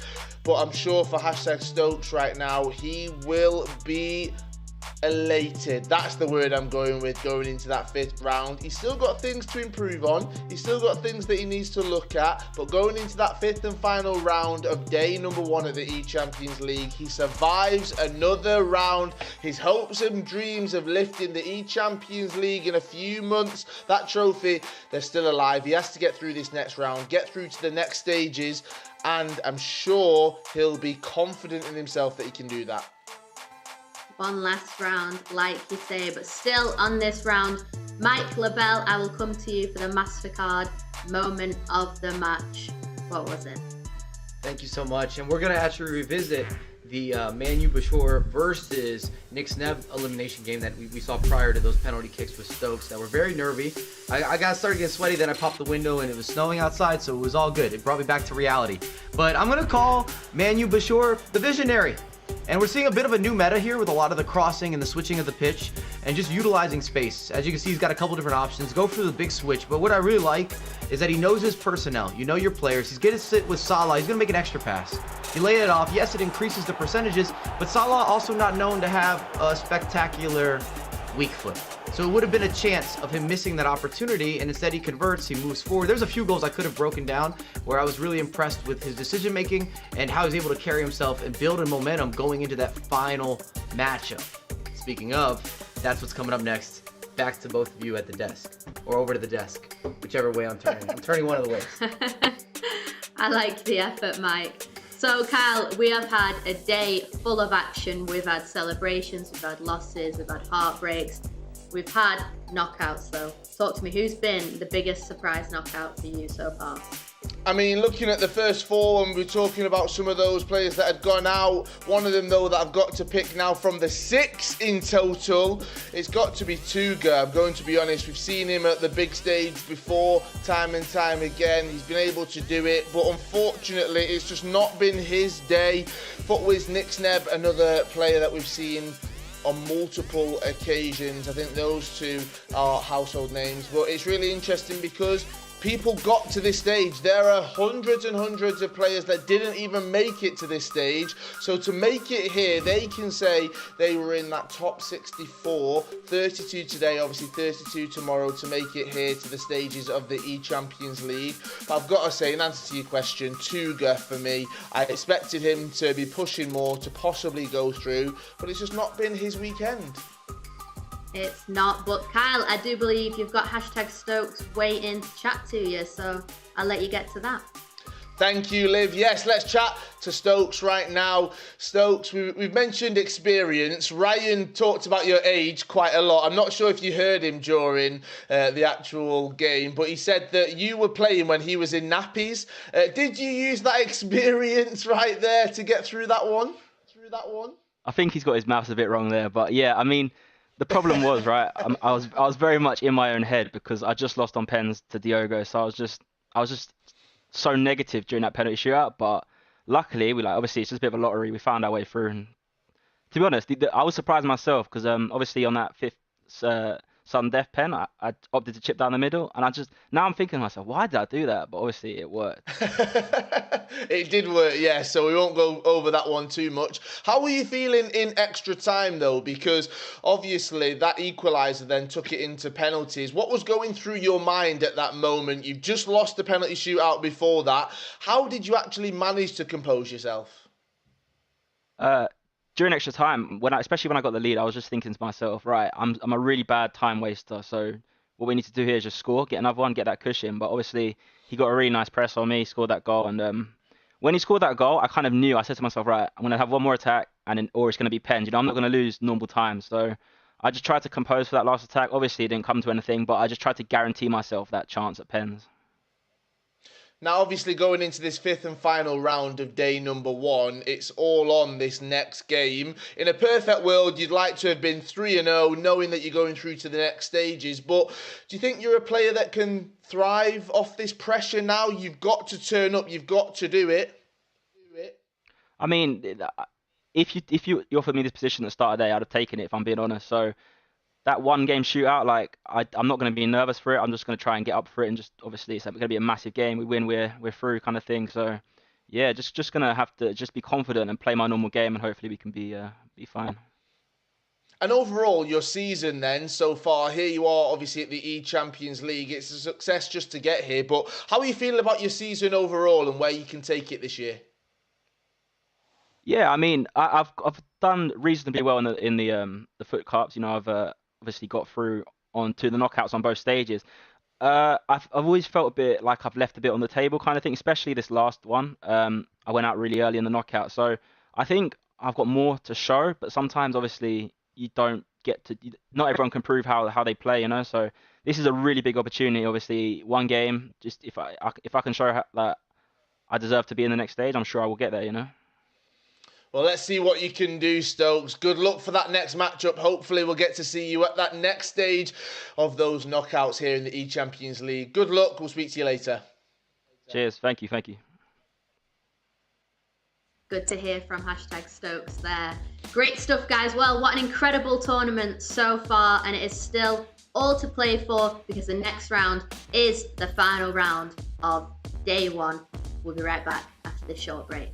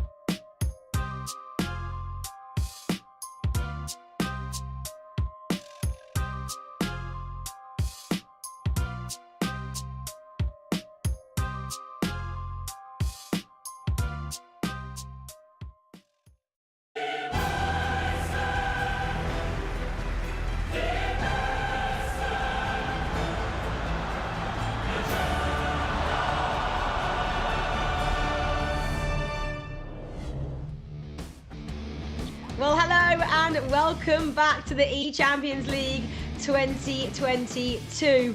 We're in Swiss round 5, basically the business end of the competition for day 1, of course. We're going to do it all again tomorrow. Mike Lobel is still here with me. Mike, I want to quickly say there are some names that I didn't expect to be on this tightrope that I'm calling it, and they could go either way and not go through to the knockouts. Nicholas, Pinner, Andoni, Danny Visser, what are we seeing here? And quite a few of these players were on our list of, or our short list of players to watch. That's the reality. The competition is that good, and something that I love about the Swiss format is we see the tide shift positive and negative all the time. Whereas a couple of these guys started off 2-0, and now they're sitting in a 2-2 position. They dropped a couple games. They're one from going home. It's a done, dusted. Their Champions League or their E-Champions League dream is over. Well, thankfully, it's not over for us, and it's not over for some of you guys at home as well, because here's actually a chance for you to possibly get your hands on some very cool prizes, including a trip, an all-expenses trip to the Champions League final. Check this out. This is the FIFA Fan Cup. Are you ready? The E-Champions League Fan Cup is here. Build your best FUT squad, battle in tournaments against other players, and become an E-Champions League Fan Cup winner. You could win an all-expenses-paid trip to the E-Champions League finals, as well as many more amazing prizes. Sign up now on PS4. PlayStation. Mike, do you think we can build one of those ourselves and see if we can sneakily get a ticket to the Champions League? No, I'm joking. You're throwing it out to me. Give me an opportunity, sure. I'm like, no, we're not going to do that. I'm not better than that. I'm not better than that. Anyway, right, let's get into exactly what is going down in round 5. It's all to play for. This is tasty. Okay, 4-0. Look at these guys, Peixoto and David Sanchez. I mean, they have to now go head-to-head to see who is going to come out with that clean sheet. Mike, that's going to be such an exciting match. Did you expect it to be between those two players? No, for the undefeated players, but I'm not going to lie. I just got to keep it how it is. I'm interested in these games. Yeah, look at these. Danny matchups. Vista. Look, go read ahead, a few please. there. Yeah, Thiago, Nicholas, Pina, and Butex there at the bottom. I mean, they're all 2-2.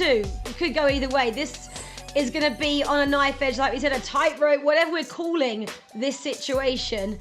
It's precarious, to say the least. Who do you think, from what you've seen there, from what we just said, maybe a Tex, a Danny Vista, a Pina, a Nicholas, who's been playing well enough to progress?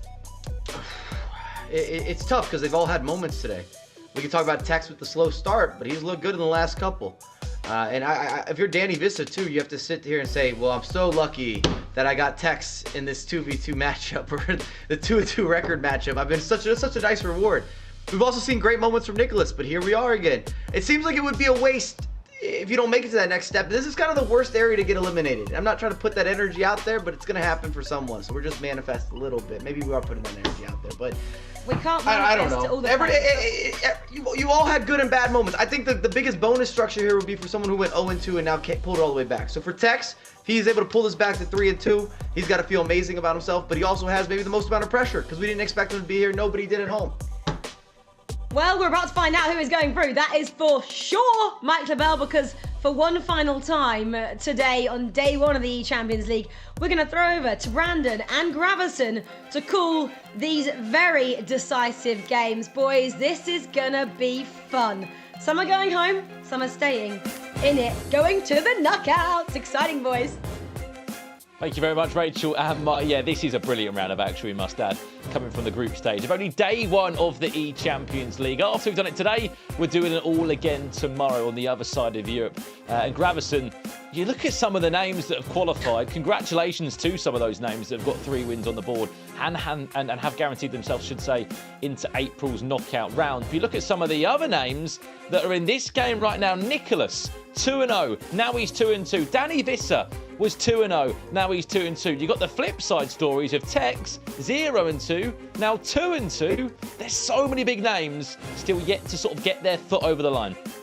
Yeah, even Stokes playing FIFA, who's played against some amazing opponents. So yeah, the thing is, we have 4 matches in front of us, and all 4 of them are amazing. We have also Andoni, who is playing Jabato Abelito. It's a Spanish rivalry over there. We're gonna be having 4 Spaniards going forward, so vamos España. That's making me proud, obviously. And we have Apoggi Thiago as well. So, let's just say it's gonna be an amazing round of Swiss, because we have, we're gonna have some big names out of the competition for sure.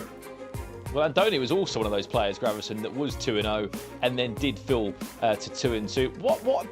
Why is the reason behind that, other than obviously you're playing against some very good players in the Champions League? But you think at 2-0, you've got technically a round 3 and a round 4 you'd like to think just to get that one more win. But now some people are now here in round 5 and playing elimination FIFA.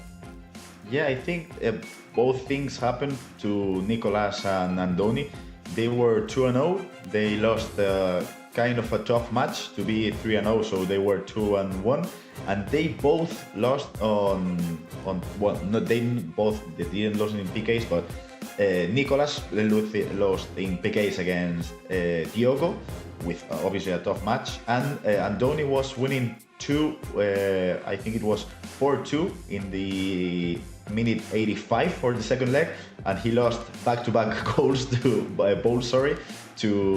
concede in the last minute of the game. So I think when you are 2-0, then you go 2-1, nerves start kicking in, you start to lose that composure, and I think that's what both happened to Nicolas and Andoni. And here they are, 2-2, and if they lose, they're going home.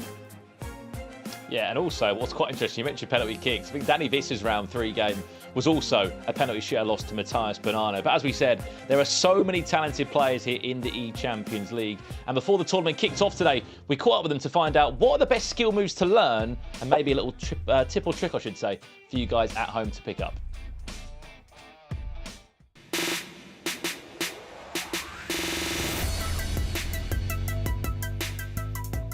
One of the best skill moves this FIFA is the scoop turn, and I think all of the players needs to learn this. Bah, c'est pas un geste, mais c'est quelque chose d'ultra utile et c'est quelque chose de très efficient sur FIFA.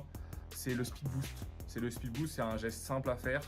C'est pas forcément un geste, mais c'est une manip simple à faire qui peut faire de grandes différences. A skill move is a very easy one that everyone should learn. It's the ball roll. Yeah, it's one of the best skill moves in the game. That you can get after doing a ball roll, whether it's ball roll into a pass or into a skill move, or just to create a slightly better angle for yourself. First skill move an inspiring FIFA player should learn is, for me, the elástico or the reverse elástico. Yo creo que cualquiera de los dos elásticos, tipo el elástico invertido o el elástico normal, eso te ayudaría mucho dentro del área. Learn both, the outside one, the inside one. I think if you can do a lot of combinations with that skill move. 100% elástico. Elástico, the best skill move in the game. 100% reverse elástico. Reverse elástico. Because after that skill move you can always shoot, and the shoot is like a little bit boosted, so for me it's the best skill move.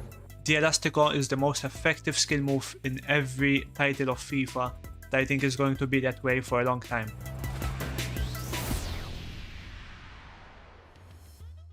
Great to hear from a number of our E-Champions League finalists here in the group stages. Certainly we've seen quite a few of those skill moves throughout all the games today, but we are happy to say that we have got round 5 coming for you right now here from the Swiss rounds. This is the round, Gravison, that will pretty much conclude the western side of Europe. We'll find the final 6 names to go through to the knockouts in April, and we'll say goodbye to 6 more players that will leave the tournament. This is where the pressure really starts to kick in for these guys.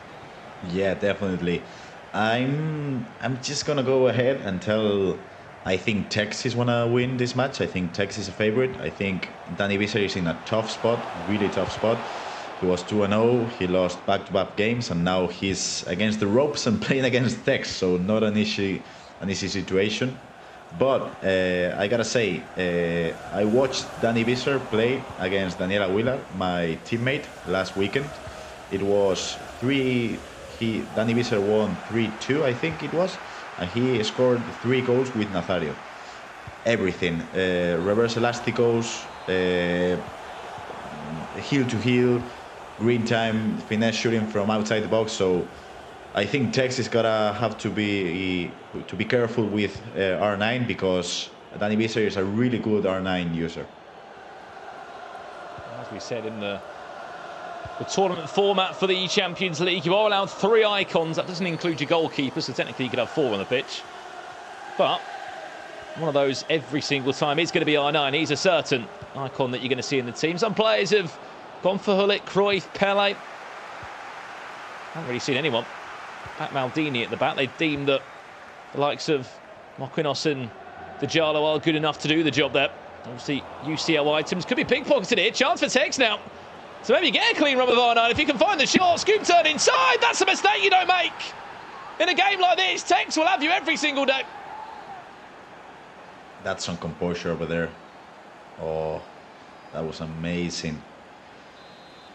Oh, the thing is, that pressure, you don't gotta be in the situation. Both fullbacks went up. He was kind of having the ball with De Jong. Really amazing pressure from Tex, and Tex doesn't miss from there. So yeah, that's a mistake you don't want to make against Tex, and that's it. 0-1, and difficult match ahead of Danny Visser for sure. Obviously goes without saying, Gravesen, it's clear from your prediction which situation you'd rather be in. You'd rather be 0-2 and then gone 2-2, because you're on this sort of momentum, aren't you? Trajectory of winning games, feeling really good about your FIFA. On the flip side, you've gone 2-0 and then you've just lost 2 games back-to-back. You're not going to be feeling too happy about how the tournament play's going. So certainly that's something to look at in terms of the mental side of the game. Yeah, obviously anything can happen, and it's FIFA, and you can pick up your momentum anytime, but it's a tough spot to be in. I've been in this spot a couple of times, and it's not easy at all for Danny Visser. So obviously you're playing against Tex. Tex is gonna put you against the ropes. He's gonna pressure you. He's gonna make you make mistakes. So Danny Visser is gonna have to find his momentum and his composure if he wants to stay alive in this ECL competition. Well, a chance now for Danny Visser. Can maybe come now. Pele looks to drop the shoulder. Pele still for the Dutchman, looking for a cutback. That all got a bit ugly all of a sudden. It went up for a goal kick. It came off the boot, maybe the ankle of one of Danny Visser's midfielders. And a chance in the end doesn't come to anything. As we said, loser of this crashes out the Champions League. We've seen coming into this tournament how big of an event this is for Tex. Says he'd love to win the Champions League, get back to winning ways. He did tweet out earlier today when he went 0-2.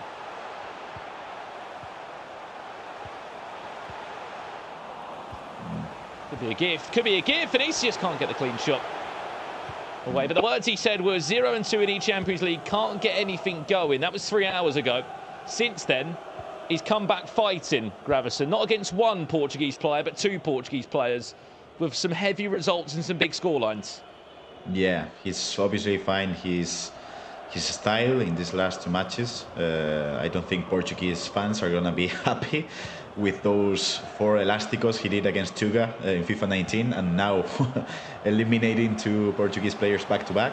But yeah, I think Danny Visser is playing a good match. I'm trying to figure out which formation he's using. I think he's going for the 4-3-3-1 because all Team Hulit players are using him, or using that formation the whole match, so the whole tournament, sorry. So I think it's that formation, but obviously Tex is gonna pressure you. So I think the main focus on Danny Visser is gonna be when he has the ball with his fullbacks, because if he makes mistakes, Tex is obviously gonna punish him every single time. Especially when you look at the options he's got in those areas, Gravesen. He's got Cristiano Ronaldo on one side, he's got Vinicius Junior on the other. We saw in the little promo videos that our players have been filming here at the ECL. Vinicius Junior is the unsung hero, was the words that Tex used. One thing that both these two have in common is that they both had to play against Nacho Abia today, a good friend of yours, Gravesen. They've both been on, unfortunately, the wrong side of that player.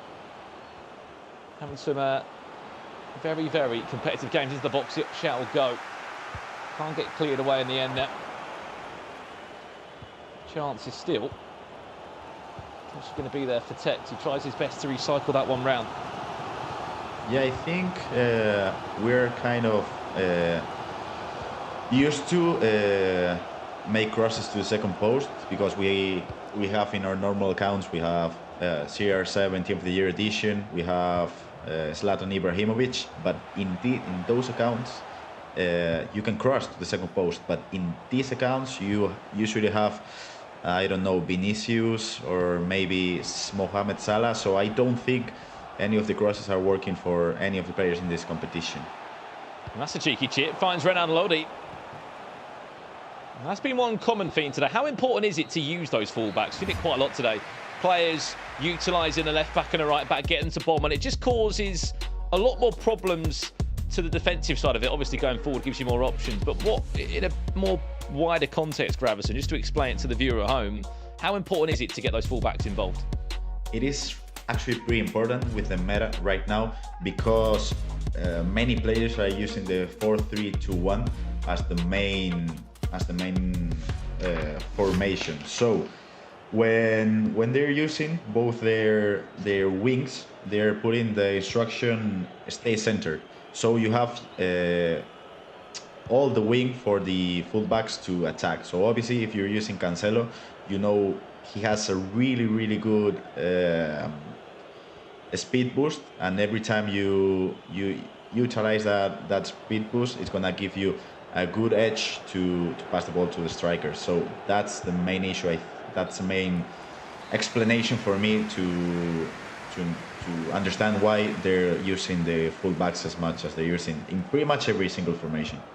Yeah, and it's been a massive factor. So what a ball that could be. Vinicius Junior, cheeky chip from the Brazilian.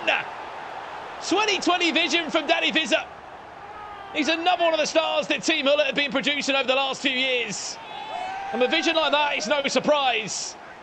He found Vinicius Junior. The timing of the run was everything, but the little cheeky dink over the goalkeeper's heads will bring him all square at 1-1. And we'll see it again on the replay. What a ball that is from Cristiano Ronaldo being the playmaker.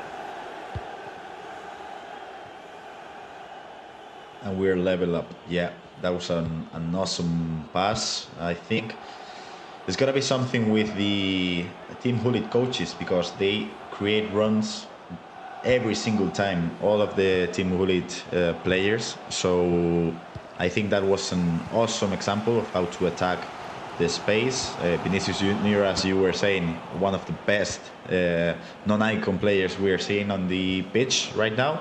And that's a deserved goal, in my opinion. 1-1. Pele on 9, can't find the bounce back. That was risky from Dani. Look at Dani Vizza, though, in his esports career. He was one of the first real names that I heard about at Team Hullet. They signed him up about 4 years ago now. And since he signed, he won the Eredivisie back in 2019. Yeah. One of the first real winners of the Eredivisie over there. It's the Dutch league that runs alongside the FIFA Global Series. Since then, he's just sort of projected on. He's been involved with the Dutch national team, and he's just been one of the rising stars in the Netherlands. And then since then, as we know with Team Hullet, they've just added to that roster with more talent. Some of those names obviously being maybe David, who has qualified, by the way, into the knockout rounds. Chance for Tex. Elastico, did he need it? He's won a penalty, it doesn't matter. Dives into the tackle, but to be honest, I don't think Marquinhos could do much about that. He literally elasticoed himself onto the player. He had nothing else he could do about it. This is a golden chance for Tex to make it 2-1. Has he got composure from the spots? Pele steps up down the middle, as cool as you like. Tex leads by 2-1. Yeah, basically 2 mistakes. I think the 2 mistakes were with Marquinhos. And yeah, basically, Tex is punishing. He's pressing well to the centre backs every time the full backs are starting to attack. And yeah, pretty much. Dani Vizza can't afford to make the same mistake. He's going to make it 3 times, because for sure Tex is going to punish it. That's the main issue right now. I think Dani Vizza is playing better with the build-up, but if he keeps repeating these mistakes, he's just going to lose the match. It could be another mistake.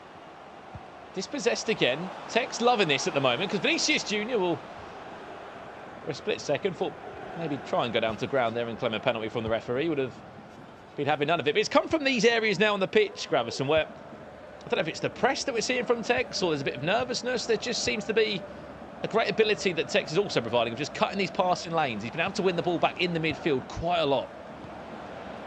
Yeah, I think I don't think it's a composure thing. I think it's a tactical standpoint, because every single time Tex sees Dani Vizza trying to make a build-up play with the centre backs, he just presses them like really aggressively.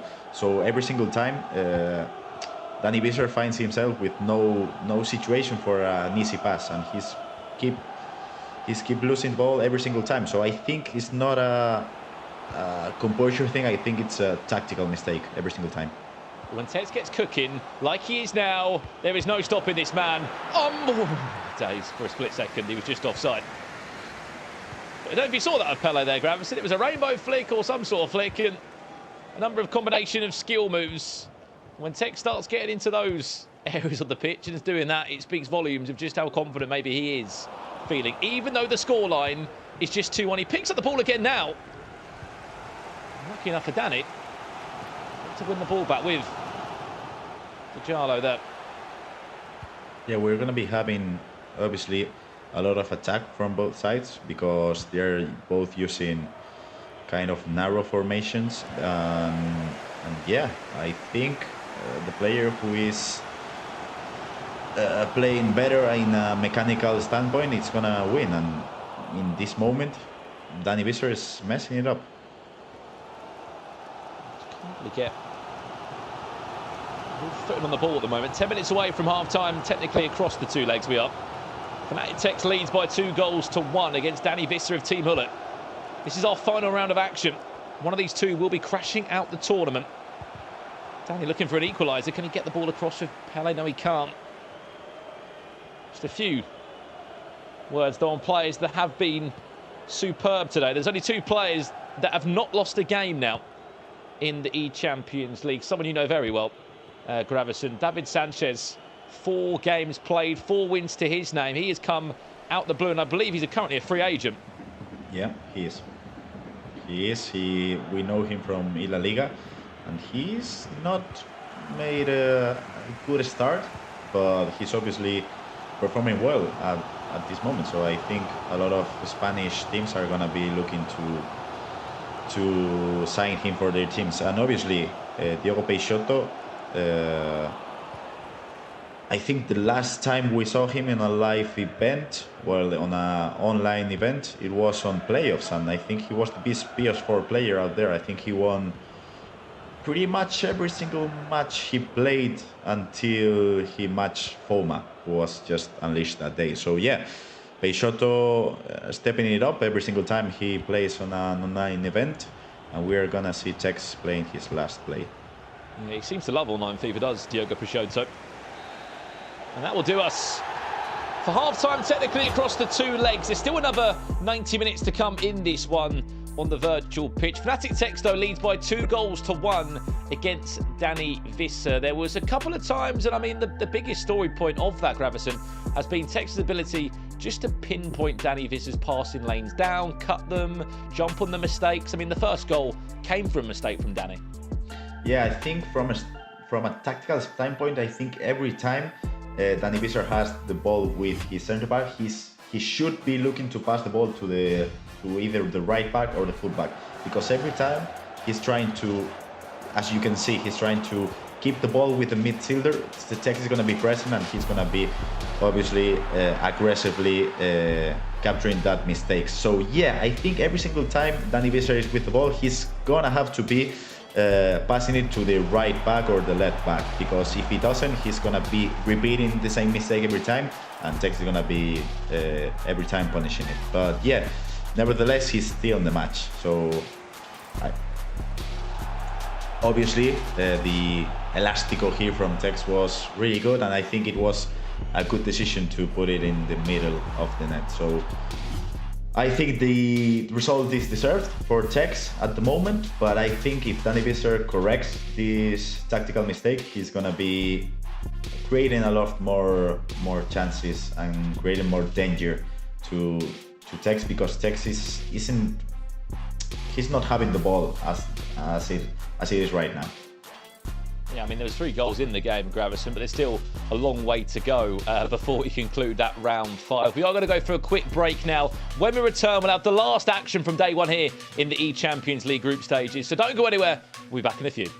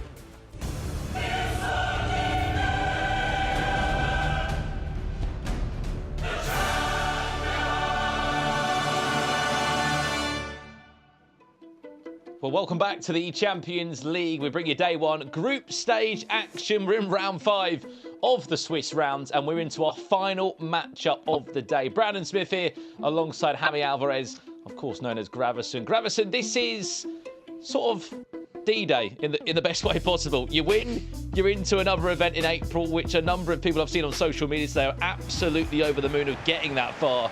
I mean, 3 wins didn't sound like much at the start of today. For these guys, it'll be the best 3 wins they've ever tasted if they can get themselves over the line. Yeah, it sounds easy when you start the day. Like 3 wins might be an easy task, but when you start matching up against Levi, against Nicolas, against Matias Bonanno, against Diogo, it's not as easy as it looks. So, yeah, looking... Ooh. Could be a chance for R9 now. If you have just joined this matchup in particular, this is one of those elimination games I've been speaking to. Fnatic Tex finds himself in it alongside Dani Visser. These two have had very different stories in the Champions League. Tex was 0-2. He lost his first 2 opening games here in the tournament. However, he came back fighting with 2 wins back-to-back against 2 Portuguese players. On the flip side for Dani Visser, it all started so well. He went 2 games back-to-back with victories. And via a penalty shootout and another defeat, found himself 2-2, fighting for the chance to get into the next round of the Champions League. Here's Tex, trying to be tricky with that reverse elastico, which, no matter who's using it, it's so hard to read. Looking to recycle it again for another chance. Frankie de Jong, who's been outstanding, one of the players that so many of our pros have enjoyed using. Such a balanced in-game item, a box-to-box midfielder. Wins it back again for Pele. Tex, showboating with the Brazilian. Steal with Pele. Which way will he go? Doesn't need anyone else on the pitch, so it seems so far. Offloads to CR7 and eventually Frankie de Jong on the flip side. Win it back. What are you thinking as a pro player when you're up against someone that has just got the confidence and the belief just to flick the stick as many times as they want? It's not as easy as that. And just can create unbelievable combinations that he does. Yeah, the thing is, when you're playing Tex, it's kind of hard because obviously you don't know what he's going to do inside the box. But if Tex wants, he can shoot from 30 yards or whatever, he's going to score. So the thing is, Tex does both things. Mamma mia, like, you can't allow Tex to go inside the box because if he does, then you're going to be in a 50-50 situation. So your main focus has to be keeping Tex outside the box. This is nice from Dani Visser. This is really nice! And he might not have had a sniff in the first 18 minutes, but he did it last game. The way he's been able to build up, the quickness in his build-up play is second to none. That was too quick to commentate on, let alone watch. R9, ball roll into the path for Vinicius Junior, timed it green, made sure that pass was finding its way into the back of the net. And look how quick the build-up was. Yeah, he's probably using fast build-up as a tactic.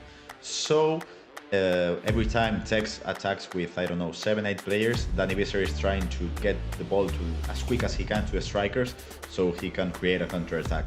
It didn't work out for him the first 2 chances of this half, but in the third one he created enough space for Nazario to pass the ball to Vinicius and great timed finish it to the back of the net. So yeah, deserved goal, and Dani Visser, for at least for him, Vinicius gotta be the hero, right? Because 2 goals for him with Vinicius. He showcased how good he is, hasn't he, Gravison, Vinicius Junior? It's one of those non-icon player picks that are in there as part of the requirements of the Champions League. The UCL item that's been good. Also, Salah's impressed me today. That goal I saw going in that round 5 game that I know Rich and Ryan were casting was unbelievable finesse. Timed it green into the top bins. It seems that anyone in that right wing position or right midfield has been causing all sorts of problems. Yeah, Bachore, I think green timed a couple of shots.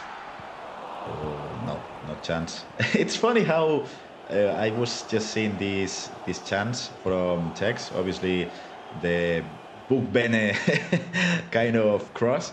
So it's kind of amazing how a single tactic, a single cross from a player can obviously completely change the meta. And that's a thing Pele has done in the last year. Text now.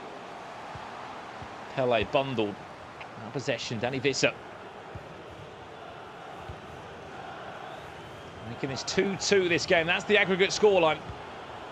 As we're in this second leg, little dink pass into Pele. He's going to lose the battle. That's the Jallo. That one too forward. Is he going to be onside? Vinicius in a running race against Renan Lodi. Goes out for a corner. Which will continue to build now. Fnatic takes a man that had success with this tournament back in 2020. Whipped into the box. There's an option there. And it's not the best header. One to forget about. As Van der Sar just watches that one goes over his net. Does that add something on to a tournament, Gravison? You know, you've been someone that obviously has won the La Liga in past times. I know you're not playing in the tournament this year, but last year you competed. Knowing that you are a previous champion in that tournament, does it add, one, pressure onto yourself to maintain the high level, but two, the people that play you have got that extra 10-15% behind them that they want to go and beat you? Yeah, obviously it's harder. You see all the players trying to take your crown, so it's obviously harder.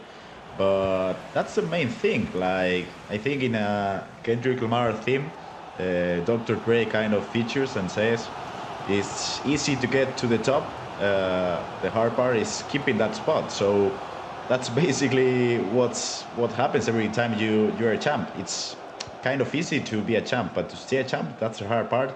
And Tex did it back in the day in FIFA 19, and I'm pretty sure he can do it back again in 2021. If he wants to do that, he has to win this game. Because this is the game to stay in the tournament.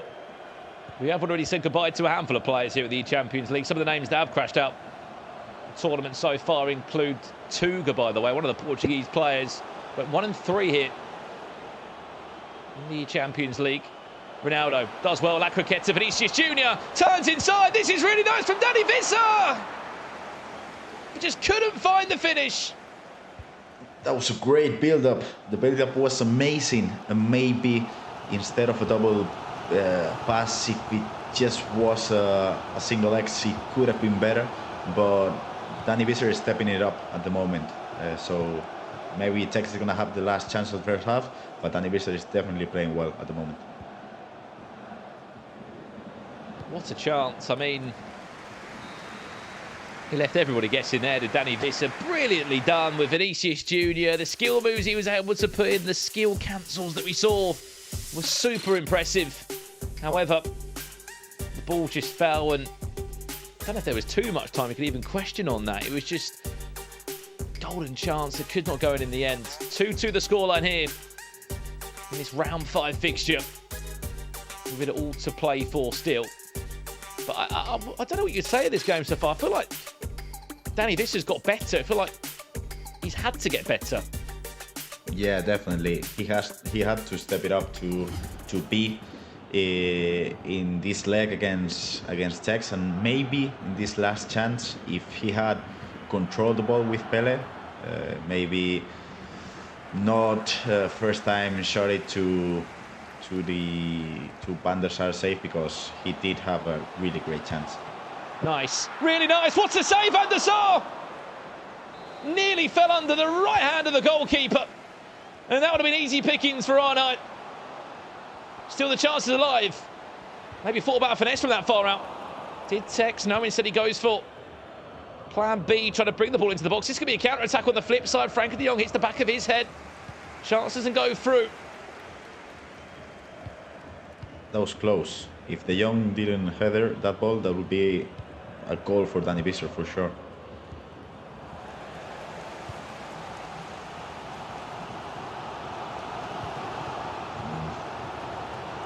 I don't think Tex pressing is being as effective as it was in the first leg. I think that's the main reason why Danny Visser is playing better than Tex pressing isn't affecting him as he did in the previous match. Is he onside, R9 there? No, completely offside. Just to confirm as well to those that are listening, Nicholas is in this round still. Someone else that went 2-0 and is now 2-2, fighting for qualification. Andoni PM, E-World Cup champion, not once but twice. Sorry, finalist, champion, will be another story. World Cup finalist once but twice. This is nice from Danny. Pele, did he need the one more pass? He didn't. There was maybe a chance there with Pele to take a shot. He's got a 5-star weak foot. He could have fell back on that. I mean, we could talk about the Tim Hulett syndrome, right? Because Bachori did it a couple of times as well. Just shoot the ball, as Mike always says. Like, just shoot the ball. Sometimes it's easier to not think as much and shoot the ball. That's why I think we even see the odd 30-yard finesse fly into the back of net, Gravesen, where the player just saying, you know what, let's have a go from that far out. And often your opponent doesn't expect it. They give you so much time on the edge of the box. And it flies in through. 28 minutes left. We're going to jump into a pause menu now. We can't see, obviously, the changes that are being made just to keep the level of fairness between both players. What will be changed now? And, I mean, as a pro player, do you always have a plan when you bring on subs in the 65th minute when you're in a position like this? Is it a forward winger, fullback, or is it just depending every single game on what changes you'll decide to make? I think, in my opinion, it depends on what you're doing. Some players don't like to change as much players on the pitch. Other players just like to change it up, like in the minute 50 or 60 or whatever. So I think Danny Visser has subbed on Nkunku and Salah as both midfielders, because in the 4-3-2-1 formation, those midfielders kind of get fatigued pretty easily. The changes have been made. That's a gift. Maybe Pele. Can he offload it to R9? Finds R9! And the timing of that pass from Pele was everything. The ball rolled through the legs of the defender. Was a gift of a goal for R9. But that's what Tex will do on the big stage. Calm, composed, and clinical when he needs to be. Check that one on the replay. Super unfortunate with that touch of Tijalo. But that there sent Marquinhos packing through his legs. R9 makes it 3-2. It was all about that ball roll. Like, Danny Visser came to tackle him as soon as he saw Ronaldo had a pretty good chance to cross the shot, but the timing of that ball roll, man, that was something else from Tex, and obviously that's why he's one of the goats of this game for sure. The timing of that ball was amazing. So he takes the lead, and Danny Visser, I think, is gonna have to change something up in his tactics for sure, because if not, I don't think he's gonna be progressing to the knockout stages as well as Tex is playing right now. I mean, there's no second chance now, is there, for any of these players in the Champions League? You lose, you're out of the tournament, and it's back to the drawing board for whatever else is to come in your FGS 22 season. For Tex now, let's keep the ball or go and grab another goal. 3-2. Just over 25 minutes left to play on that one. But yeah, the ball roll made all the difference. Found the perfect pass through Marquinhos' legs. Gave it to R9, who was never missing from that sort of area. But then if you're Danny right now, you're starting to think, aren't you, Gravesen, about those big chances he had. You can't, though. Put it to the back of your mind. There is still time. You know you can create chances. You've already scored 2 goals against Tex. You can find a way past him. Yeah, and obviously it's not the right thing to do, but if you're Danny Visser right now, you might be thinking about those PKs. Those PKs you lost and could have made you progress to the next stage. But you just gotta put all of that aside and just focus on the thing you can do, because there's 20 minutes left, and right now you're just out of the competition. Here we go. 20 minutes left. Right now, Tex is about to pull off a 0-2 to 3-2 clutch, unless Danny Visser has got other ideas. The press is going to be there. It's going to be a deadly last 20 minutes. He comes knocking again. And Nkunku, who just keeps on popping up and scoring goals today. I mean, I'm thinking about actually purchasing him and subbing it in on every single time in Foot Champions, because I don't know how many times I've seen Nkunku score a goal. Really good play. The first time controlled to pass it to his right foot. It was really good. And we asked Danny Visser to to step it up, to do some changes in his formation, and he obviously did. So 3-3, 15 minutes left. Let's see how Tex counterattacks. Didn't take long, did it, for Dani Vissa? Minutes since making those changes. And he hasn't paused it to change back or anything on those lines, unless it was just a game plan change. It's an easy touch on the D-pad. Under 15 minutes left, 3-3. Tex now on the hunt for a fourth goal. Because if not, we're on our way to extra time. Well, Dani Vissa might have other ideas. Mohamed Salah, is he onside? It's a brilliant ball! Oh, Nkunku! Off the line! Just about! Marquinhos! I had no idea about that one. I think he came off the back of his body. Yes! Man! Christopher Nkunku nearly just wrote himself into being club hero. Man, I think we've got to talk about Schmeichel. What was the save? That was amazing. That was like Iker Casillas against Perotti back in the days. Amazing save from Schmeichel, and Tex lives to fight another day. I mean, the first save was great. The second one, Gravesen, he went walking. He left it to the defender who just about dealt with it. With the PSG Brazilian centre-back. Well. 5 minutes left of this one. Wins, you go to another tournament in April. You guarantee yourself prize money, and you'll be part of the best 32 players in this tournament. You lose, you're out. Tex looking to clutch up, looking to perform the ultimate comeback from 0-2 to 3-2. This will be one hell of a story. There's only a handful of players who can say they've done that in their career.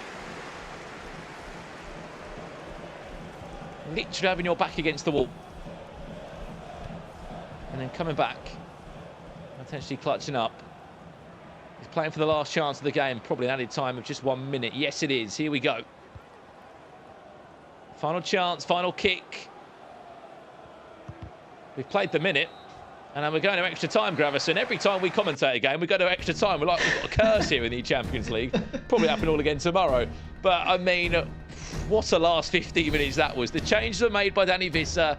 He looks so much more deadly in the final third. And then again, Nkunku. I don't know where he's being played in this team, but he seems just to pop up in the right areas. Forget making himself a playmaker or, you know, a provider. He's the goal scorer. Yeah, it's actually kind of awkward because Salah should be the one who should be finishing all these chances, and Nkunku should be the one, I don't know, passing the ball to him, and it's just going backwards. And yeah, obviously this chance, I don't know what happened. Look at this Michael, man. Look at this save. I think that came off his hip. And then Nkunku goes for a diving header and he just can't get the touch he was looking for on that one. I can't imagine the player's camera on that. That would have been unbelievable, especially, I mean, pretty much the rest of the room in the Team Hull office will be watching that behind, thinking, how on earth has that not gone in? But he's had a few of those, hasn't he, in terms of big chances in that game, Gravesen, that he's going to look back on later and think, another day, maybe another story. Yeah, I would have headbutted the screen for sure. If that chance is happening to me, I would have screamed so hard. But I think we gotta talk about Team Hullit, like the thing they're doing with these youngsters. Amazing job. Second year of Levi the Bird competing in this big stage, progressing to the knockout stage. Dani Vissa as well. I don't know, smashing the Netherlands scenes for 3 years now. And I think we gotta talk about Team Hullit because they're doing an amazing job with them youngsters. I was saying about this in the commentary just before we went into extra time. There's only so many players, Gravesen, that can go 0-2 or 0-3 in Swiss rounds, depending on how many players are there, and literally turn it around. I remember the days of, if you're a keen FIFA fan, playoffs back in Amsterdam. I think it was MVR at the time, French player, went 0-3, went 4-3, and I believe he qualified himself for an E-World Cup final off the back of that. You have to be built differently to turn around scenarios like that when the tournament is going completely against you, you're not playing good FIFA, and then somehow you find an answer to turn it all back and send yourself into the knockouts. Yeah, definitely. You just gotta be precise, you gotta be cold-hearted, and this is a good chance for Salah. Mohamed Salah. Great feed from Dani Visser. Brilliant comeback.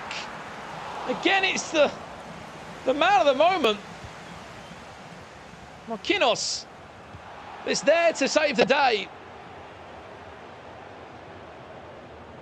Another change for Tex. Rodrigo comes on, by the way. The Brazilian winger of Real Madrid. Looking to inject his flair and pace into the final third. 10 minutes played of this period. There's 20 more minutes to come. Again, after this, we'll give you a full roundup of who's left the tournament, who stayed in. Hullet, good feet from Tex. Was patient, waiting for Dani to fall into the move. Tex again. It's Jallo just about getting his feet in line and finding the block on the ball there. But again, Tex will pick up the ball. Comes straight back at Dani Visser. R9, Salah! The Liverpool man for the Liverpool fan. Maybe, just maybe, will find the goal to complete the ultimate turnaround. Brilliant run from the Egyptian winger, and that could be the goal to send him into the knockouts. Yeah, that was a really, really good play by Fnatic Tex. Always the pressure with every time he presses with Ruud Gullit, it just creates a lot of danger for Dani Visser. Every time Dani Visser is trying to get the ball to the strikers, Tex is pressing with Gullit, and I think he's I don't know, made like 3 tackles in this first half of the extra time. So obviously Dani Visser has been here before. Like, if you talk about second half of the second leg, it was the same. Minute 75, he was losing by 1 goal. He paused the game, he got composed, he made a few tactical changes, and he equalized the game. So maybe he will be able to do it now, but he's got to be careful because Tex is smelling blood right now, and I think if he just creates enough space, he's gonna kill the game. But yeah, for sure we have a really beautiful second half incoming, and maybe we'll be commentating our second penalty kick of the day. Looking across the board at both of these two, in terms of the goal difference, Gravison, look at the moment, Tex has got an incredible 20 goals scored in the tournament compared to Dani Visser, who hasn't scored as many goals throughout. He's only bagged 4 of them. His biggest result came in a 4-0 win against Andoni, which is one hell of a result. Other than that, he's had to fall back on penalty shootouts, both in a good and a bad way throughout this tournament. The one thing that he has done well against Tex is when he has been down, he's happy to make a change, and normally he's been able to find a reply 9 times out of 10. Yeah, definitely. I don't know what to expect from this second half, to be honest. I think Dani Visser might be getting his last shot with 1 or 2 chances, and if he's not taking advantage of them, he's gonna be getting kicked out of the tournament. And I don't know how it must feel to be 2-0 in the Swiss format and losing 2-3 in the last game of the day. So yeah, this is gonna be bonkers, to be honest. Let's go for it. And this is literally one of our final games to conclude here from day one. At the end of play, we will find out 16 that have gone through to April's knockouts and 16 players that have left the tournament here in Western Europe. It's been a day to remember as the Champions League has once again returned and brought all the action and drama. 15 minutes for Dani Visser, who'll kick from left to right in this second half in the light blue. To find an answer, will Tex find another? And give him the breathing space that will ensure he will be going through. Gullit from distance, bit of desperation there from Ruud Gullit from shooting from that far out. We didn't need to.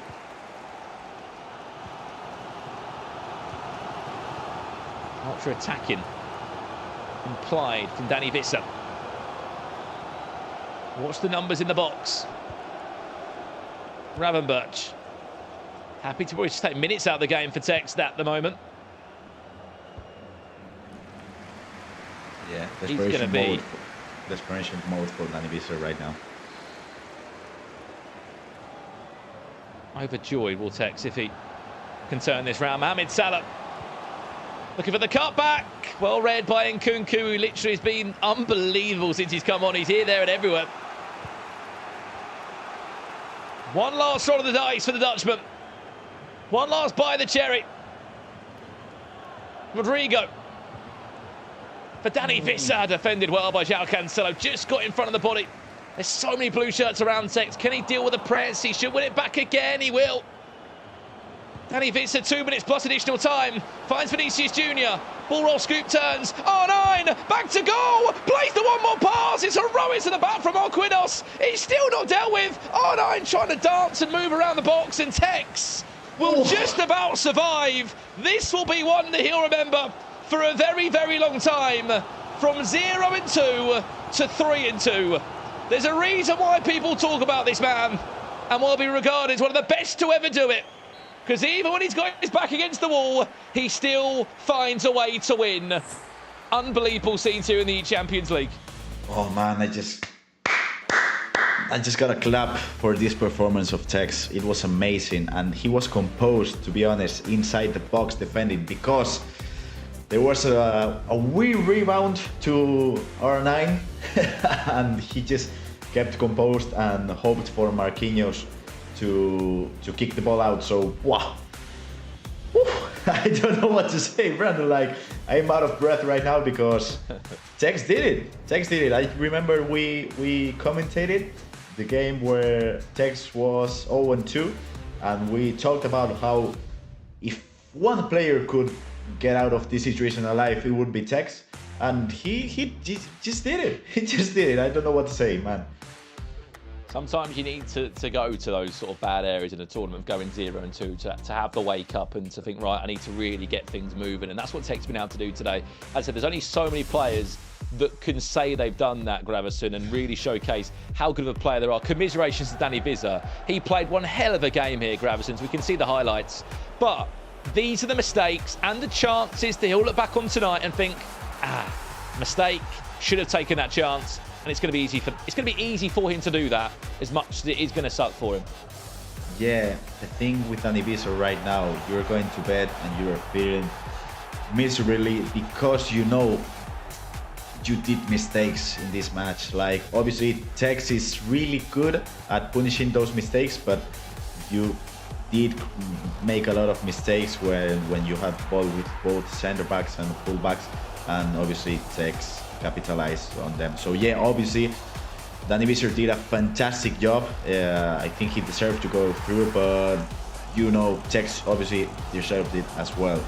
And man, I'm heartbroken for Danny Visser at the moment, because I know how bad you feel when you just get kicked out of the tournament at the last moment. But yeah, this goal from Salah was the one that sealed the deal, basically. As you know, Tex, massive Liverpool fan, will be over the moon that Mohamed Salah is literally the Egyptian king, the Egyptian hero of this man, sending him into the tour. What a storyline, 0-2 to 3-2, and that's a perfect way to wrap up day one from the commentary booth, from myself, Brandon Swift, and from Gravesen. For now, we're going to pass it back down to Rachel, who's going to talk a lot more about what a day we've had here.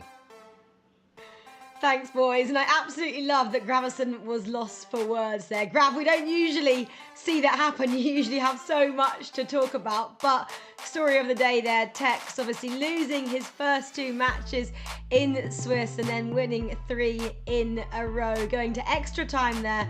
And obviously it was Mohamed Salah getting the goal for him. And knowing Tex, he probably knows Salah personally. Will give him a little text or WhatsApp after this and tell him exactly how he got through to the knockouts. But what a day we've had. We had so many more matches going on all afternoon as well. And Ryan Pessoa was our man on the ground watching everything unfold. And Ryan, I believe you had your eyes firmly fixed on the match between #Stokes and Payne FIFA. Only one of them could go through. Come on, spoil it. Who went through for us? Oh, I'm going to leave it to the highlights, but of course, a fantastic matchup. 2 of these players have played fantastic opponents, and of course, we're at a 2 wins and 2 losses record in round 5. And #Stokes versus Payne FIFA. You can see the highlights from the first leg. And to break the deadlock, it was #Stokes building up with Cancelo down the byline into Anthony, works it towards the byline, and it's a simple pass across. Great dribbling as well, actually. And it's a penalty, in fact, that Yashin diving in, and Jallo, of course, making that tackle behind, and Stokes does bury the penalty. But going into half-time here, last minutes before the whistle, it is Pain FIFA building up.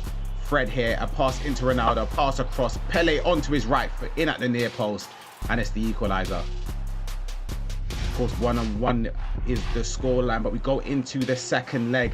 There's going to be 2 goals, and both of the goals do in fact come from Stokes, winning it high up the pitch here. Pele across into the top corner, giving Stokes the 2-1 lead. And as I said, there was one more goal in this game, and it came just before half-time. A ball over the top from Ruud Gullit into Pele, a slice of fortune, but the finish was perfect there, just in the net past Marquinhos to give Stokes the 3-1 lead and to put him into the knockout stages. As you can see how much it means to both of them in the player cams, conceding and of course scoring the winning goal for Stokes. But yeah, that's all we have for today. Rachel, back to you at the desk. Thanks, Ryan. I love that little breakdown there. So hashtag Stokes, he is one of the 16 players who will go through to the knockout stages of the E-Champions League in April. We have to wait a couple of months before that, but such an exciting first day of competition. We started the day with 32 players. We are now down to our 16 who'll go through to the knockout. That's it from me, but come back and join us after the break when the whole gang will be here to chat through all of the day's action from day 1 of the E-Champions League in the Pepsi Max post show. See you in a bit.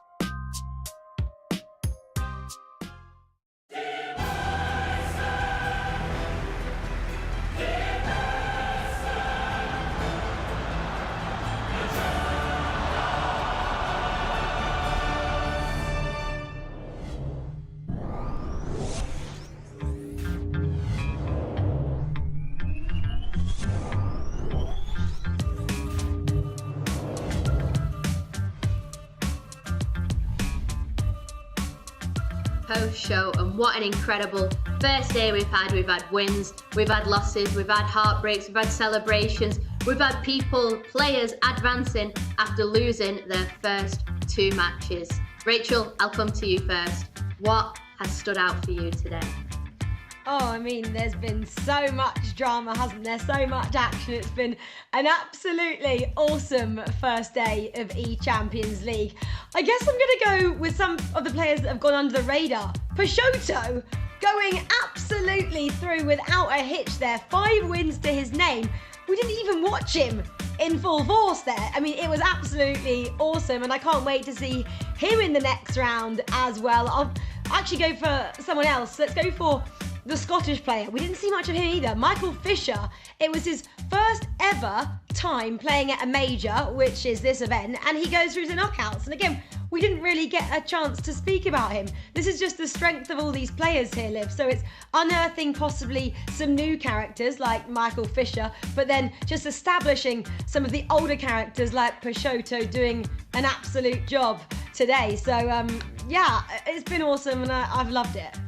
We are seeing some surprises, that's for sure. Tex especially losing his first 2 games, then coming back. Grav, has there been anybody progressing that you didn't expect to make it through?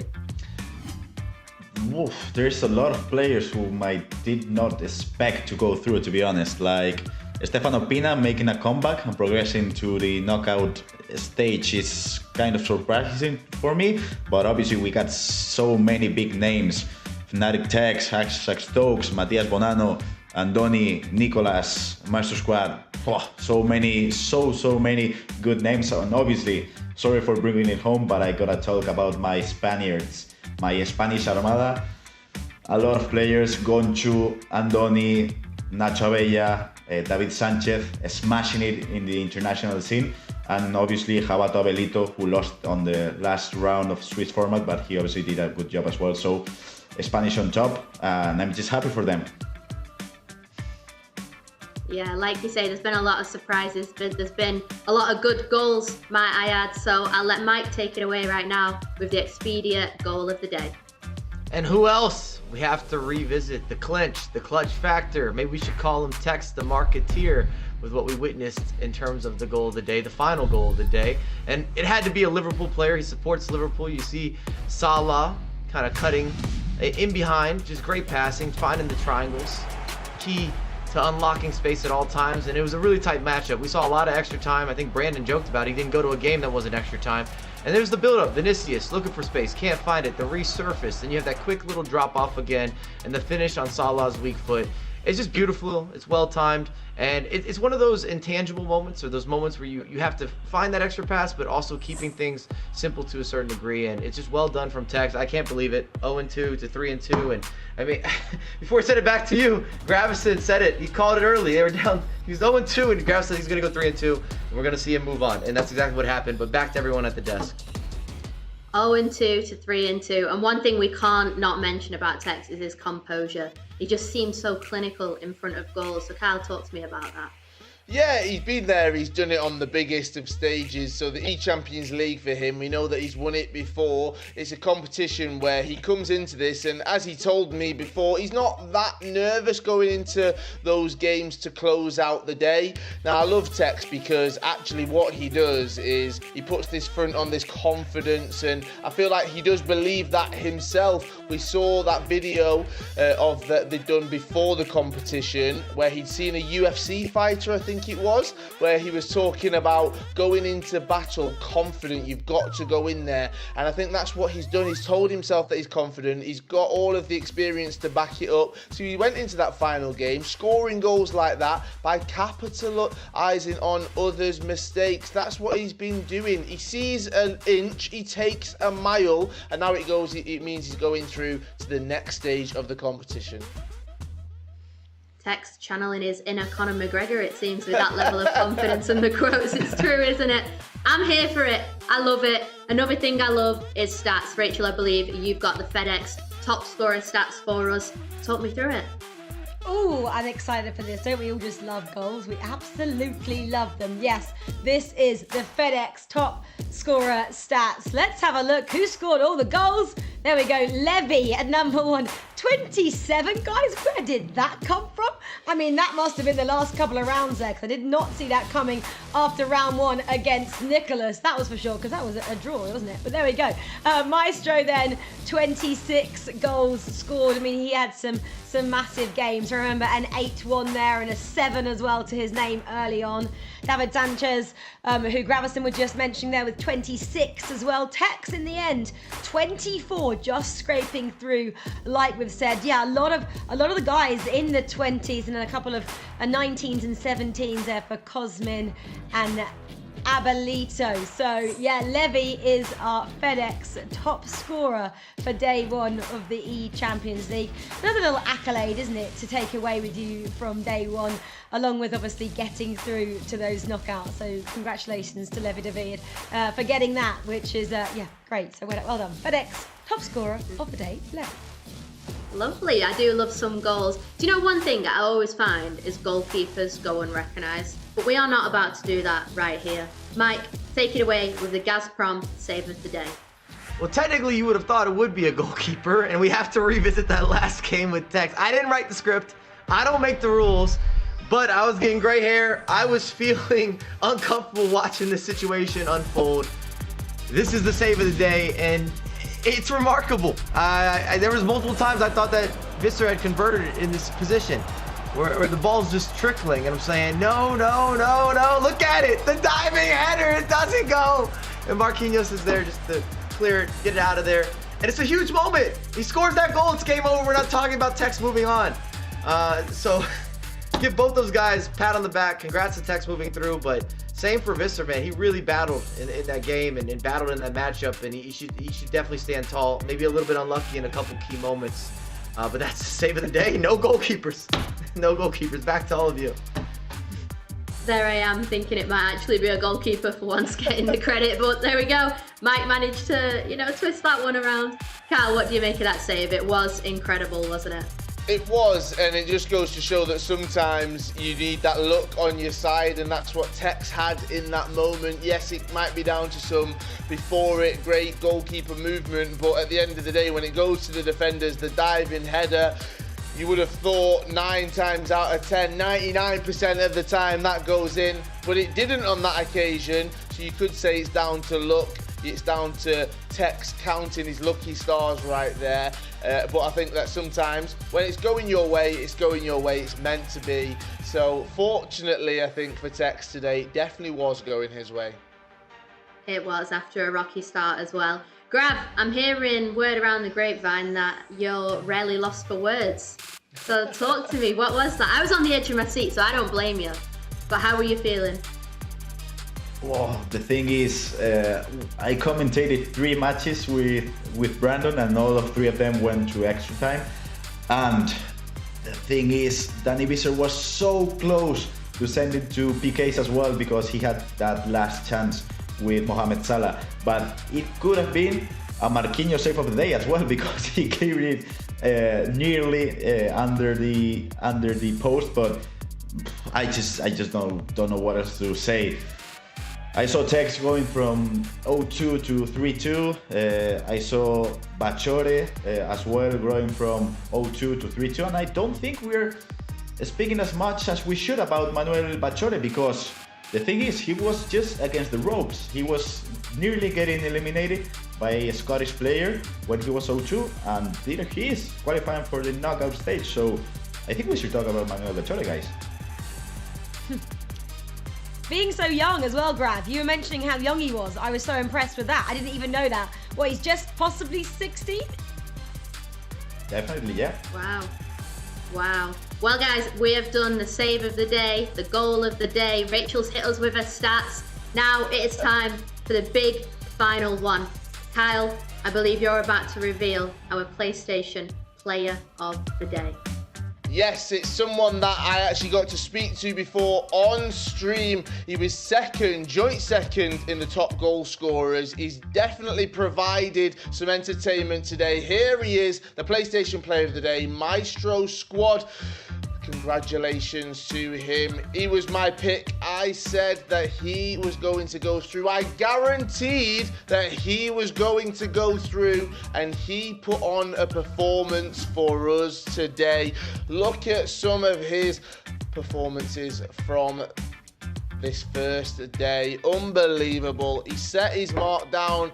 He decided he was coming here. He wasn't going to play. He wanted to score plenty of goals. He wanted to entertain us all, and that is what he did. And that is why Maestro Squad is our PlayStation Player of the Day. And we can speak to him now. Look at this. I get to speak to him twice here on day one. Incredible scenes. You can see his reaction. Now we get his in-game and in real life reaction. Maestro Squad, you're our PlayStation Player of the Day. You must be so excited and so proud of yourself as well today. Yeah, I'm very happy to be PlayStation Player of the Day. Thank you for all. Merci à tous d'avoir voté pour moi. I'm very happy. Now I'm qualified for the next Champions League in the next month. So let's do it now. Let's do it now. You must be feeling great because going forward into the next round, you must be full of confidence. Do you actually believe you could go on to win this? You could lift possibly the E-Champions League trophy? Yeah, I've been in Manchester before for this event. I lose in the last round to qualify for the big event in Madrid, and now I can be back. So I can't wait to play it. For me, it's the best tournament in the year with other tournaments like La Liga or World Cup. So I'm so happy.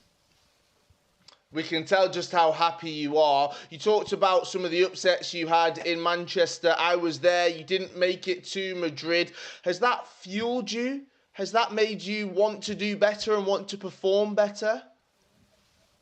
Yeah, I think this tournament hurt me a bit, hurt me a lot, because when you was unbeaten in the tournament and you lose the last game for go to Madrid, yeah, you are very sad. And now I'm back in this tournament for make better than last day. So yeah, I'm ready. Let's go. We shall see you in that next stage of the competition. Congratulations, our PlayStation Player of the Day, Maestro Squad. Thank you, Kai. Thank you. See you soon. Great to hear from the man there himself. And as today comes to an end, it has been incredible, but we can look to tomorrow. Rachel, tell me, who do you think are going to be the players to watch out for tomorrow? Well, again, we've got a stacked roster, haven't we? 32 more players coming in strong tomorrow. There are so many, again, it's really hard to pick out a few, but you can see there a German triplet. Let's go. Hasu, Cian and Moao. I mean, they're all absolutely awesome. I remember Hasu back in FIFA 19, I think it was. I think he excelled at a FUT Champions Cup there, just losing, I believe, to Dullum Mike. Obviously, you have Moalba. I mean, he is the big gun. If we're talking about Maestro being in the prime, let's go back to yesteryear where Moalba was in prime, winning that World Cup. He's still the reigning champion, of course, because we had no World Cup last year.